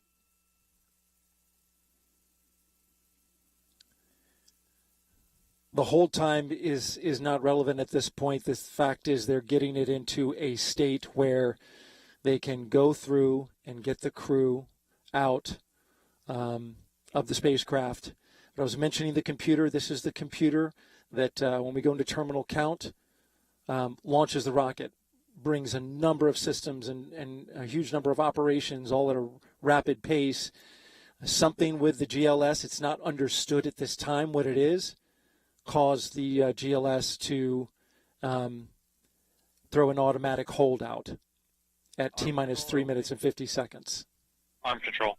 Yeah, per step 40, can you give me that call out on the status of the crew access arm? Crew access arm deployed and latched. Arm control is terminated, ready for personnel access. Roger. And FELC? Go ahead. Start CAT TVM system monitoring. Roger.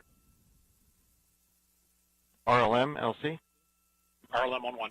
Disable RLM line items for crew egress per red line report. Roger. LCFE.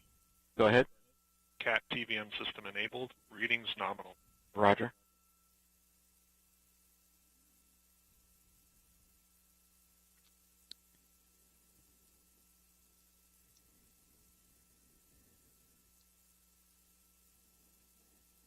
The NASA operations manager now conveying to his team that they are looking at possibly a 24-hour turnaround.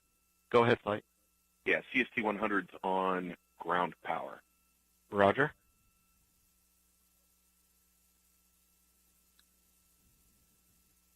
Of course, there'll be a lot of data to look at, but And flight LC.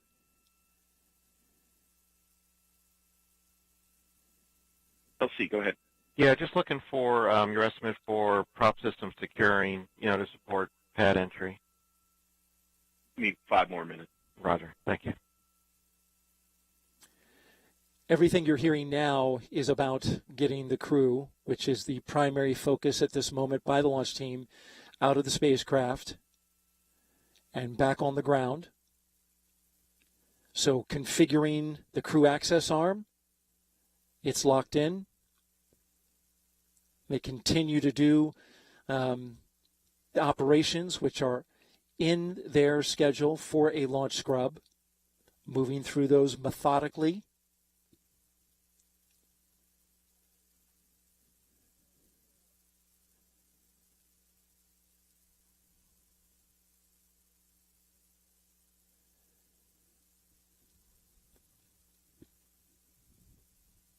The report out that we heard by the CGLS was that at the time of the scrub, when the hold was listed, it didn't appear to load into the proper configuration.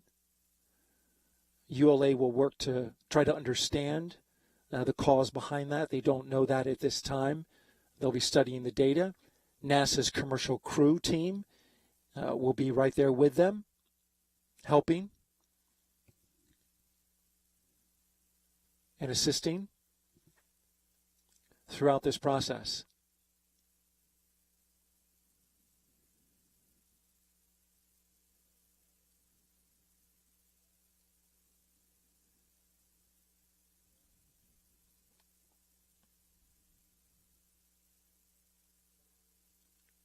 So we can see on the views here inside Hangar AE that they have the crew access arm back locked into the Starliner. You can see that on your screen there.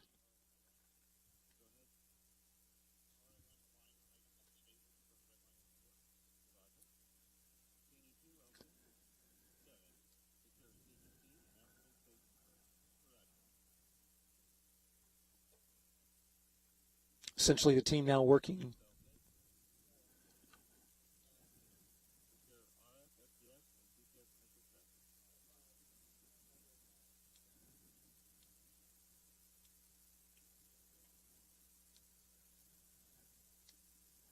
Just to recap, if you're just joining us at 12:21 p.m. Eastern Time, T-minus 3 minutes and 50 seconds until liftoff.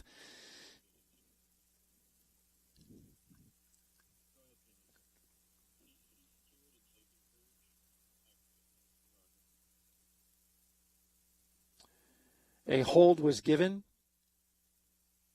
by the ULA launch team, an automatic hold that was issued by the ground launch sequencer, the computer that takes over terminal count.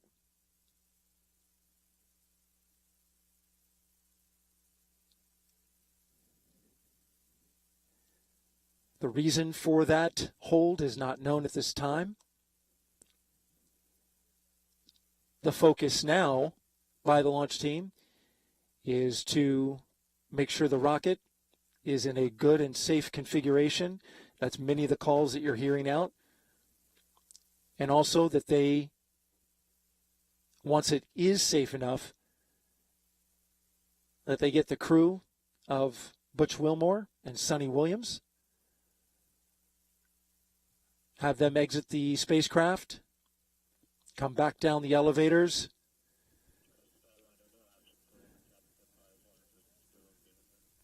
and head back to crew quarters.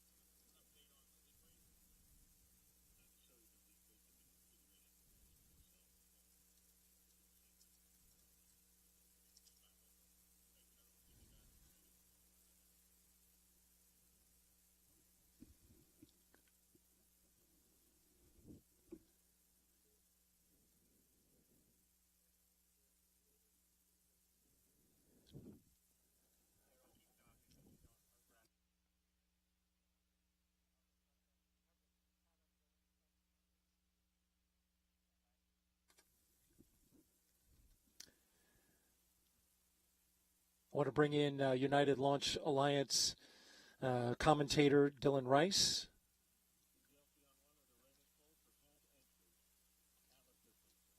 System stable. Pneumatic.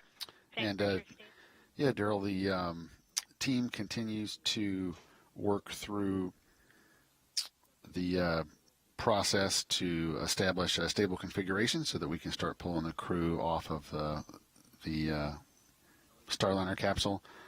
Still no update yet in terms of what caused the ground launch sequencer abort, but just like loading the crew, we establish a safe and stable configuration with the launch vehicle before we begin the egress process, and the configurations are very, very close to the same, actually.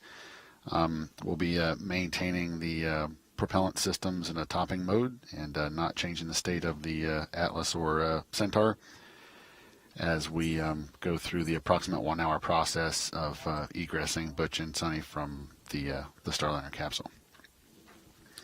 But teams are continuing to evaluate the data and look into the cause of the ground launch sequencer abort. In the meantime, we will start to see indications that the team is re-entering the pad. And in fact, the direction was just given to allow the blue team back into the pad. So we will start to see that activity now, and teams come back into the pad, back up the tower, and begin the process of opening up Starliner and egressing Butch and Suni. Yeah, so that's a good sign there. You mentioned with the blue team coming back to the pad, they are the ones that will pull the crew out of Starliner. We heard that the pad area is cleared for them to come in. It's a good sign. Dylan, what's your time estimation on the team going through the rest of their procedures to make sure that the crew can go ahead and get up the elevator?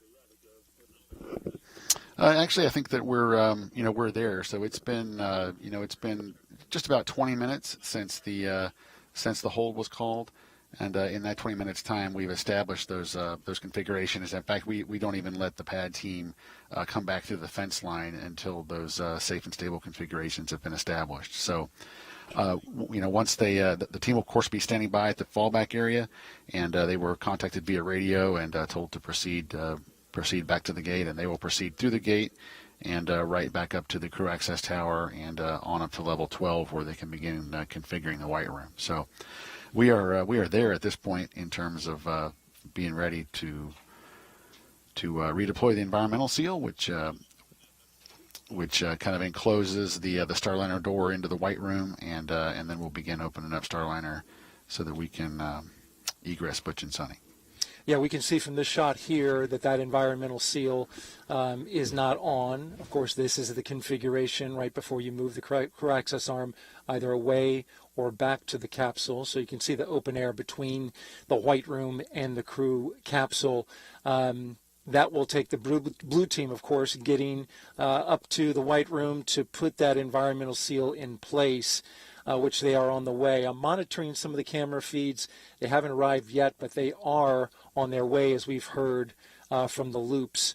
Dylan, just give us an idea of the role the ground launch sequencer plays in the final 10 minutes of terminal count.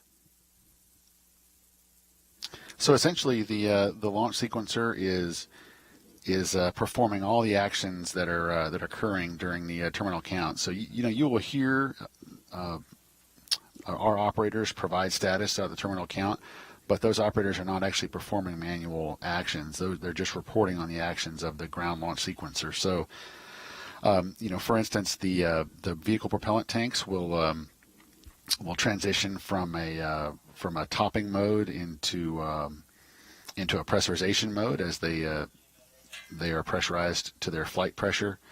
Once the tanks are pressurized,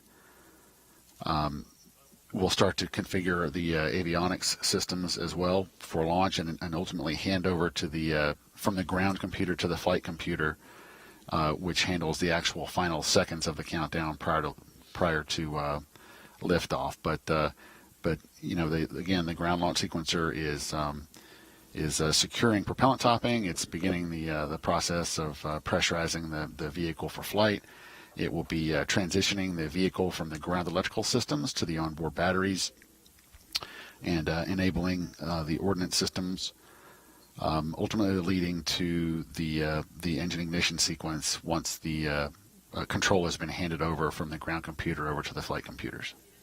And you've mentioned just some of the things that GLS does, right? It is a very busy computer in the final 10 minutes, as you mentioned, going through all of these very timely high-energy systems that are being configured at the last in the last minutes before liftoff.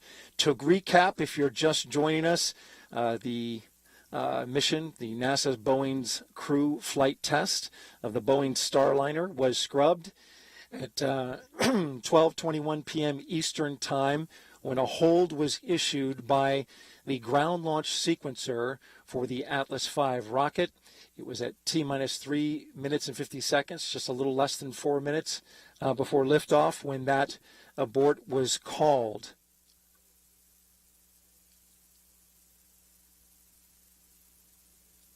The crew of Butch Wilmore and Suni Williams, who are inside the capsule at the top of this rocket, as you can see here, are safe and are awaiting. There you see a shot of them. There's Suni on the left and Butch on the right. They are awaiting the arrival of the blue team to come out to the launch pad and help them egress, which essentially means get out of the Starliner capsule and head back to crew quarters. It's a process that requires that team to do some manual work to lock in the crew access arm to the Starliner capsule. And so they will wait for those moments to arrive.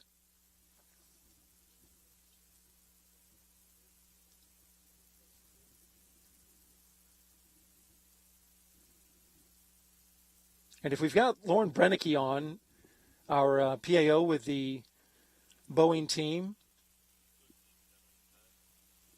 Okay, we just heard a call that the blue team is entering the pad, and I can see them on the closed circuit television. They are in their van, as you can see there, the shot there, arriving back.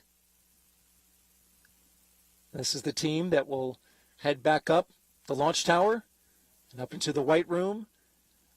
They will secure the crew access arm to Boeing Starliner, open up the hatch, and get the astronauts out. Just prior to this, 20, 30 minutes or so, we've been listening to the ULA team safe the Atlas V vehicle, basically going through a number of steps to make sure that the tanks for the liquid oxygen, liquid hydrogen, the RP-1 propellant, make sure everything is in a safe configuration before they allow this crew to get on the pad. And you see the van there with the 321 backing up to the launch tower.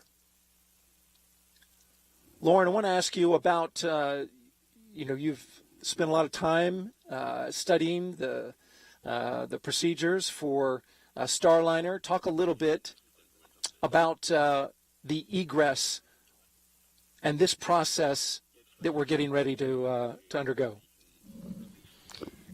Yeah, Daryl, a lot of what they'll be doing is really what we've watched during this countdown, just in reverse. I'm listening on some of the side channels to the teams talking about going through their checklist, and this is something that we've practiced many, many times in the simulator, and the teams follow along during those sims where a scrub is often the case in some of the different sim scenarios they put together.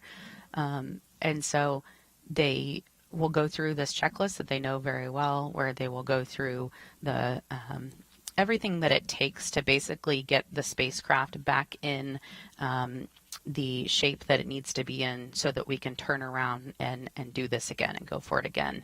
Of course, we have launch windows tomorrow as well as the 5th and the 6th. We don't yet know how quickly the turnaround would be for this, if it's something we can get back in order for tomorrow, or if we need to wait until the 5th or 6th. But, Butch and Suni are veteran astronauts who are very used to the world of scrubs. During the last scrub, we even talked about how Suni says that sometimes the scrub just knocks the pressure off a little bit, and they're used to it. So if you've heard Butch's voice on the loops in the last 20 minutes or so, you can tell that his spirits still seem high. Of course, it's disappointing, but it is part of the business, and the ultimate goal is just to make sure that our precious cargo, Butch and Suni, are safe. Absolutely. Well said, Lauren. And there you see the blue team at the base of the launch tower, getting ready to head up the elevator to make their way to the crew access arm and then into the white room. We did hear, of course, they wouldn't be there if this weren't the case, but Starliner is also safe. We talked about the rocket, the Atlas V, and the procedures they had to go through to make sure it was safe for people to go back to the pad and to pull the crew out. Starliner, as you know, was also safe. And they are headed in the elevator, getting ready to go up.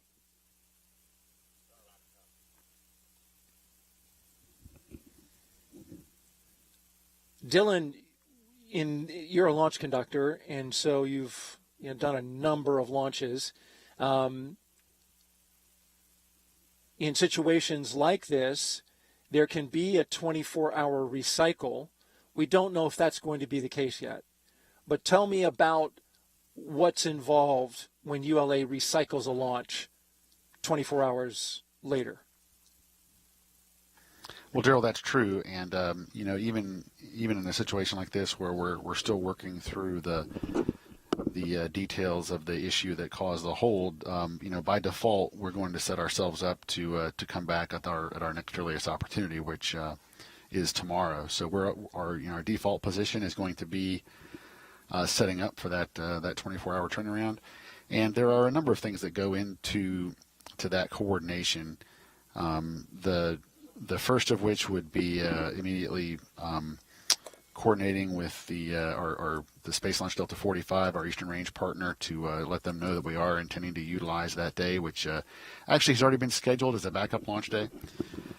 So we'll be coordinating that with their teams and all the support that we get from the SLD 45. And additionally, we'll be working to establish our systems on Launchpad 41 in a state that is ready for another launch attempt tomorrow. So even though we do still have some work to do this afternoon, which will include detanking Atlas and Centaur, at the end of the day, probably approximately 4 hours from now, we'll have the vehicle fully detanked, and we'll have the systems turned around and ready for another countdown opportunity tomorrow.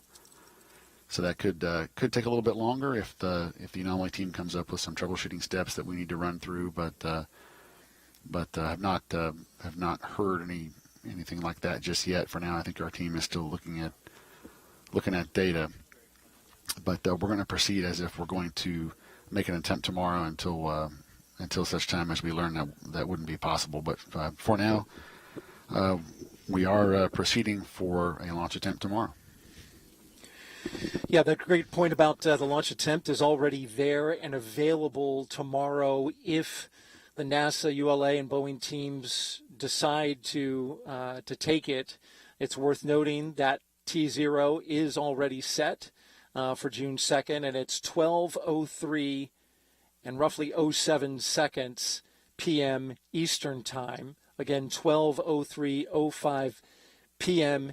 Eastern Time, as you're looking at the blue team configuring the crew access arm around the Starliner capsule, where inside astronauts Butch Wilmore and Suni Williams are inside awaiting to be egressed or pulled out of the capsule. You can see the tethers that the blue team are attached to for safety reasons. They're 212 feet up in the air on level 12. And you see they've got make sure their tethers are attached well. As they work to bring that environmental seal down, we'll see them doing that.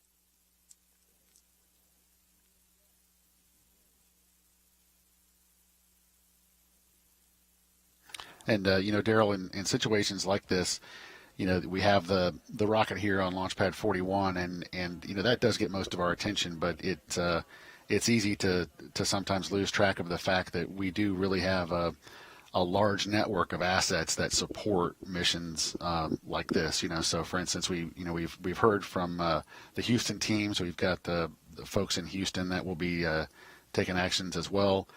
We have support from the Egress satellite network, and we'll be coordinating that for support for tomorrow. So it really is a large team that supports these missions that is beyond the launch site and beyond what you can see, as the rocket lifts off the pad that supports all these missions. And so it does. There's a little bit of effort that goes into coordinating all those assets and making sure that everyone is ready for a launch attempt the following day. Absolutely, Dylan. The number of teams involved, as you mentioned, Space Force, just one of them with responsibility for the range. Of course, your team, United Launch Alliance, with a great effort there with the United Launch Alliance Atlas V rocket. Boeing with the Starliner spacecraft. NASA with a commercial crew program, and the engineers and managers who oversee that program to make sure that America has access to one of its most cherished resources, orbiting laboratory 250 miles above the surface of the Earth, the International Space Station, where astronauts there were hoping to get an arrival 24 hours later of this particular capsule. But as Suni Williams has said, at more than a couple of meetings that I've listened to, there's nothing magical about this time or date to launch. You want to launch when everything is ready, and that is not today, but the teams will study whether or not that opportunity is tomorrow. As you can see there now, the blue team, one member on his stomach, making sure to seal up that environmental enclosure there in the white room.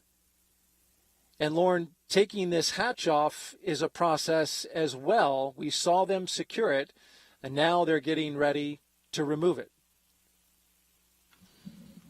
Yeah, exactly. Like I said earlier, really it's just doing everything in reverse. And, they had practice doing this just a little under a month ago. So they are going through those procedures right now. It's something they know very well. And it just takes a little bit of time to make sure that this is completely closed in.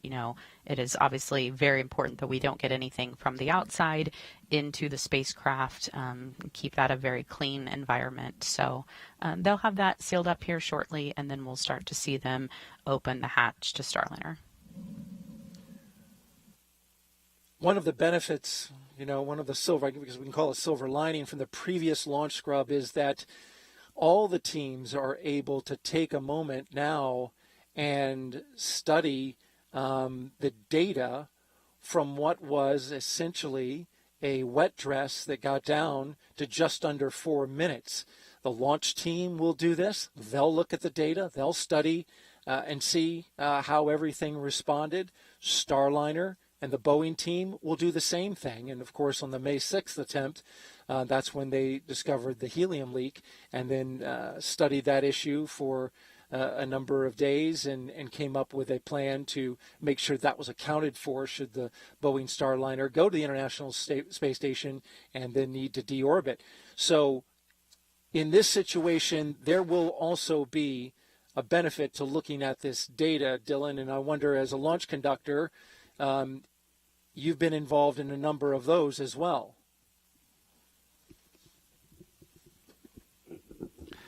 That's true. And, really we're just going to keep the team focused on the tasks ahead of us. And, right now that is the most important thing. So we're focused on supporting the blue team, the team on the pad, as they get the white room configured and prepare to egress Suni and Butch, and then we'll move on to the next step, and we'll proceed methodically until we're we have the vehicle detanked, and in parallel to that, the engineering teams will continue to pore over that data that we collected today and come up with a troubleshooting and plan for resolution, as we always do. Like you said, even with a successful launch, there's an extensive data review that goes into every bit of data that was collected during that flight.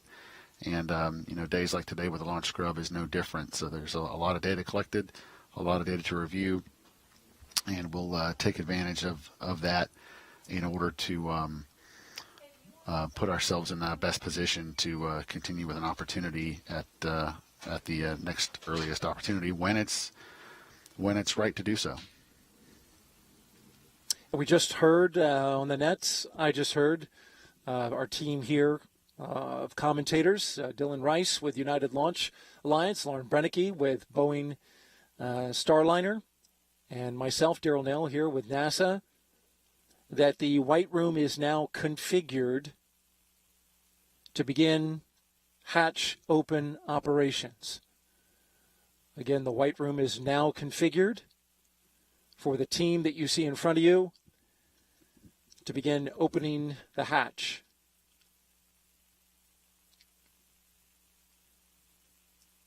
If you're just joining us, we had a launch abort at T-minus 3 minutes and 50 seconds. Happened at 12:21 p.m. Eastern Time. We were counting down towards a 12:25 p.m. launch when the ground launch sequencer issued an abort command that stopped the launch of the Atlas V rocket and Boeing Starliner spacecraft. The reason that this ground computer called it is not known at this time, though ULA is looking at the data and studying that.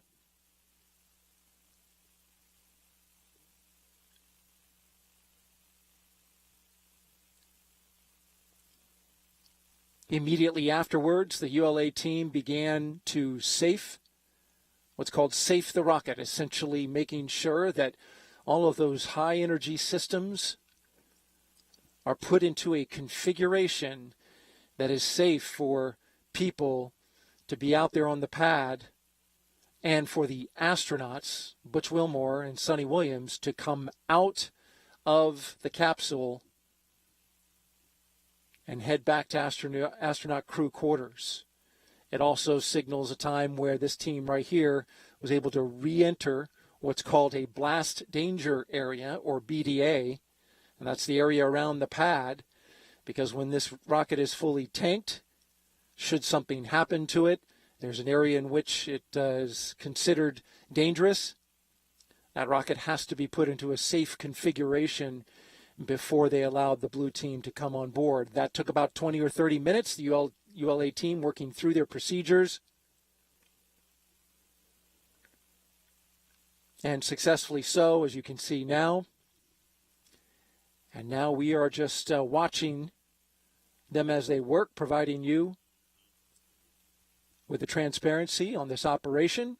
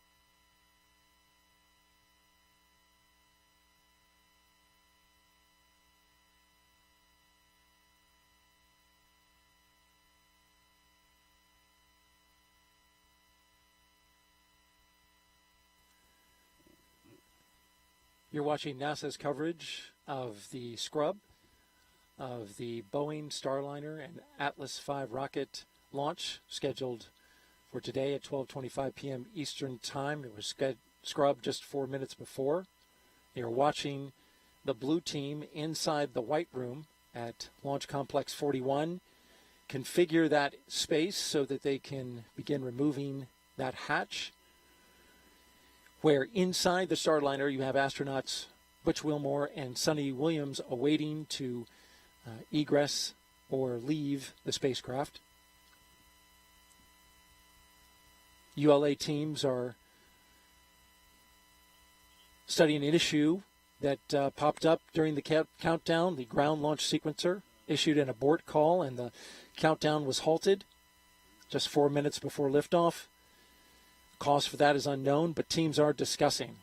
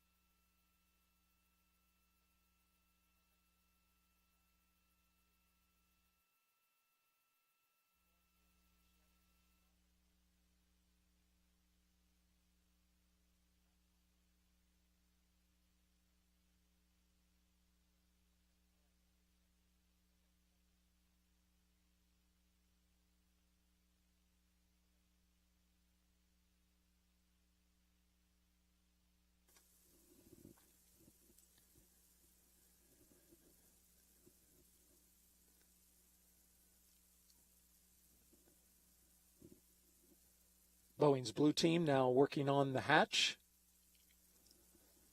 to the Starliner spacecraft. We got one of the panels open. We'll start working to loosen up the bolts, so to speak, and get the hatch opened up and get Suni and Butch on their way out.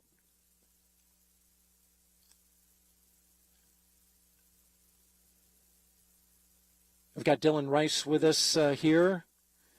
He is a launch conductor for ULA, not for this mission, but many other missions that ULA has launched. And he is our commentator for today with ULA. And as he has said in our coverage, our post-scrub coverage here, that teams are very much focused on the objective of getting Suni and Butch out. To recap for our audience,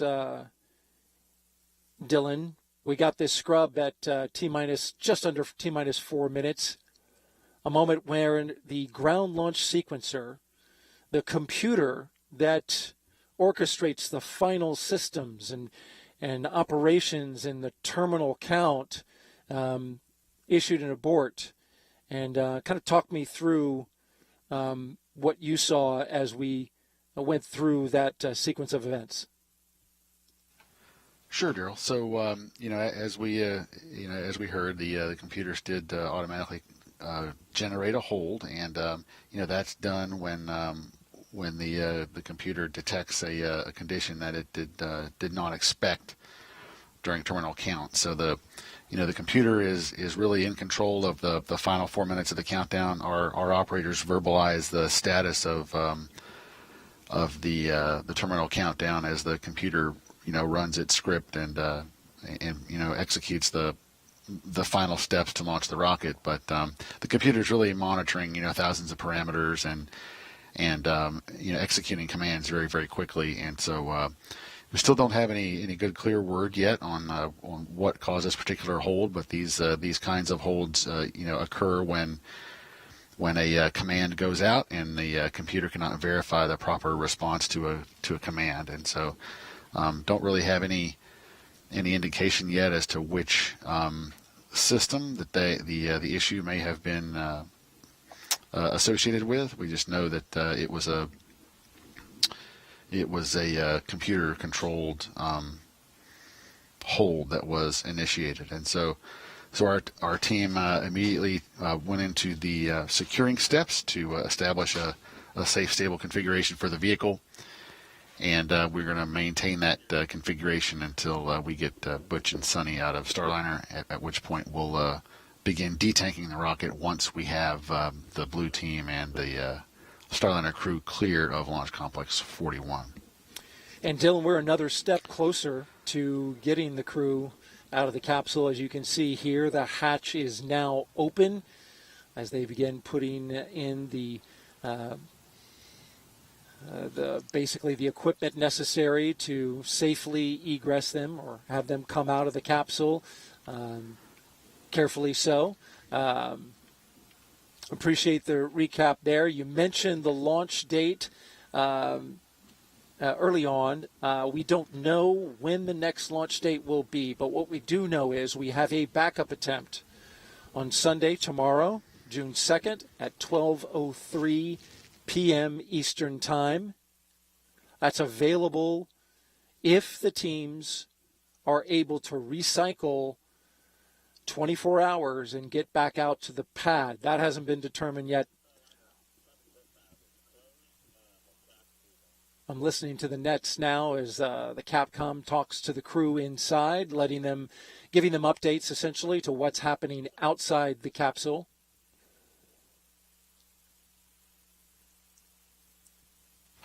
Yeah, Daryl, and one other thing that I'll add is that we have our primary launch control team, which is executing our countdown procedures in the launch control center, as was visible on some of the cameras, and that team is really focused on maintaining the configuration of the vehicle. We do have a separate engineering team that is going to be poring over the data that we collected in order to assess the issue that caused the scrub, and that way that data evaluation does not in any way take away from the focus of our launch team in maintaining a proper and safe configuration of the rocket and of Launch Complex 41 while we have people out there. So it's two separate teams that are kind of dividing and conquering what we have ahead of us today with the scrub, and we'll continue to maintain that posture with the one team maintaining control of the vehicle, and that'll be the same team that handles the detanking while the other team begins that data evaluation and works through the cause of the hold we had today. That's a great point, Dylan. It is. I think you can liken it to the same posture that the systems engineers who are sitting on console, responsible for the numerous systems that allow a rocket to launch into space. It's just like we're in a countdown, about T- or L-1 hour out. Very much focused on their consoles, watching the data, making sure that this rocket, which is still very much a live rocket at this point, is behaving and the data is coming back that is all nominal and safe while this operation happens. So I don't think it can be understated the focus that ULA is putting on that at this moment in time. But again, as you said, a separate team studying the data because time is of the essence. So reviewing that data to understand what happened with the ground launch sequencer and whether or not that's something that can be remedied in the next 24 hours. I want to just recap briefly what Suni Williams said during a recent flight readiness review, which seems applicable here. She said that spaceflight is complicated. Every step of the way we're realizing this. It makes us rethink how we do business. She said, we have a capable spacecraft and we have people that can find solutions. We expect to find things that'll help us make the spacecraft safer to fly and the launch vehicle. These launch dates are not magical. They are an opportunity to do our job, she went on to say, and that her and Butch are armed and ready to handle any contingencies. She said there will be more issues, and we'll be ready to handle them. How else can we be ready to do our job? That's astronaut Suni Williams, who you can see on the left-hand side of your screen, is getting ready to come out of the spacecraft. All right, we're going to send it back to the hostess now with Megan, Mike, and Dee. Yeah, thank you so much, Daryl, Dylan, and Lauren for providing commentary about the hold that was called around T-minus 3 minutes and 50 seconds to launch. We here at the hostess, obviously, visibly and audibly disappointed. And Mike, I just wanted to ask you again, you know Butch and Suni so well. What might be going through their minds right now? Well, of course, this is emotionally disappointing. And I know that Butch and Suni didn't sound disappointed when we heard them on the loops, and it's because again, it comes back to professionalism. I think everybody on the working console is probably a little disappointed today, and that comes with flight tests. That comes with space flights. I remember back in the shuttle days, we would play this game, of getting ready for launch, and then scrubbing, and then coming back and getting the mission done. And I think over time, we won't remember today as or May 6th so much, because we're going to have a great launch in our future. So I know there's some disappointment there, but like we mentioned before, it's the team is focused on getting the launch vehicle, the rocket safed, so that the crew could come out, and that the spacecraft itself, the prop system, was safed, and that everything is good, so that everybody can come out safely. And then they'll work with the 24-hour turn that ULA is good at, so to see if they can find when the next launch opportunity is. But we're going to continue being professional and safe and looking at what's in front of us. Yeah, I think that's a perfect way to put it. It's okay to be disappointed. It's perfectly understandable, but at the same time, you could absolutely hear the professionalism and how quickly folks are responding to this and moving forward to the next opportunity. Dee, what are your thoughts, again, from Boeing's perspective as we wait for Butch and Suni to come out of the Starliner spacecraft? Of course, I think it echoes what we've all heard. This is disappointing. We really wanted to see a liftoff today. But, a reminder today, even during this attempt, it takes dozens, if not hundreds of things to go right for us to get to T-minus 0. That wasn't today, but the good news is we get to try again. So, teams, I'm sure at this point, are focused on the scrubbing sequence and the, all the things we have to do to try again tomorrow or whenever that date may be. So we're focused and, just going through the process as simulations, a process we have gone through many simulations until, again, we get to try to do this again. Looks like Suni is out of the spacecraft, and she's going to put some protective boot covers on her shoes, and they'll take her some items from her, put it back in her helmet bag, and it looks like Butch is about to be heading out also. They're going to go back to crew quarters at this time and get ready to do it again when the time is right. And you were there when they returned to crew quarters on May 6th after the first launch attempt. Can you talk to us about their demeanor then? Yes, they were. You could tell that they had had a long day, but they actually had a little bit of a smile on their face, which I was. I don't say I was surprised, but I was glad to see. It made me feel a little bit better about things too, because they do bring the whole team with them, and they've had a great attitude during the whole long quarantine period. So hopefully this is a shorter round, and getting ready for the next time. And Dee, you said it right. Practice doesn't make perfect, but it makes us a lot better. And we learned a lot of good things about our rocket and our spacecraft today. So the next launch countdown should be that much more smoother, and we're that much more practiced, which is good because Starliner 1's going to be coming, Starliner 2 is going to be coming, Starliner 3 is going to be coming, and all these lessons are good lessons to learn, and that's flight test for you.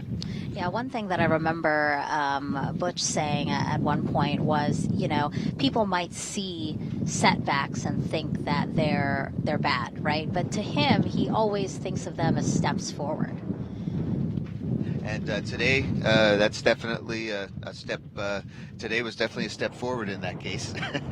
But we'll be ready for the next time, and you can see them right now. They obviously are looking good, and they're smiling a little bit and enjoying. Again, the pad crew is there to help them, and they're just it's a really great team. And I think a step forward is, I would think that Butch would say a step forward today is this was, again, another great rehearsal, you know what I mean? And whenever we do try to launch again, I can imagine that things will be faster and smoother and more choreographed and rehearsed because they did have this opportunity today. Yeah, for sure. The commander for Starliner 1, he was in the BMCC. It's Scott Tingle, and I know he and I and our crewmate Josh Kutrick, who was Capcom, we all got a lot out of today. So again, this is just all helping the next missions be even that much better. And you can see Butch is having a nice chat. They're going to get ready to go down the elevator and back to the crew van and back to crew quarters. Yeah, he does seem like he's in good spirits. Again, like you said, chatting with the pad team members who just helped him and Suni get out of the spacecraft. So that pad team had left the pad, obviously, and in those final moments, it was just Butch and Suni before that hold call at T-minus 3 minutes and 50 seconds. And so right after that call, as we heard from Daryl and Dylan and Lauren, they safed the vehicle, made sure it was in a safe configuration for the pad team to return to the launch pad and to begin the procedures to open up the side hatch there so that Butch and Suni could get out.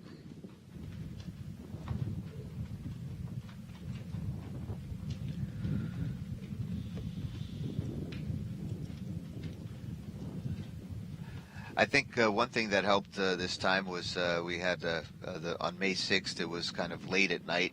It was well after dark when they went out to the pad and when we scrubbed the launch. And this time it's in the middle of the day, so they can go back and have a nice dinner and go to bed at a normal time and get up and see if tomorrow is the magic day. We're still waiting, I think, for official word on when the next launch opportunity might be, or when the next launch opportunity will be chosen. Looks like tomorrow could be a date, and if that were to happen, it would be at 12:03 p.m. And for folks just joining us, just to recap so far, so there was an automatic hold by the ground launch sequencer at T-minus 3 minutes and 50 seconds to launch, so about 12:21 p.m. Eastern Time today.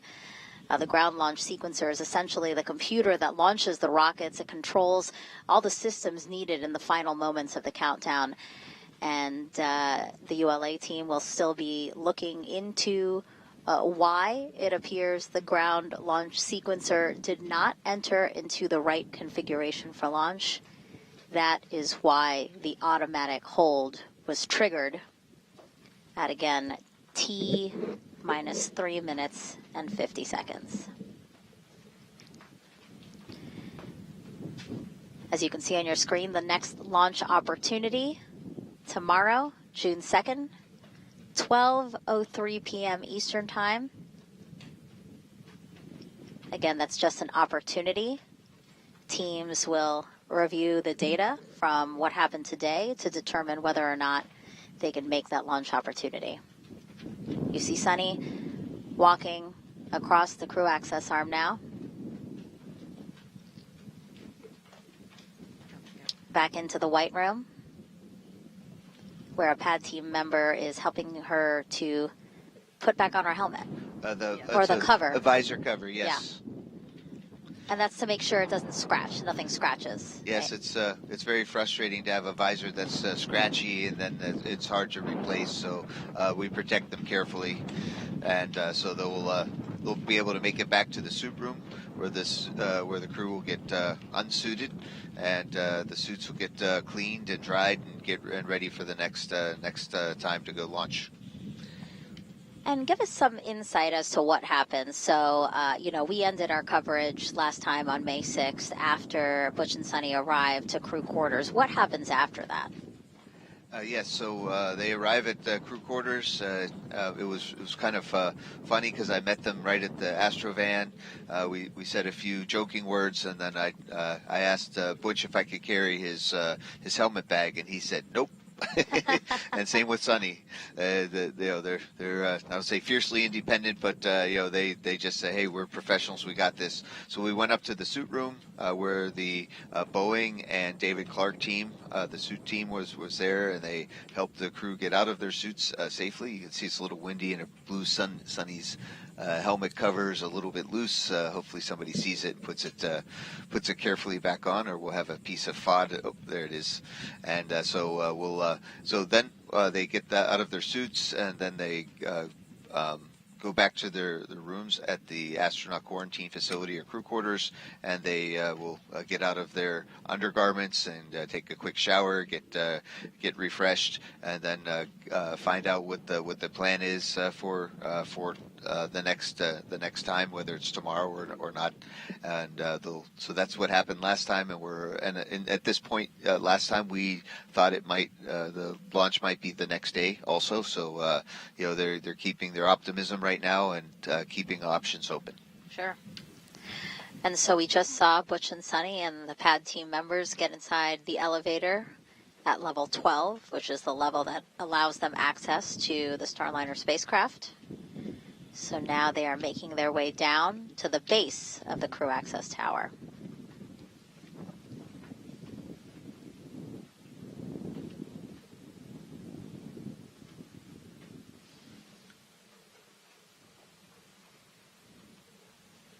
And here they come out of the elevators again. You can see they have their white booties on there. That's to make sure that any gravel or any small little pieces of dirt or rocks don't get into their fancy boots, and it protects the spacecraft, the Calypso, for the next opportunity. And so we just saw there that the Astrovan is already at the base of the crew access tower. So they will get on in there. And then it's a short ride over to astronaut crew quarters, which is basically it's like the whole west wing of the third floor of the operations and checkout building here, right? Yes, and not only are the flight crew there, but we have the chief astronaut. We have our vehicle integration and test office folks there. So it's there's many rooms at the astronaut crew quarters for sure, and of course the team that makes the meals. They do a fantastic job on feeding us while we're in quarantine, and I think they probably just got word that they're going to have to come up with a dinner for tonight, and they're scrambling like all the rest of us, and I know they're going to do a great job. And I bet you Butch and Suni are hungry now. I was going to say, I remember specifically Butch and Suni both saying that they felt like the food at astronaut crew quarters was excellent. So, there's always these silver linings, right? A good meal tonight would do them good, I would assume. Well, to be honest, Butch and Suni are my heroes, and I consider them national heroes too. And at least we can do is feed them nicely. And so there have still been family members who've been quarantining with them. Will they have some family time, after they probably debrief and some of the things that you already mentioned? Yeah, that's a great point. Last time it was kind of late at night, and family time was a little bit hard to come by.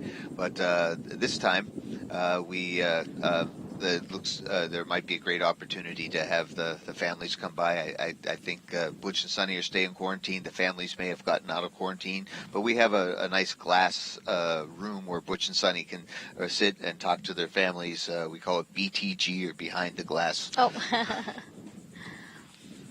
All right, and we see the Astrovan there, turning around, driving away now from the crew access tower.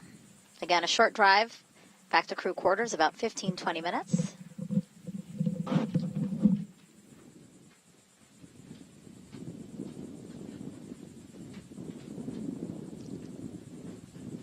Again, for those just joining us, this was our second attempt at launching NASA's Boeing crew flight test.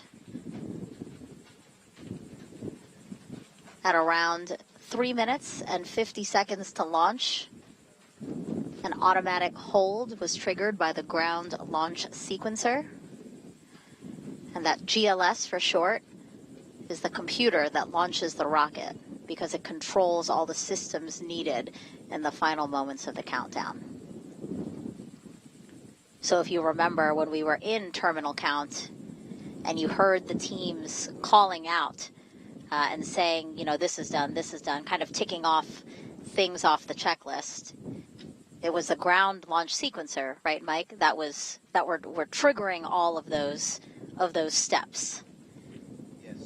So that's what's really neat about modern launch vehicles and rockets, is that we can let the computers get all the sequence of events that needs to happen. A lot of valves opening and igniters igniting to get a launch properly. And so for some reason today, the launch sequencer said, "Hey, something's not right. I didn't pass my self checks," and stopped the launch at 3 minutes and 50 seconds to go. And it's great that we have these safeties in place, right? For there to be an automatic trigger, you know, if there were something wrong, really is a safety to have.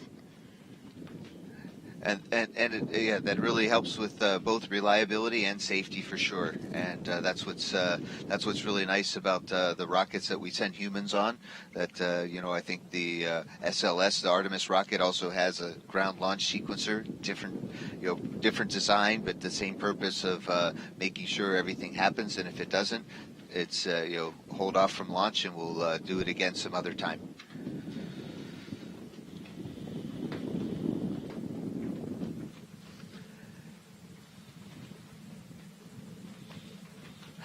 Well, the good news is they can watch the next chapter of Maverick on their way back and get excited again for the next time.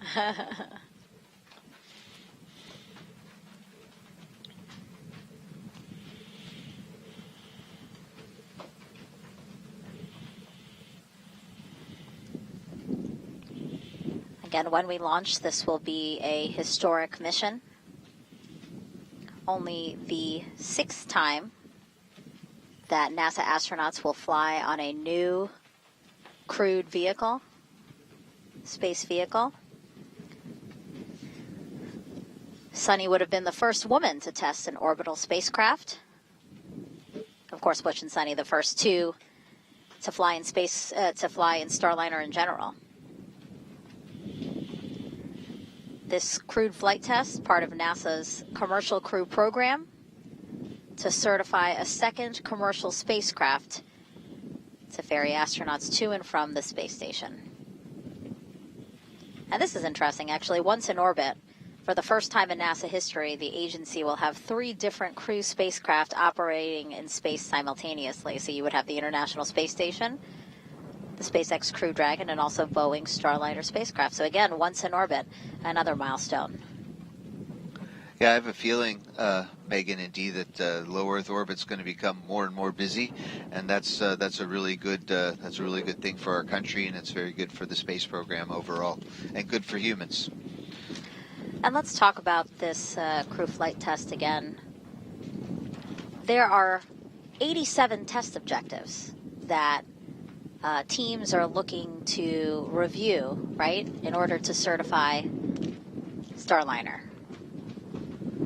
Can you talk us through some of those objectives? Yes, so it's a really neat list that we put together, and I think Boeing was always careful to say the whole flight itself is a test, because a lot of things that you put together, you can test them in small individual units, but this is the first time that we've had the humans and the rocket and the spacecraft all together going to dock to the space station. So that's a big test objective, is to have mission success. And today we got this much closer for that.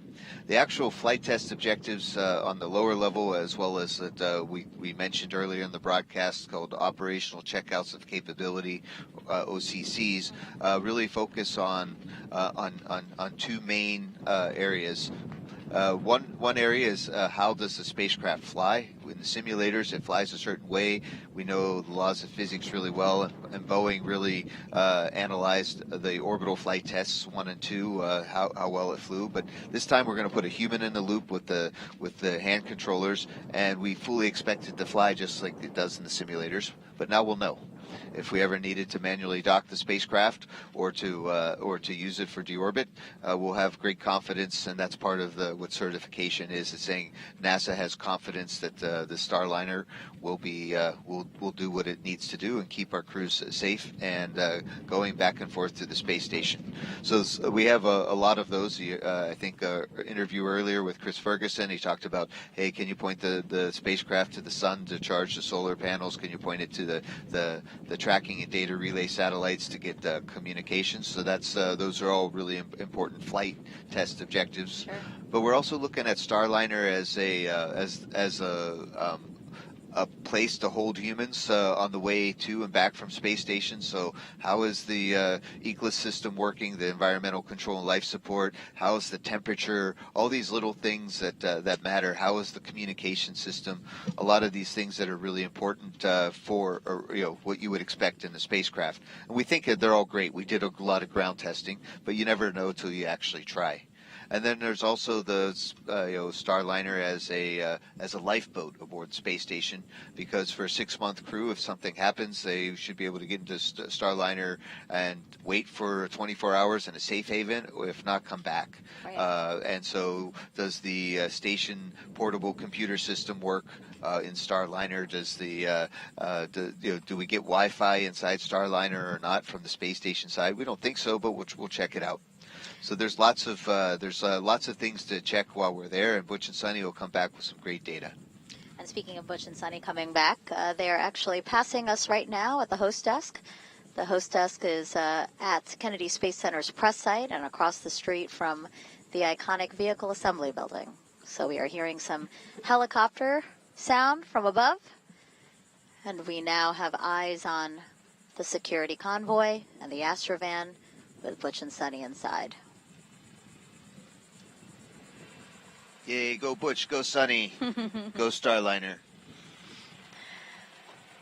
Not much of a trip from here, about 10 minutes, so we should be back at crew quarters here shortly. It's a lot easier with the police escort. Yeah.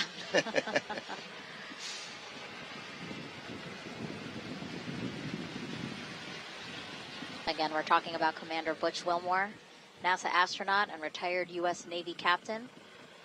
As a naval pilot, he racked up more than 8,000 flight hours. Before his selection to NASA, he was on exchange to the Air Force as a flight test instructor. And he is a veteran of 2 space flights as pilot on Space Shuttle Atlantis in 2009. And then in 2014, he served as a flight engineer for Expedition 41. So CFT will be his 3rd mission to the ISS. And then Suni Williams, of course, CFT's pilot, also a retired U.S. Navy captain. Her first trip to the ISS was in 2006. She served as flight engineer for Expeditions 14-15. She then returned to the orbiting lab in 2012 and was commander of Expedition 33. She has more than 50 hours of spacewalk time. It's actually the 2nd most cumulative time by a female astronaut. And so CFT will also be her 3rd trip to space.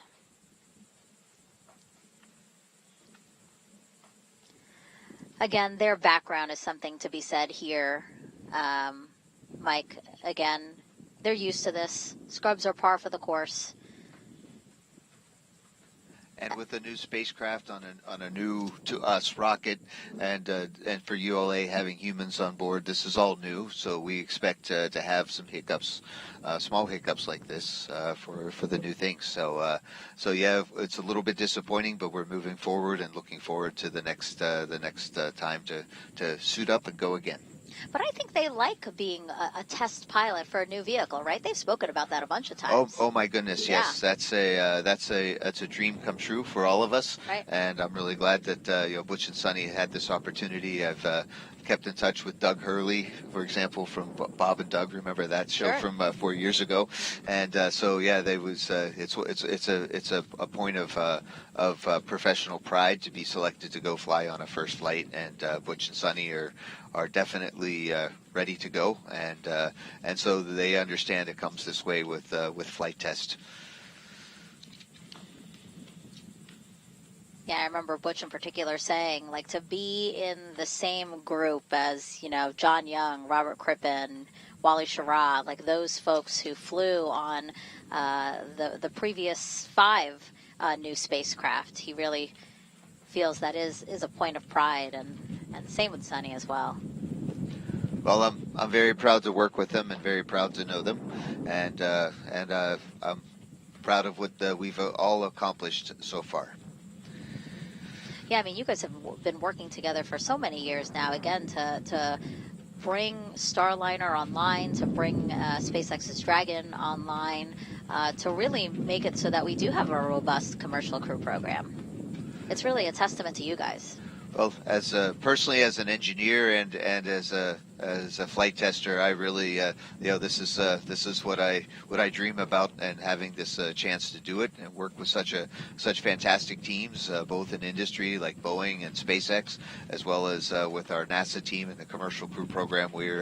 It's a very exciting time, and all of these lessons I hope that we're taking with us will help us, as the administrator said earlier on in this broadcast, help us be much more ready for the moon, for our gateway the gateway space station around the moon, the 2 landers that we have. All of these are good lessons learned. Some of the lessons that we saw today are we saw United Launch Alliance. Something went wrong with one of their sensors and controllers, and they had a plan and they executed it. When the clock is ticking, it was a little bit of a stressful time for the Centaur upper stage, and they handled that magnificently. Yeah. And so those are the lessons learned, to be operationally ready for things, because they will happen, and have plans in advance. What did Edna Mode say on The Incredibles? Luck favors the prepared. Wow. That's a perfect quote. You had to have that ready. Come on. Oh, yes. That was so good. That was too perfect.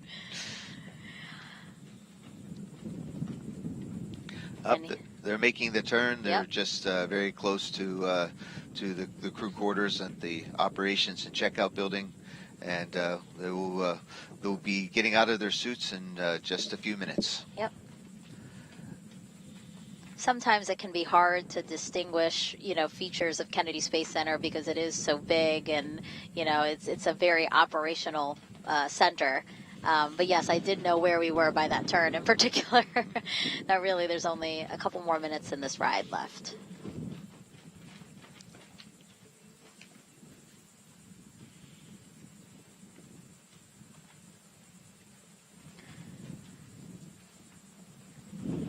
Of course, Mike, knowing so much about this mission, and Butch and Suni, because you were initially scheduled to fly on CFT, you will instead be pilot for the first operational mission after the certification flight, Starliner 1, but you trained also as their backup pilot for this mission. That is correct. And I hope not to be ever used in that situation. Butch and Suni are the right team for this mission, and but it's good to know that that we have that preparation and prepared for the case of any contingency, or the ones that we can think of, and that just makes that much better for Starliner 1 to be ready for its flight 2. I might not be able to be there at the launch broadcast for that one. Oh. Why? But who knows? Maybe we'll call you guys from the White Room. Don't tease me like that. Don't tease me like that, Mike. Oh, it'll go to voicemail. I have a feeling. No, if I knew you'd call, oh no, it'd be on ring.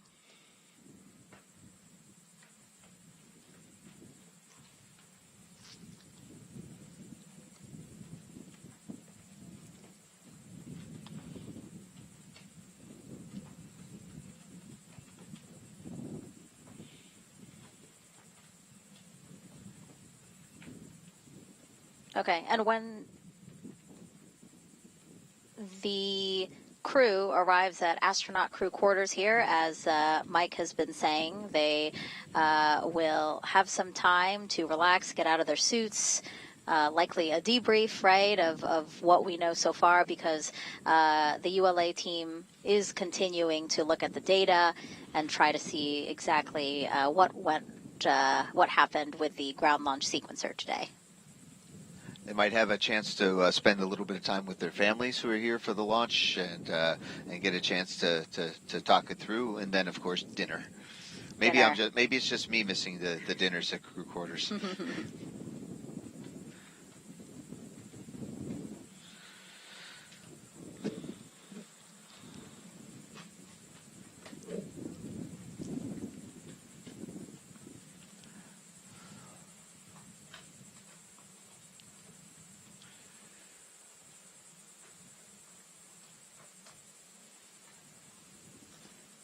Again, if you are just joining us and you're seeing on the bottom of your screen there, the next launch opportunity is June 2nd, 12:03 p.m. Eastern Time. Again, opportunity. Right now we don't know if teams will elect to take that opportunity, but we are talking about next opportunities because we had to stand down from today's launch attempt.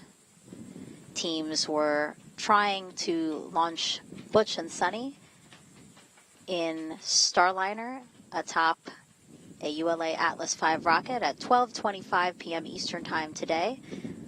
But just under 4 minutes before launch, an automatic hold was triggered by the ground launch sequencer. And again, Mike, talk to us about what that ground launch sequencer is. It's important. Yes, the old way we used to do rockets before computers, we'd have to make sure all the valves and the telemetry was good and before we'd hit the launch button.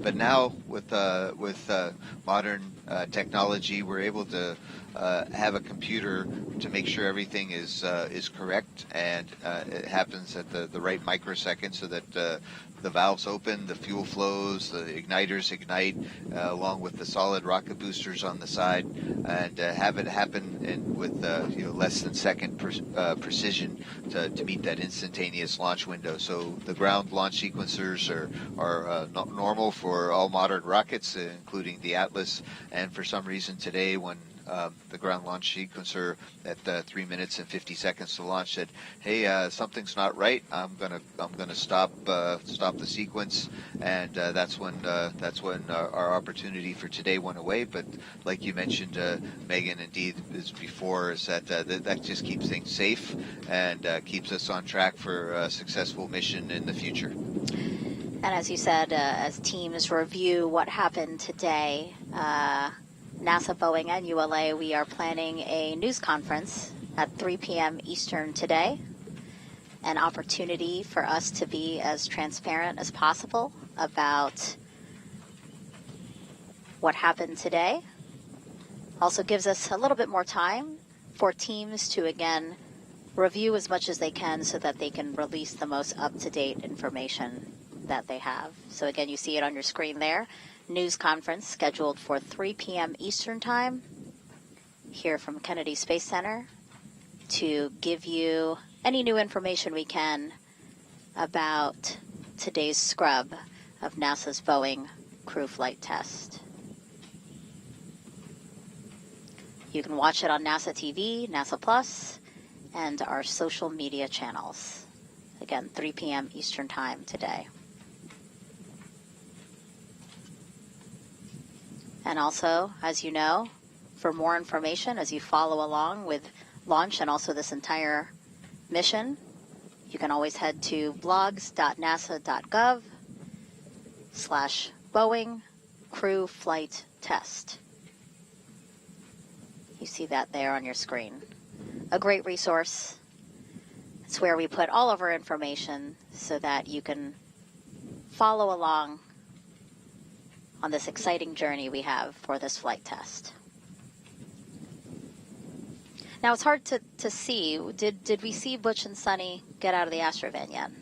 We didn't, but if it happened like last time, as soon as those doors opened and the steps went down, they were out. And okay. There we go. Yeah, the Astrovan leaving now. So again, if you're just joining us, there was a decision to stand down from today's launch attempt at 12:25 p.m. Eastern of NASA's Boeing crew flight test. We have walked you through the hours leading up to that decision to stand down, and also so that we could watch Butch and Suni get out of the Starliner spacecraft, and now they are safely back at crew quarters.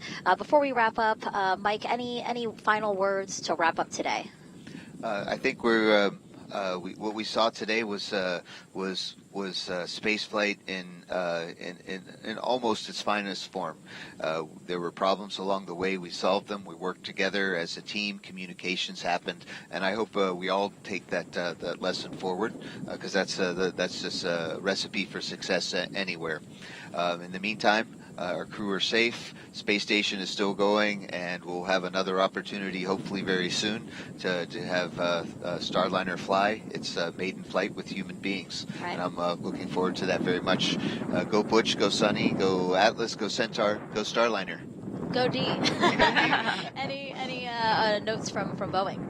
No, very similar to what Mike just said. Obviously, this is a team effort, and so we're looking forward to what the findings are and what our next opportunity will be. All right. Again, thank you everyone for watching. We have a press conference planned for 3 p.m. Eastern Time on NASA Plus, NASA TV, our social media channels, where again we will share anything that we can with you about the developing situation we have here at Kennedy Space Center. But for now, thank you again for watching, and we'll see you when we launch.